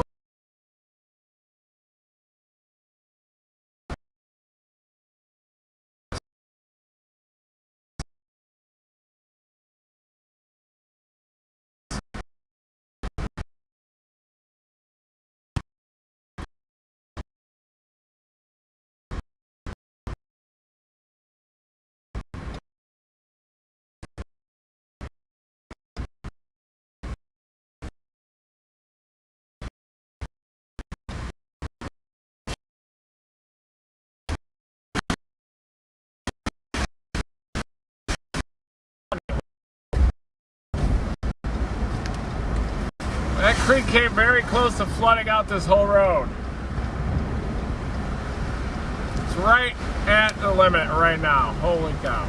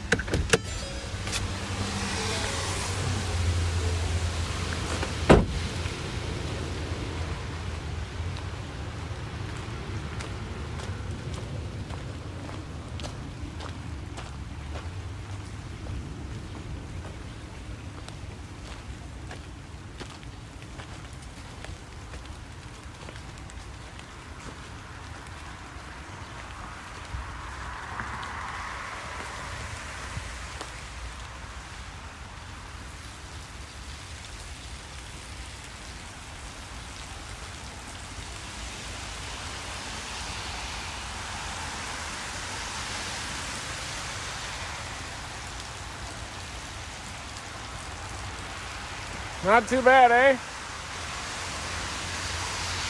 Close to flooding out of its banks and spots, but even that baseball diamond has some flooding on it.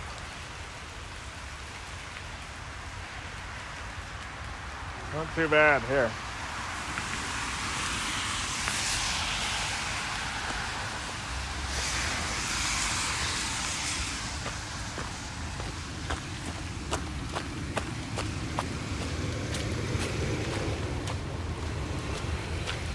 But probably a few more inches of rain, another hour of rain, and that probably would be flooded out here. Some of these areas. It's gonna keep searching for flood. Pretty sure it fell short, and that was probably issued out of concern based on what happened with Ida last time.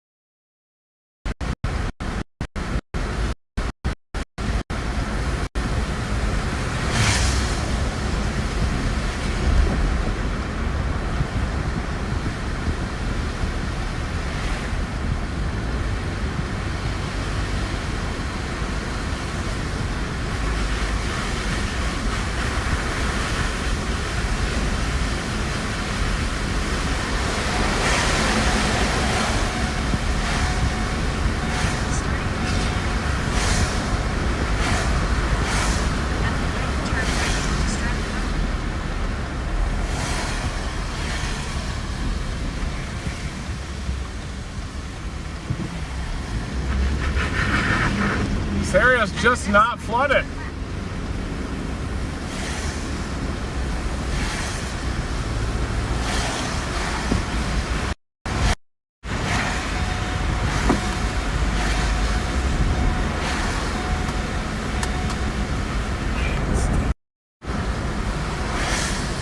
Taking a left here, we're gonna go right along the creek.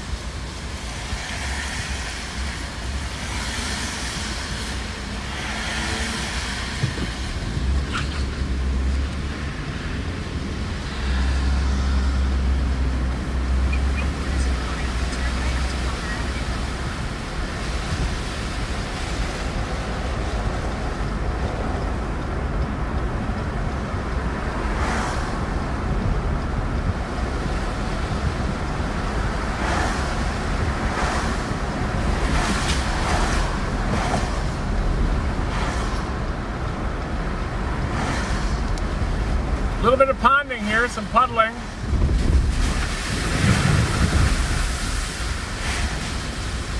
Got more storms that are heading into the area too.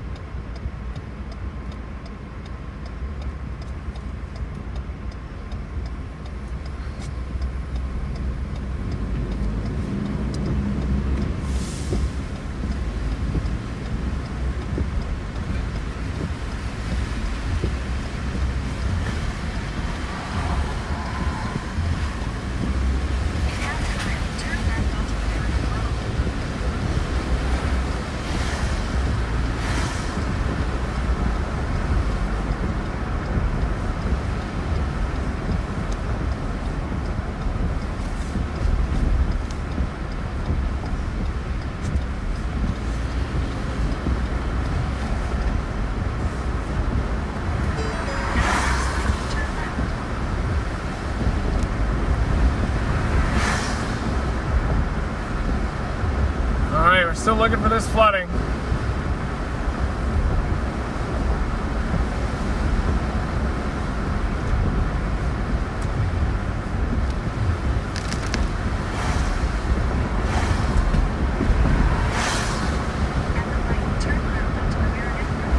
Okay, let's see if we go over this bridge up here.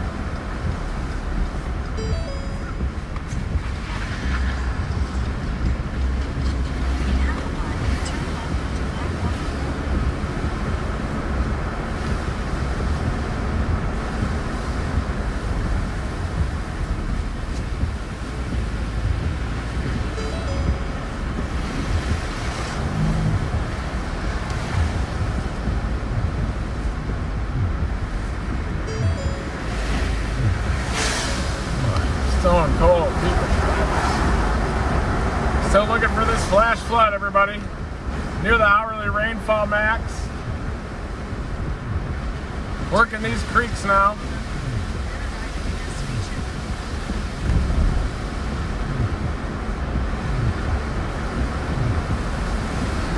Checking this bridge. Turn left onto Captain Road, then turn left.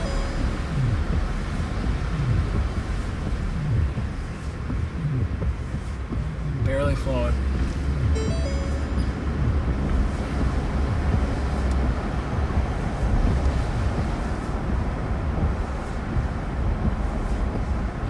Shell Drake River.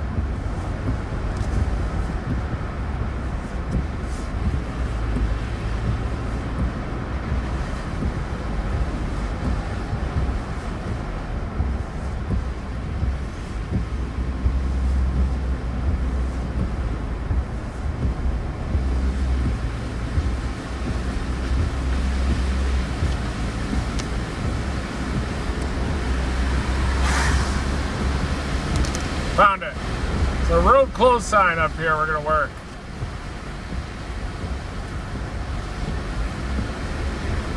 Stay with me. Right along the Bronx River.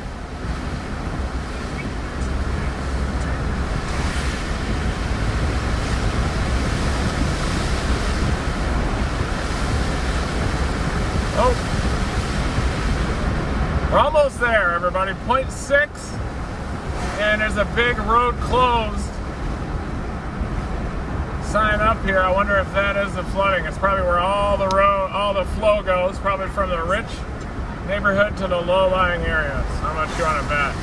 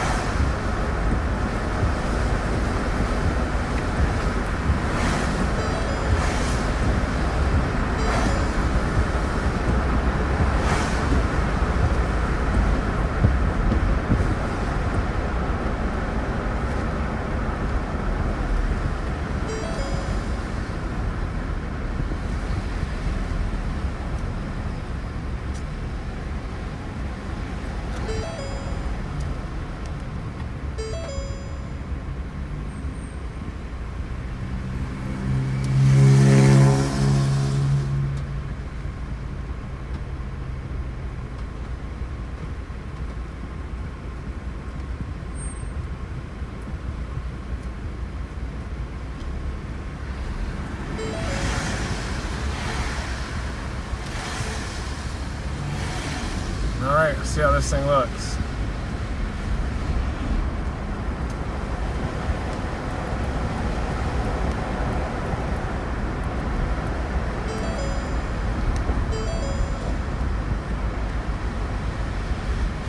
It is flooded, folks.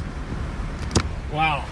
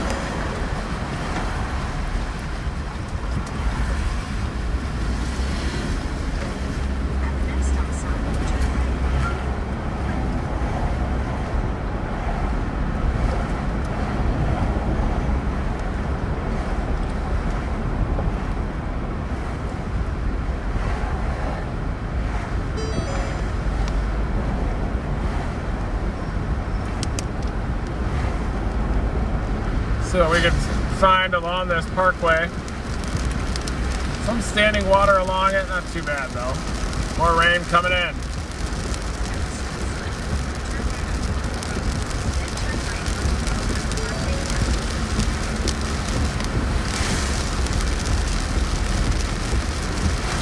Storm approaching, looks pretty good. Most of the shear is a little bit further north, but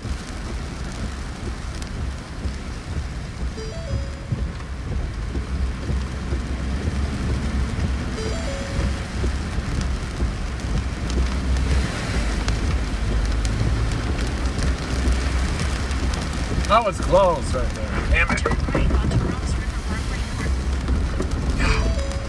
In a quarter mile, turn right onto Highland Way.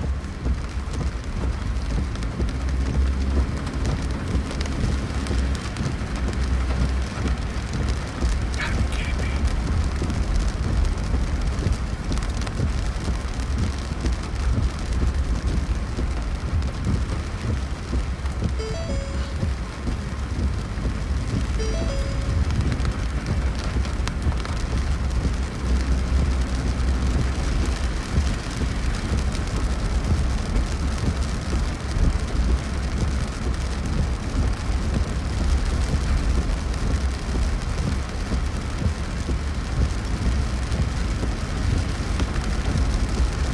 Starting onto Rose River Parkway Reservation. Turn right onto Highland Way, then turn right. Man! At the stop sign, turn right onto Fox Meadow Road.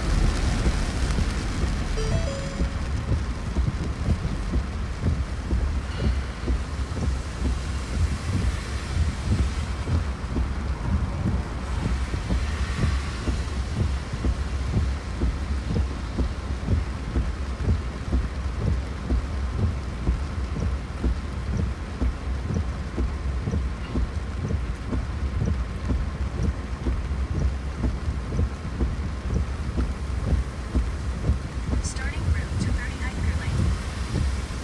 Head southeast on Highland Way, then turn right onto Fox Meadow Road.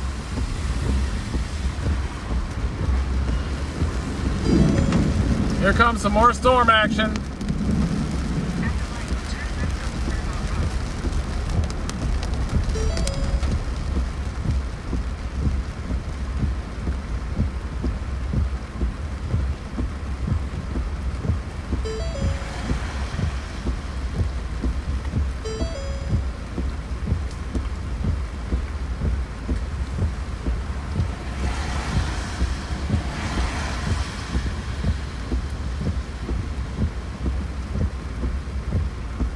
Trying to get up to White Plains.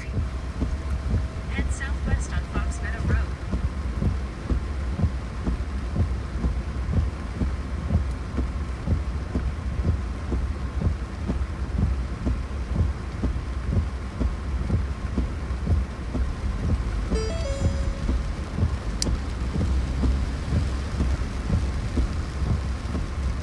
In 3/4 of a mile, turn left onto River Road.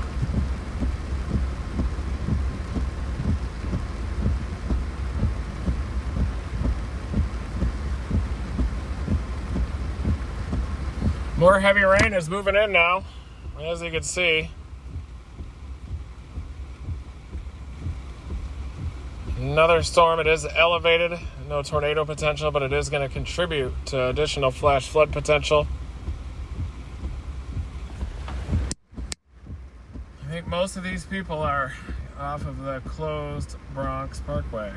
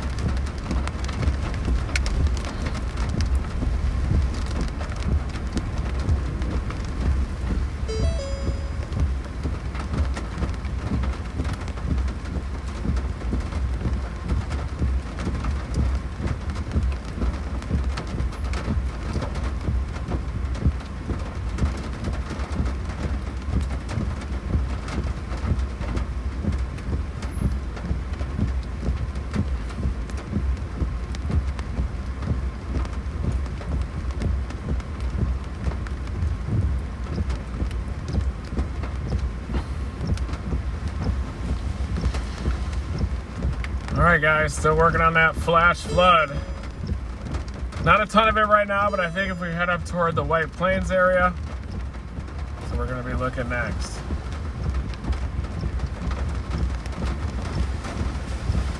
Oh man.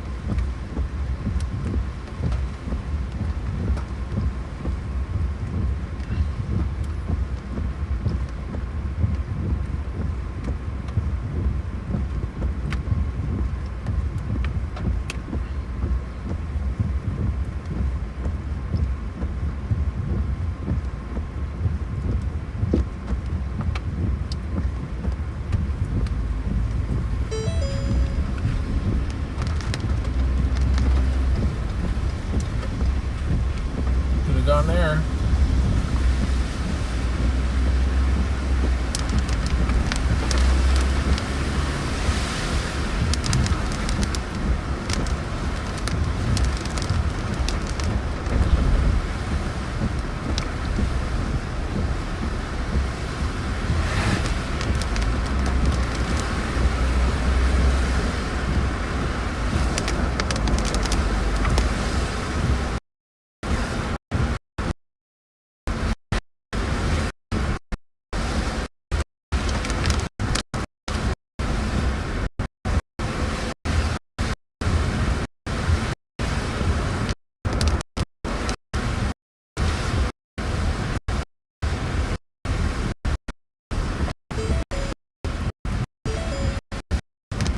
I'm trying to go around.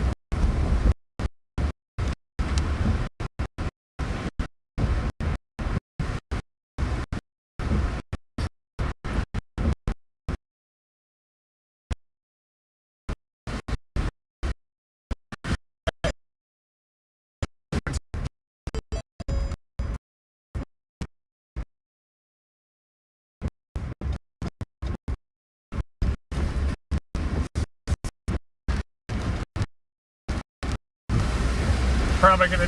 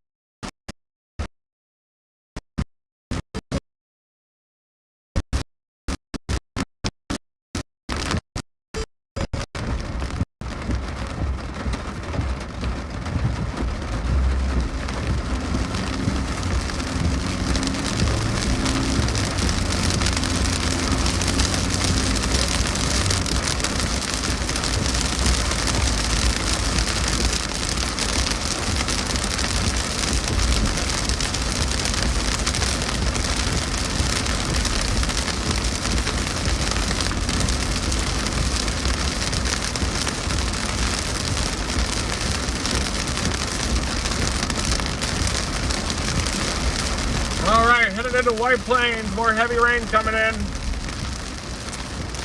There's some lightning.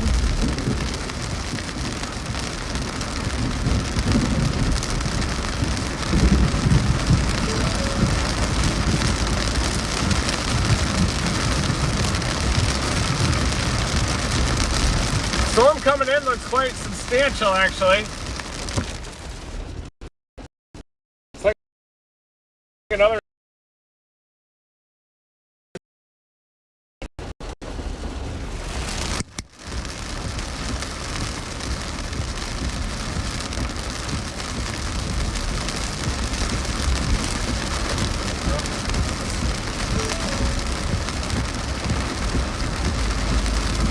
Look.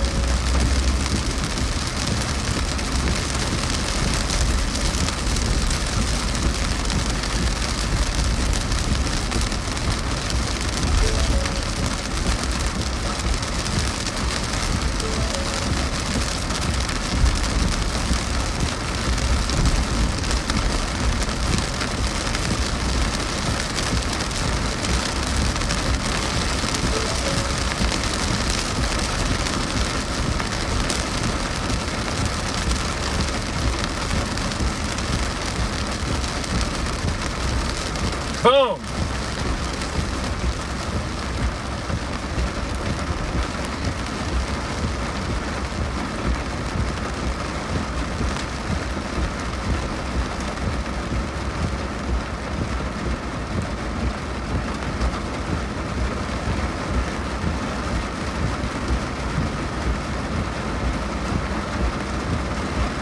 Heavy rain's moving back in. Elevated supercell storm this time, but very capable of dropping more heavy rain and exacerbating the flood situation, which isn't that bad right now. But it could get worse. And I haven't sampled all these areas. There are definitely areas where there are problems.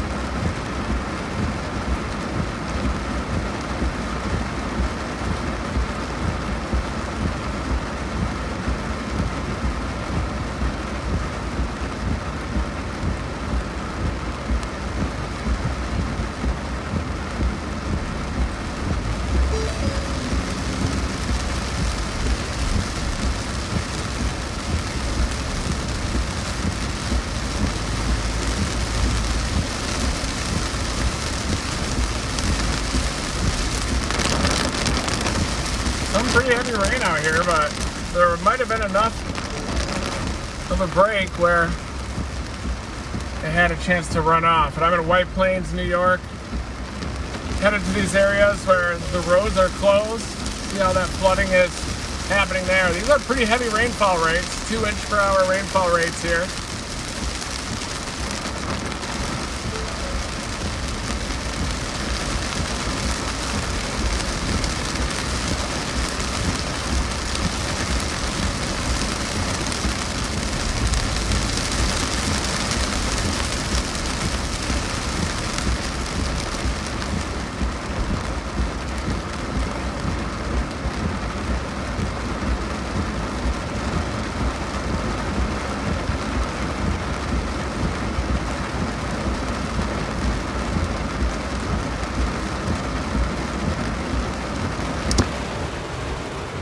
So right now I'm checking flooding out here along the Bronx River. I'm in White Plains, and you can see a lot of those roads that are closed, including that Bronx Parkway.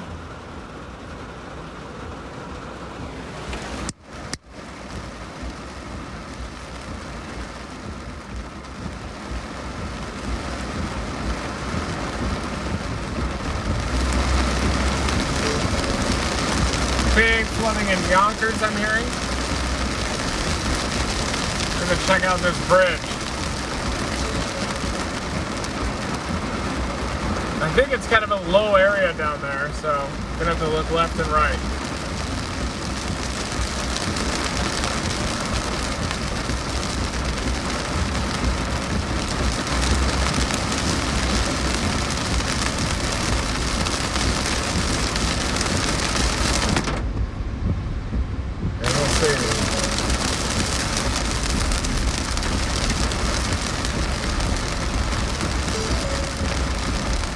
Kind of see why it's closed.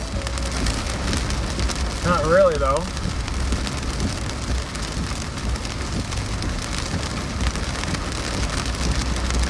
Not too much flooding there.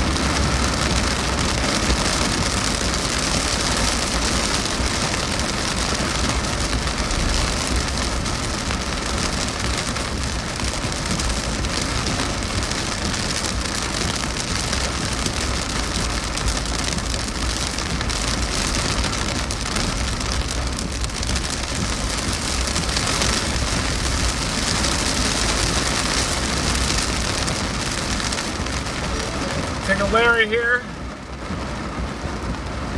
Hearing reports of some big flash flooding down in Yonkers right now.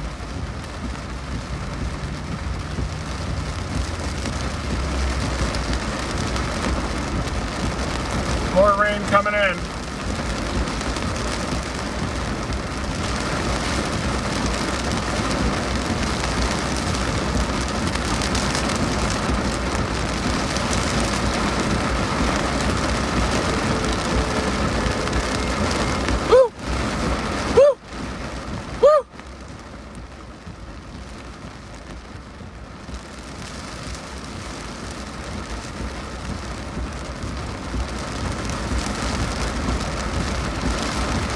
Thanks guys for hitting that like button, much appreciated.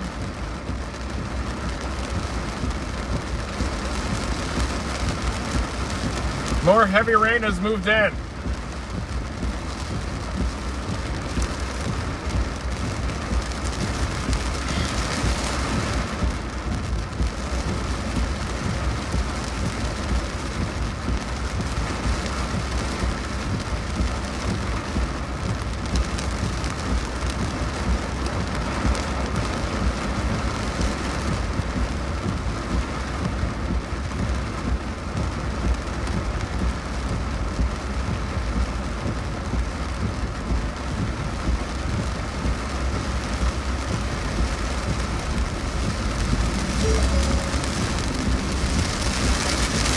Some flooding at this intersection, evident.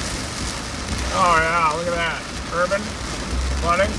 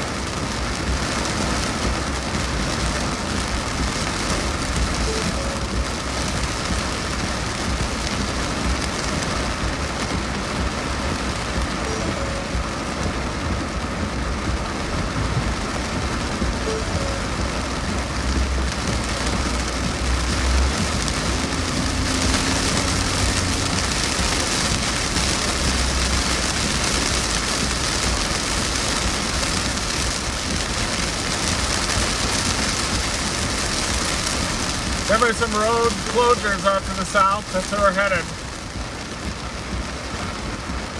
Deeper into that rain footprint as the heavy rain continues to fall here.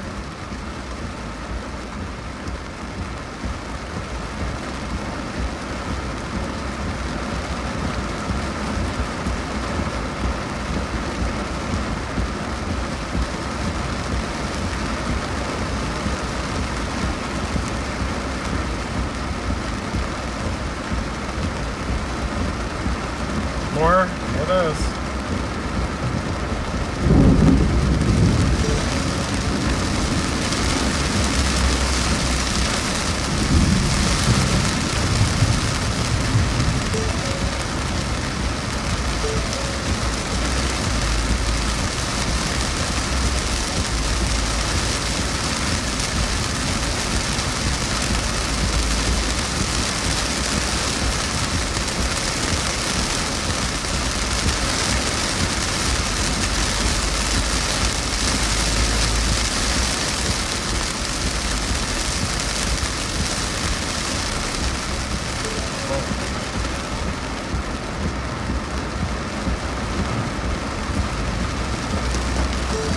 Here it comes again.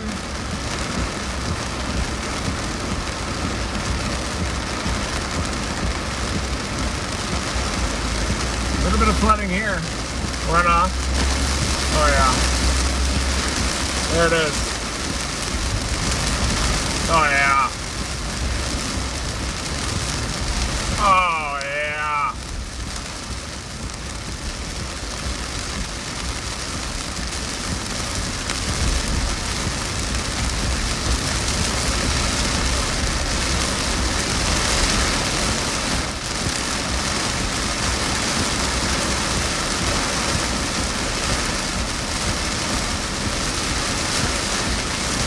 Very heavy rain, folks. Holy cow. You gotta be kidding me right now.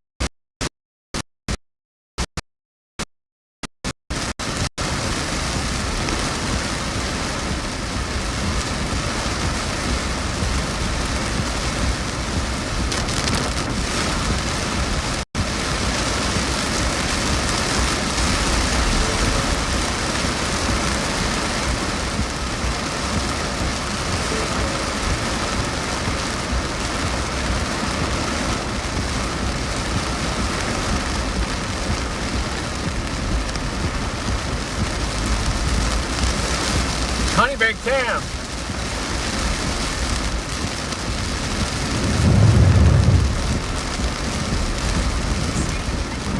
Flow, we got flow, look at that.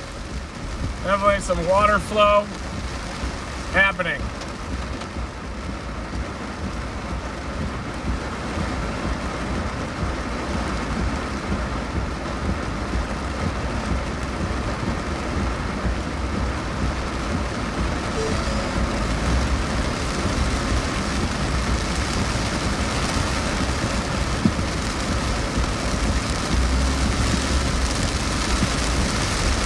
Very heavy rain, life-threatening flash flooding arrives next.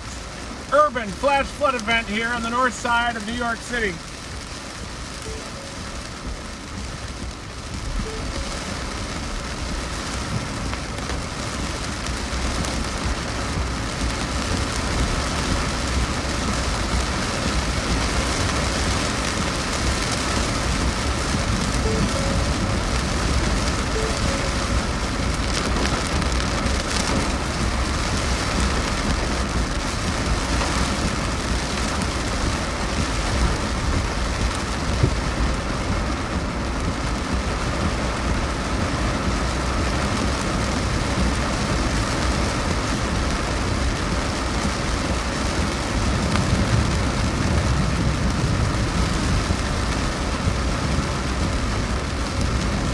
Flash flooding flowing down the hill. Look at that.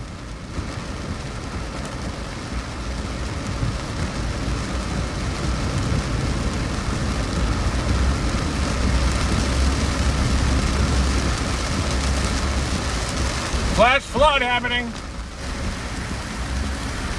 Flowing down the left side. Whoa, look at that geyser on the left.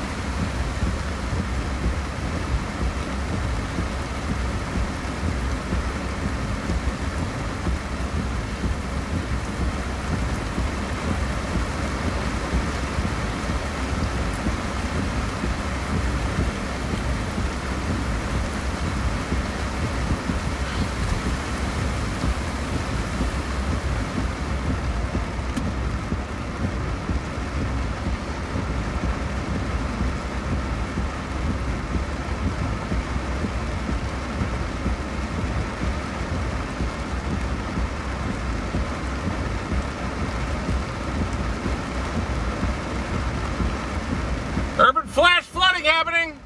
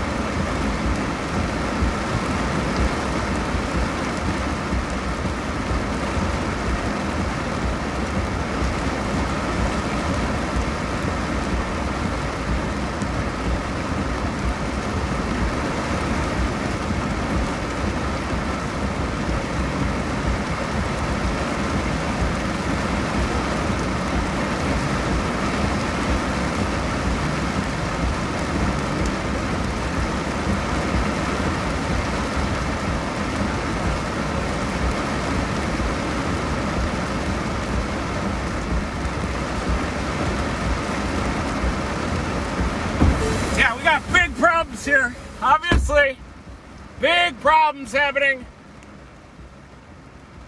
You have got to be kidding me. Drainage systems are getting overwhelmed here.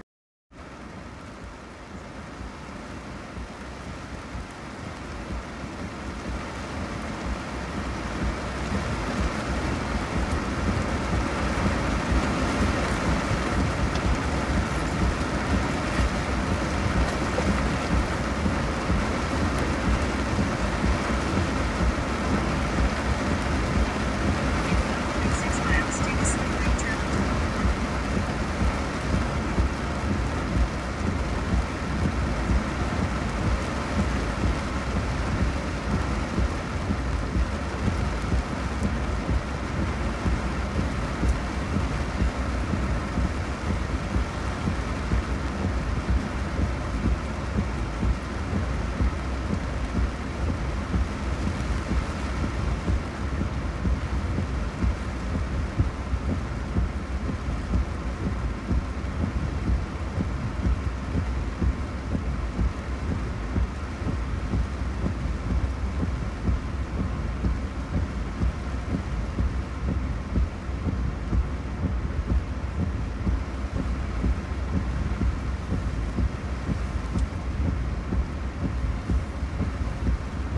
It's coming out from both sides, everybody.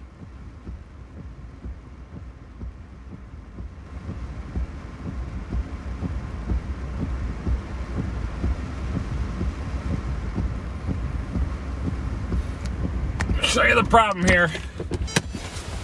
It's flooding this whole area now, even the store.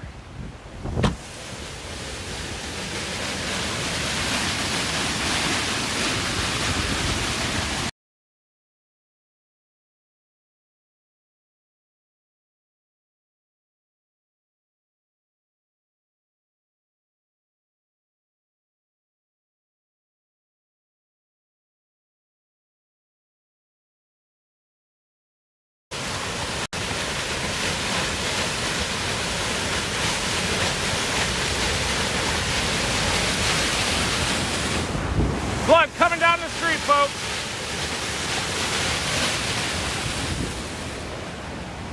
Coming over here too. Big problems.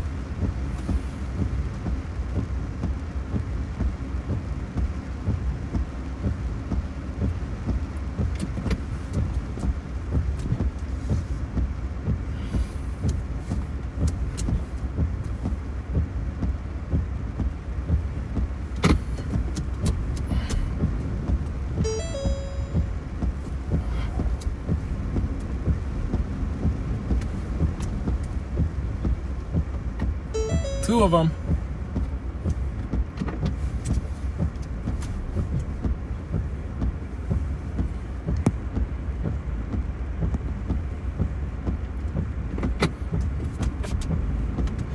I'm gonna block the road here.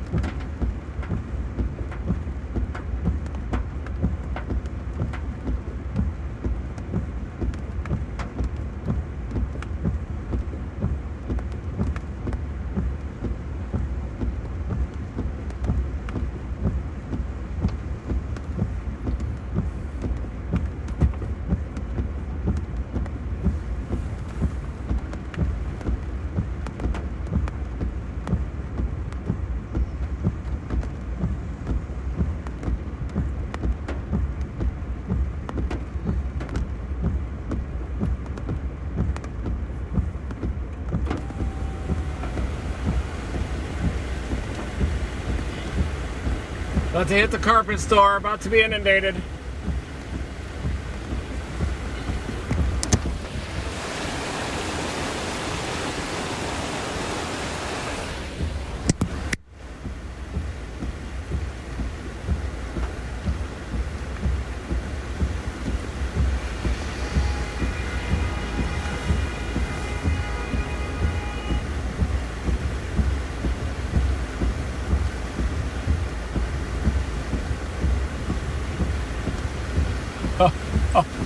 What a mess.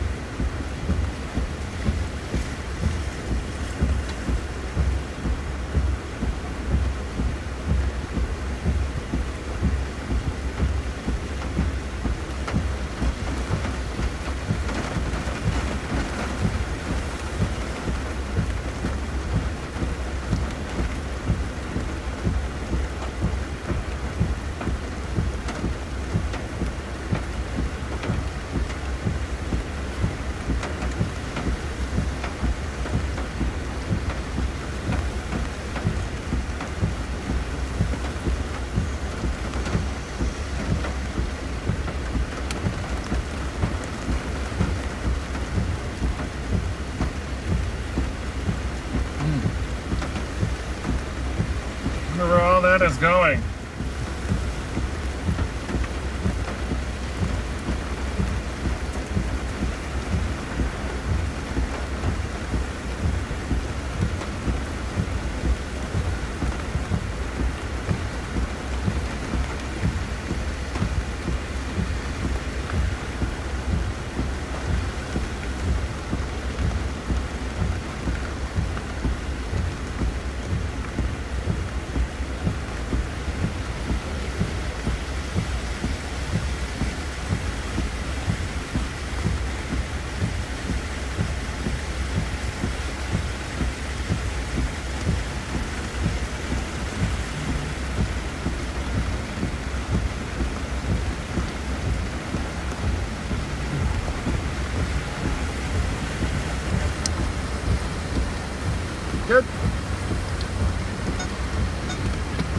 You sure you want to do that? You sure you want to go out there? Or? It's pretty deep.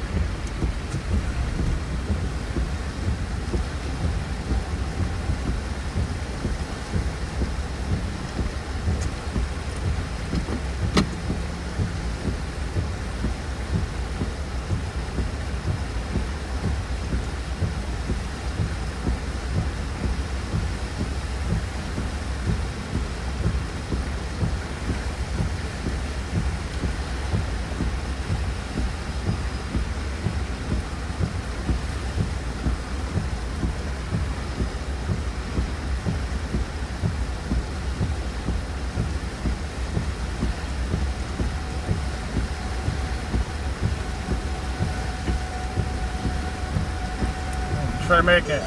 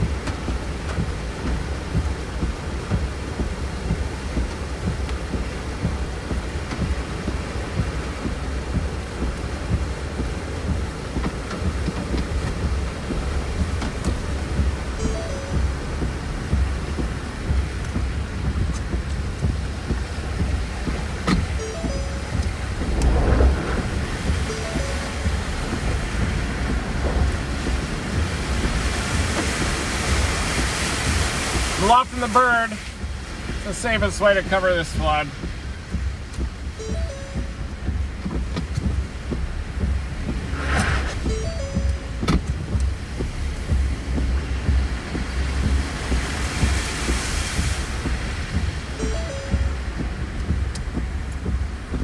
Launch from right here, stand by.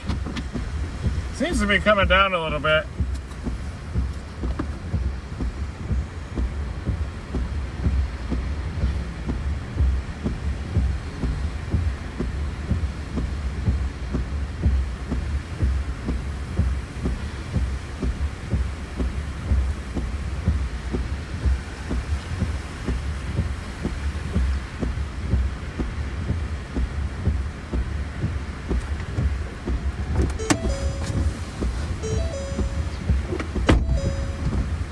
Going with the bird, everybody.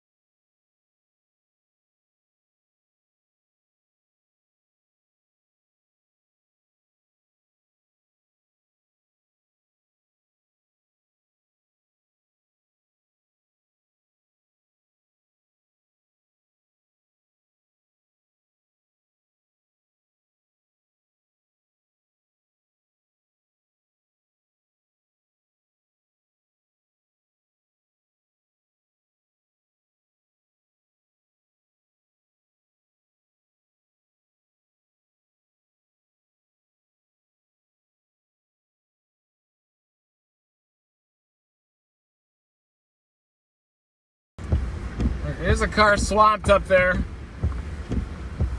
I got the bird in the air. Car is swamped up there. Not good. Just one though.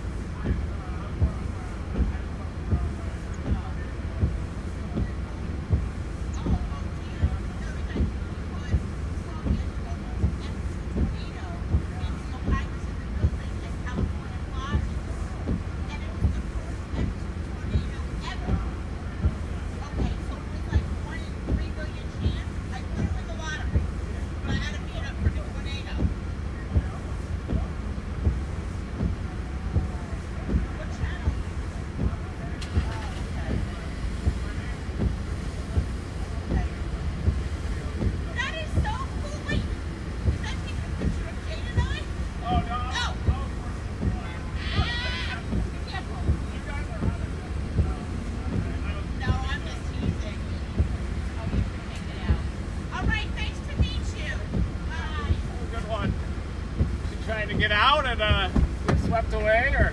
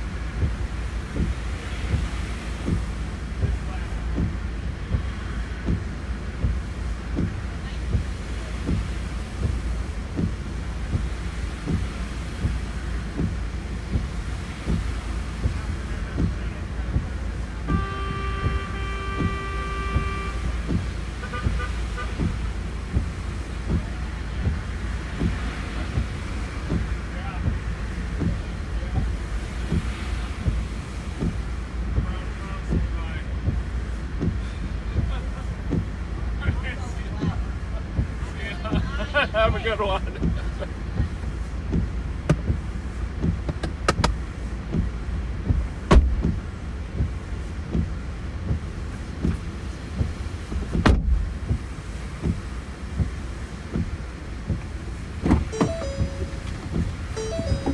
Just droned it. There's definitely a car swamped.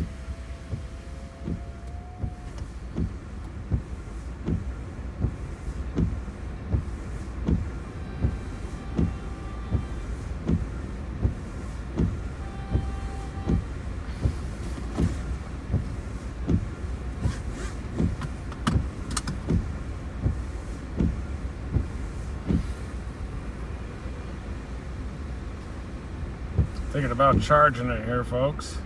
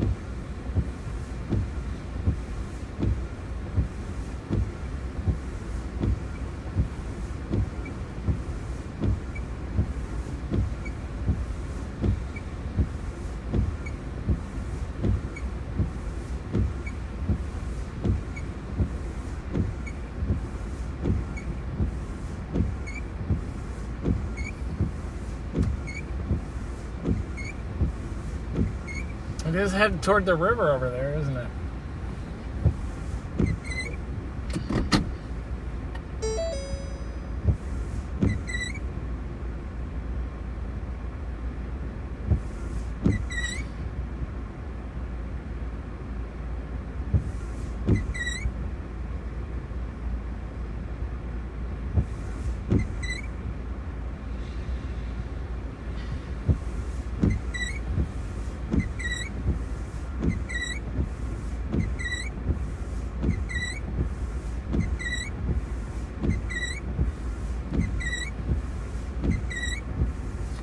Trying to think of some other flooding to work.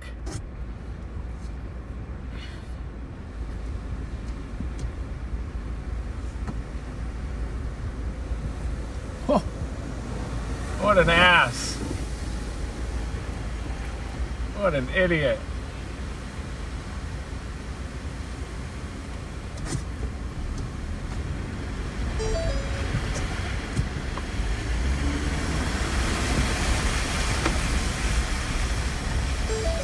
Car is swamped down here, everybody.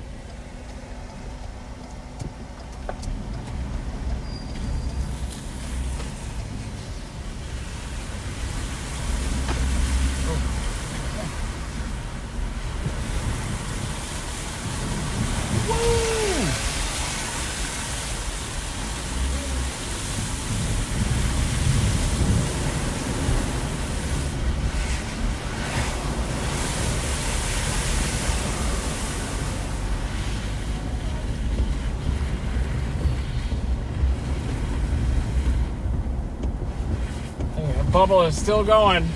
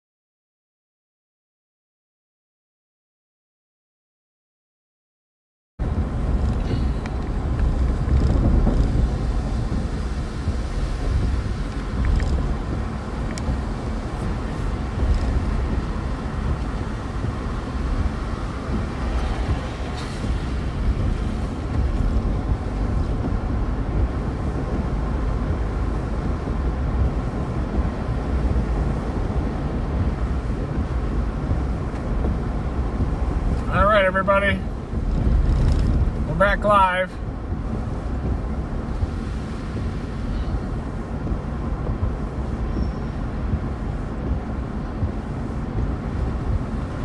Back on Flash Flood Patrol. We got blindsided by that urban flash flood event, the last one.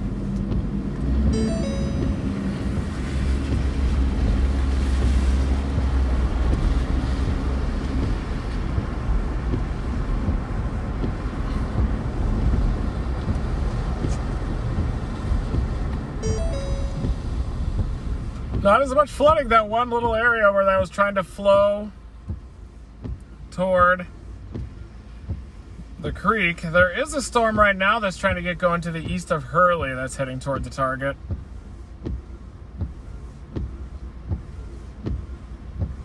May have to head up toward that zone. But boy, the instability is really struggling to get up there. May head back north though on 87. Or head due north into western Connecticut if I could even get there. We'll just have to see.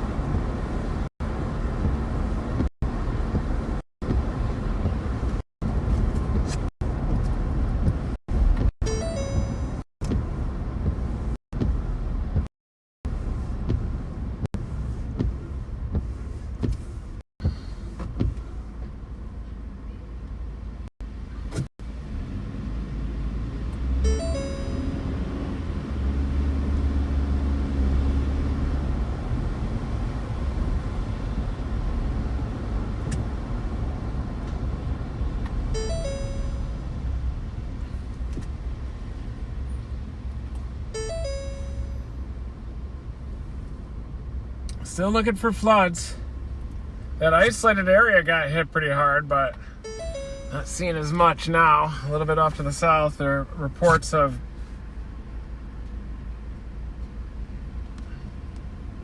I think the wind shear is a lot to the southwest of NYC. It is not that good. The wind shear kind of tails off as they go to those southwesterlies.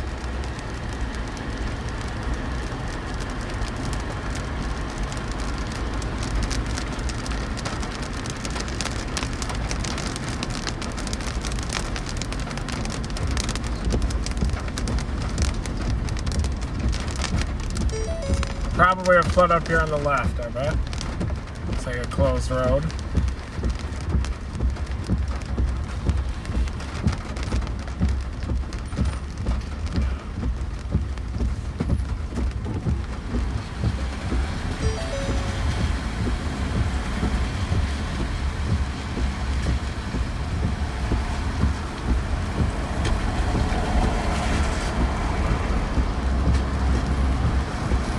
Sure, that whole creek right there is flooded.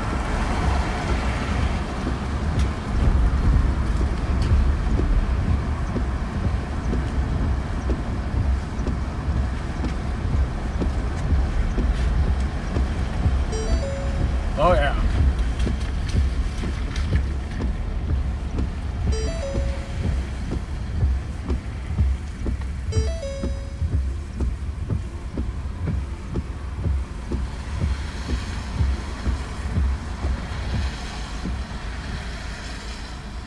Says my phone.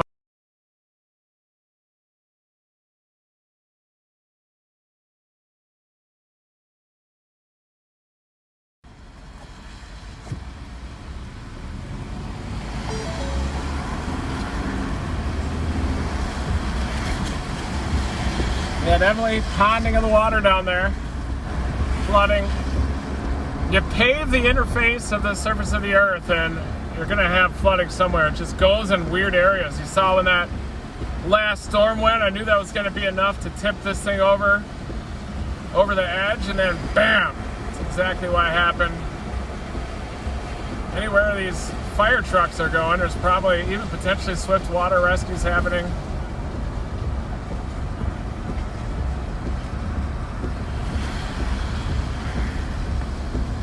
They're just going back into the fire station there.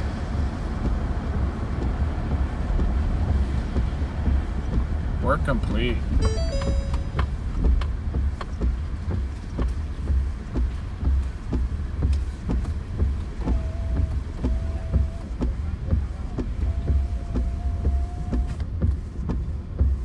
Thank you, Gina K.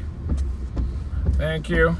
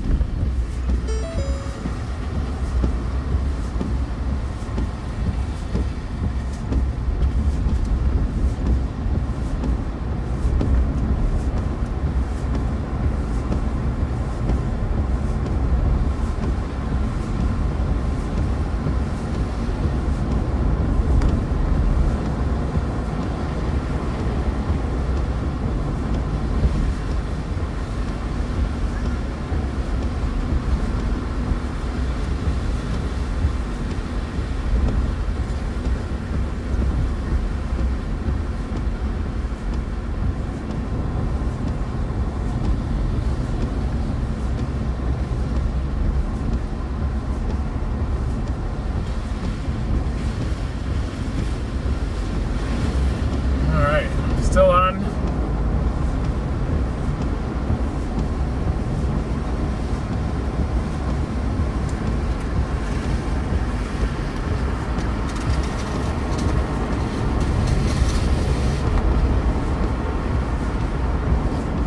Red light camera ahead.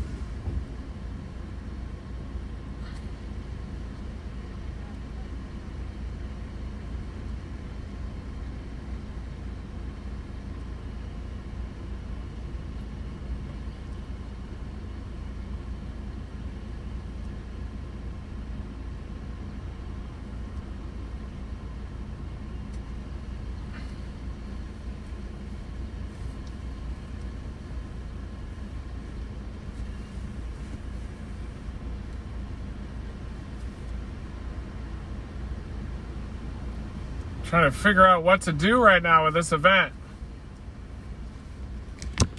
The flash flood warnings have been allowed to expire finally here. Still continuing off to the northeast near Stamford. This supercell I thought was going to get going across upstate New York. I'm way down here near New York City now, so got to figure out my plan.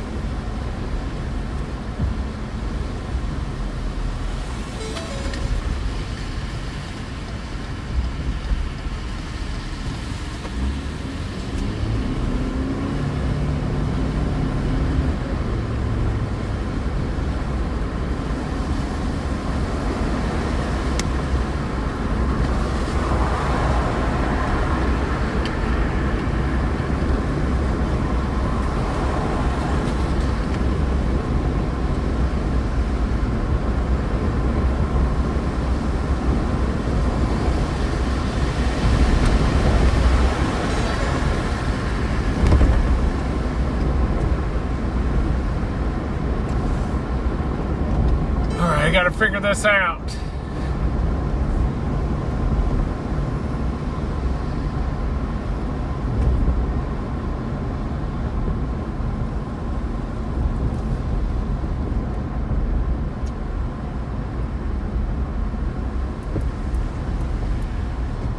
Starting route to Albany. At the light, Yeah. use the left 2 lanes to turn left. Look at the clear sky down at 75 degrees, starting to warm a little bit. Trying to figure out what the hell I need to do here to find a flood.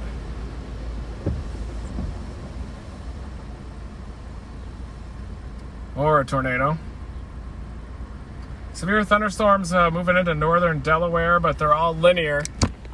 The wind shear southwest of NYC is more supportive of these windbags or line segments. Upstate New York, though, is more supportive of tornadoes, tornado potential. 2 lanes to turn left. At the light, take a sharp left turn onto Central Park Avenue.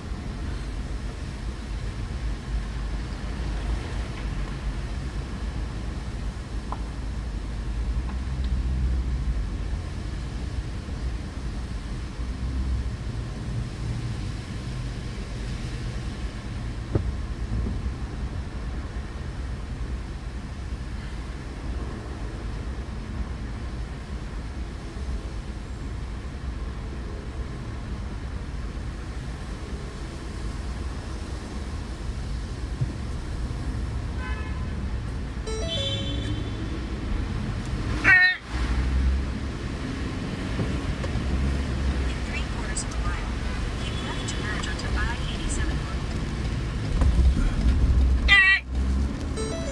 Another round of precip is coming in. Thankfully, this one not as heavy. Stay in the left 3 lanes. Another round, but if it comes again, you saw how fast In 9.5 that went from no flash flood to flash flood insanity. Happened pretty fast, didn't it?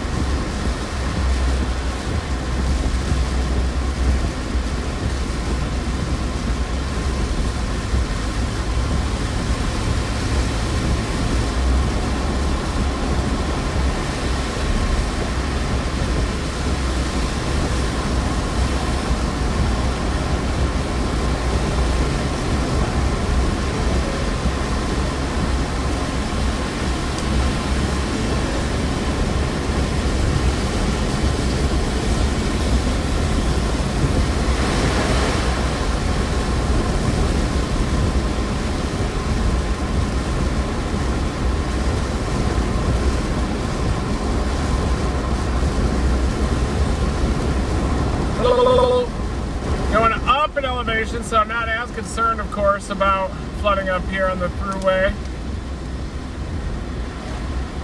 Another round of convection coming in. Very high precipitable water values in this.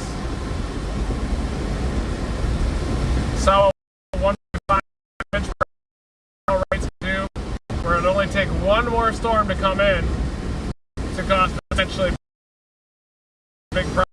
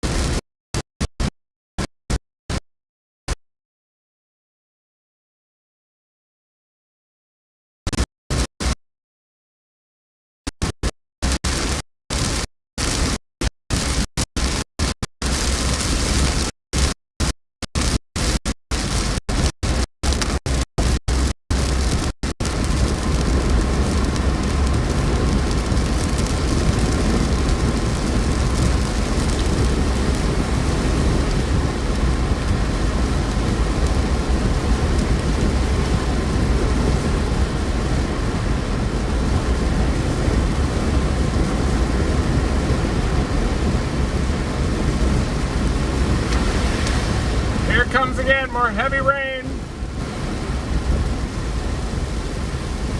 Very heavy rain.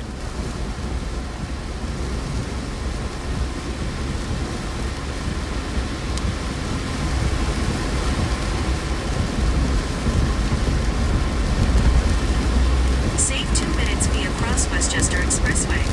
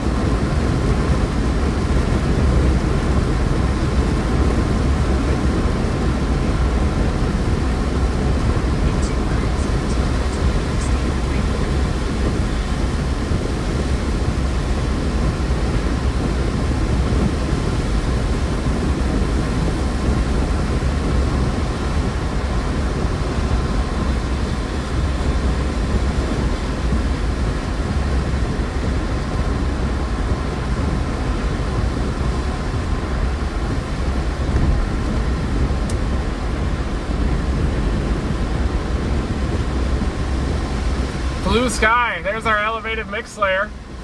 Maybe a tower above it even. Gotta get this, just found out AccuWeather picked up my footage today, so I rolled in with my AccuWeather shirt. Figured we'd see what would happen, and then bam, they picked it up, saw the footage, so we're back. We're back.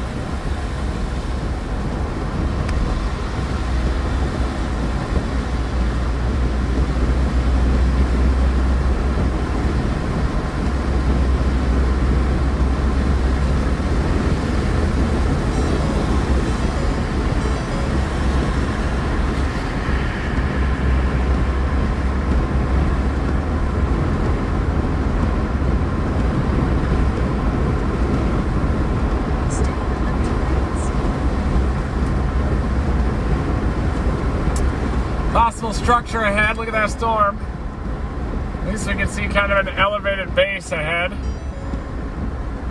Convective line, another convective line is coming through.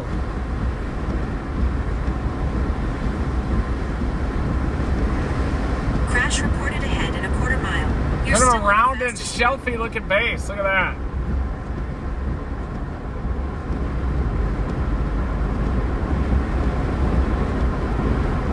Continue to New York State Highway North.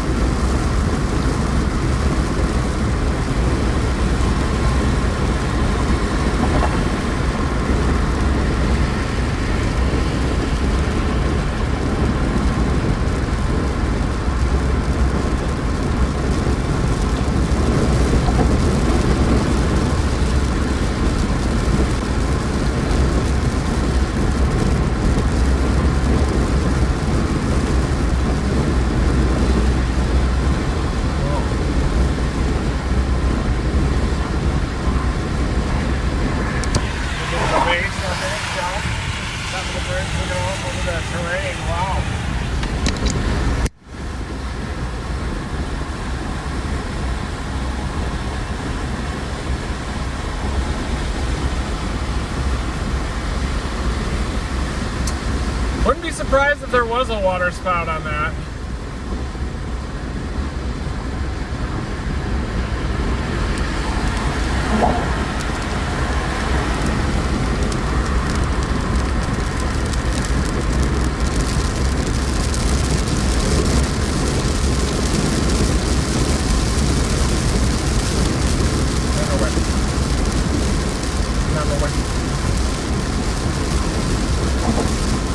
Looks like that water must be cooler than the overlying air. Getting a lot of steam action.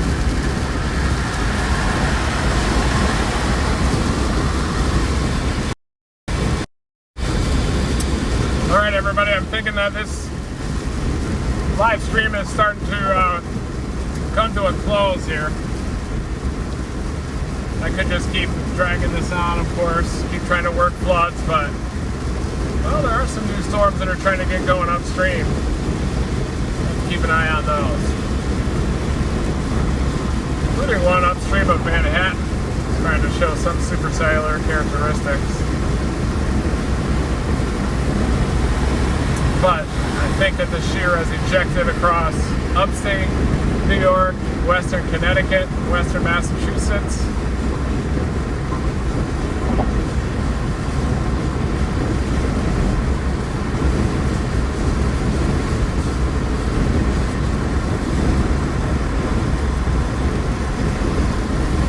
Tapped out temperature-wise, temperature 74, maybe maybe right on Manhattan, there's a chance that some of that air is still unstable and that renegade storm could produce maybe a water spout or a flash flood here and there. It is not looking very likely at this point.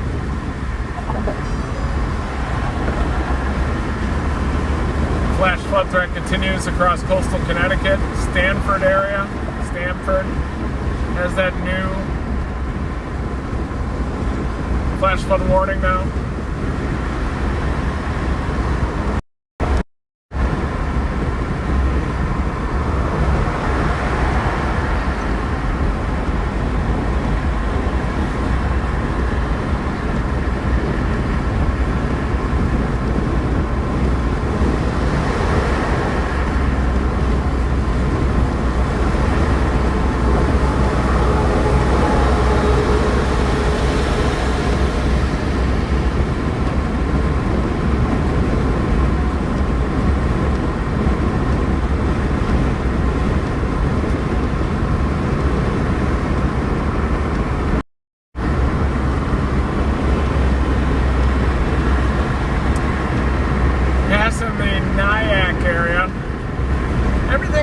Sack, it seems like, in this area, doesn't it? In New Jersey. Why does everything rhyme with sack here? Notice that? Hackensack. Hoboken sack. Trenton sack.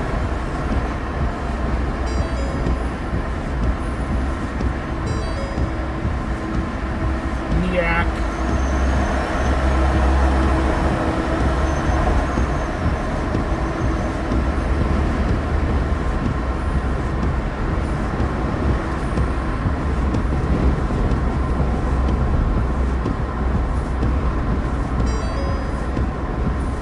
Beautiful out here. Look at this.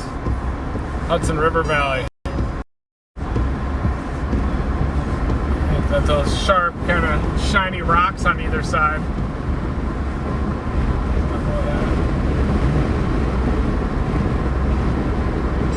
Abbey Ice Company in Spring Valley. Hello.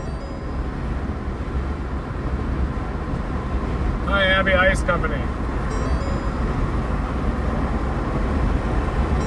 Abbey Ice Company, hello. Dominating. Especially during these hot temperatures.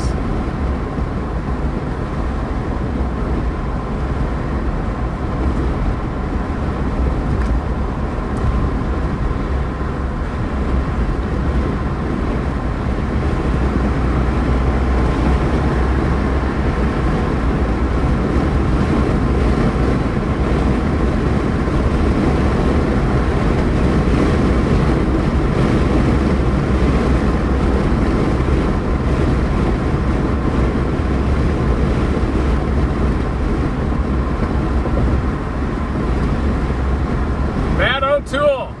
Nice. Hello. How's it going, O'Tools? In your backyard here, covering flash flooding and severe weather threat. A couple of tornado warnings off to the south. A couple of those in this area almost produced.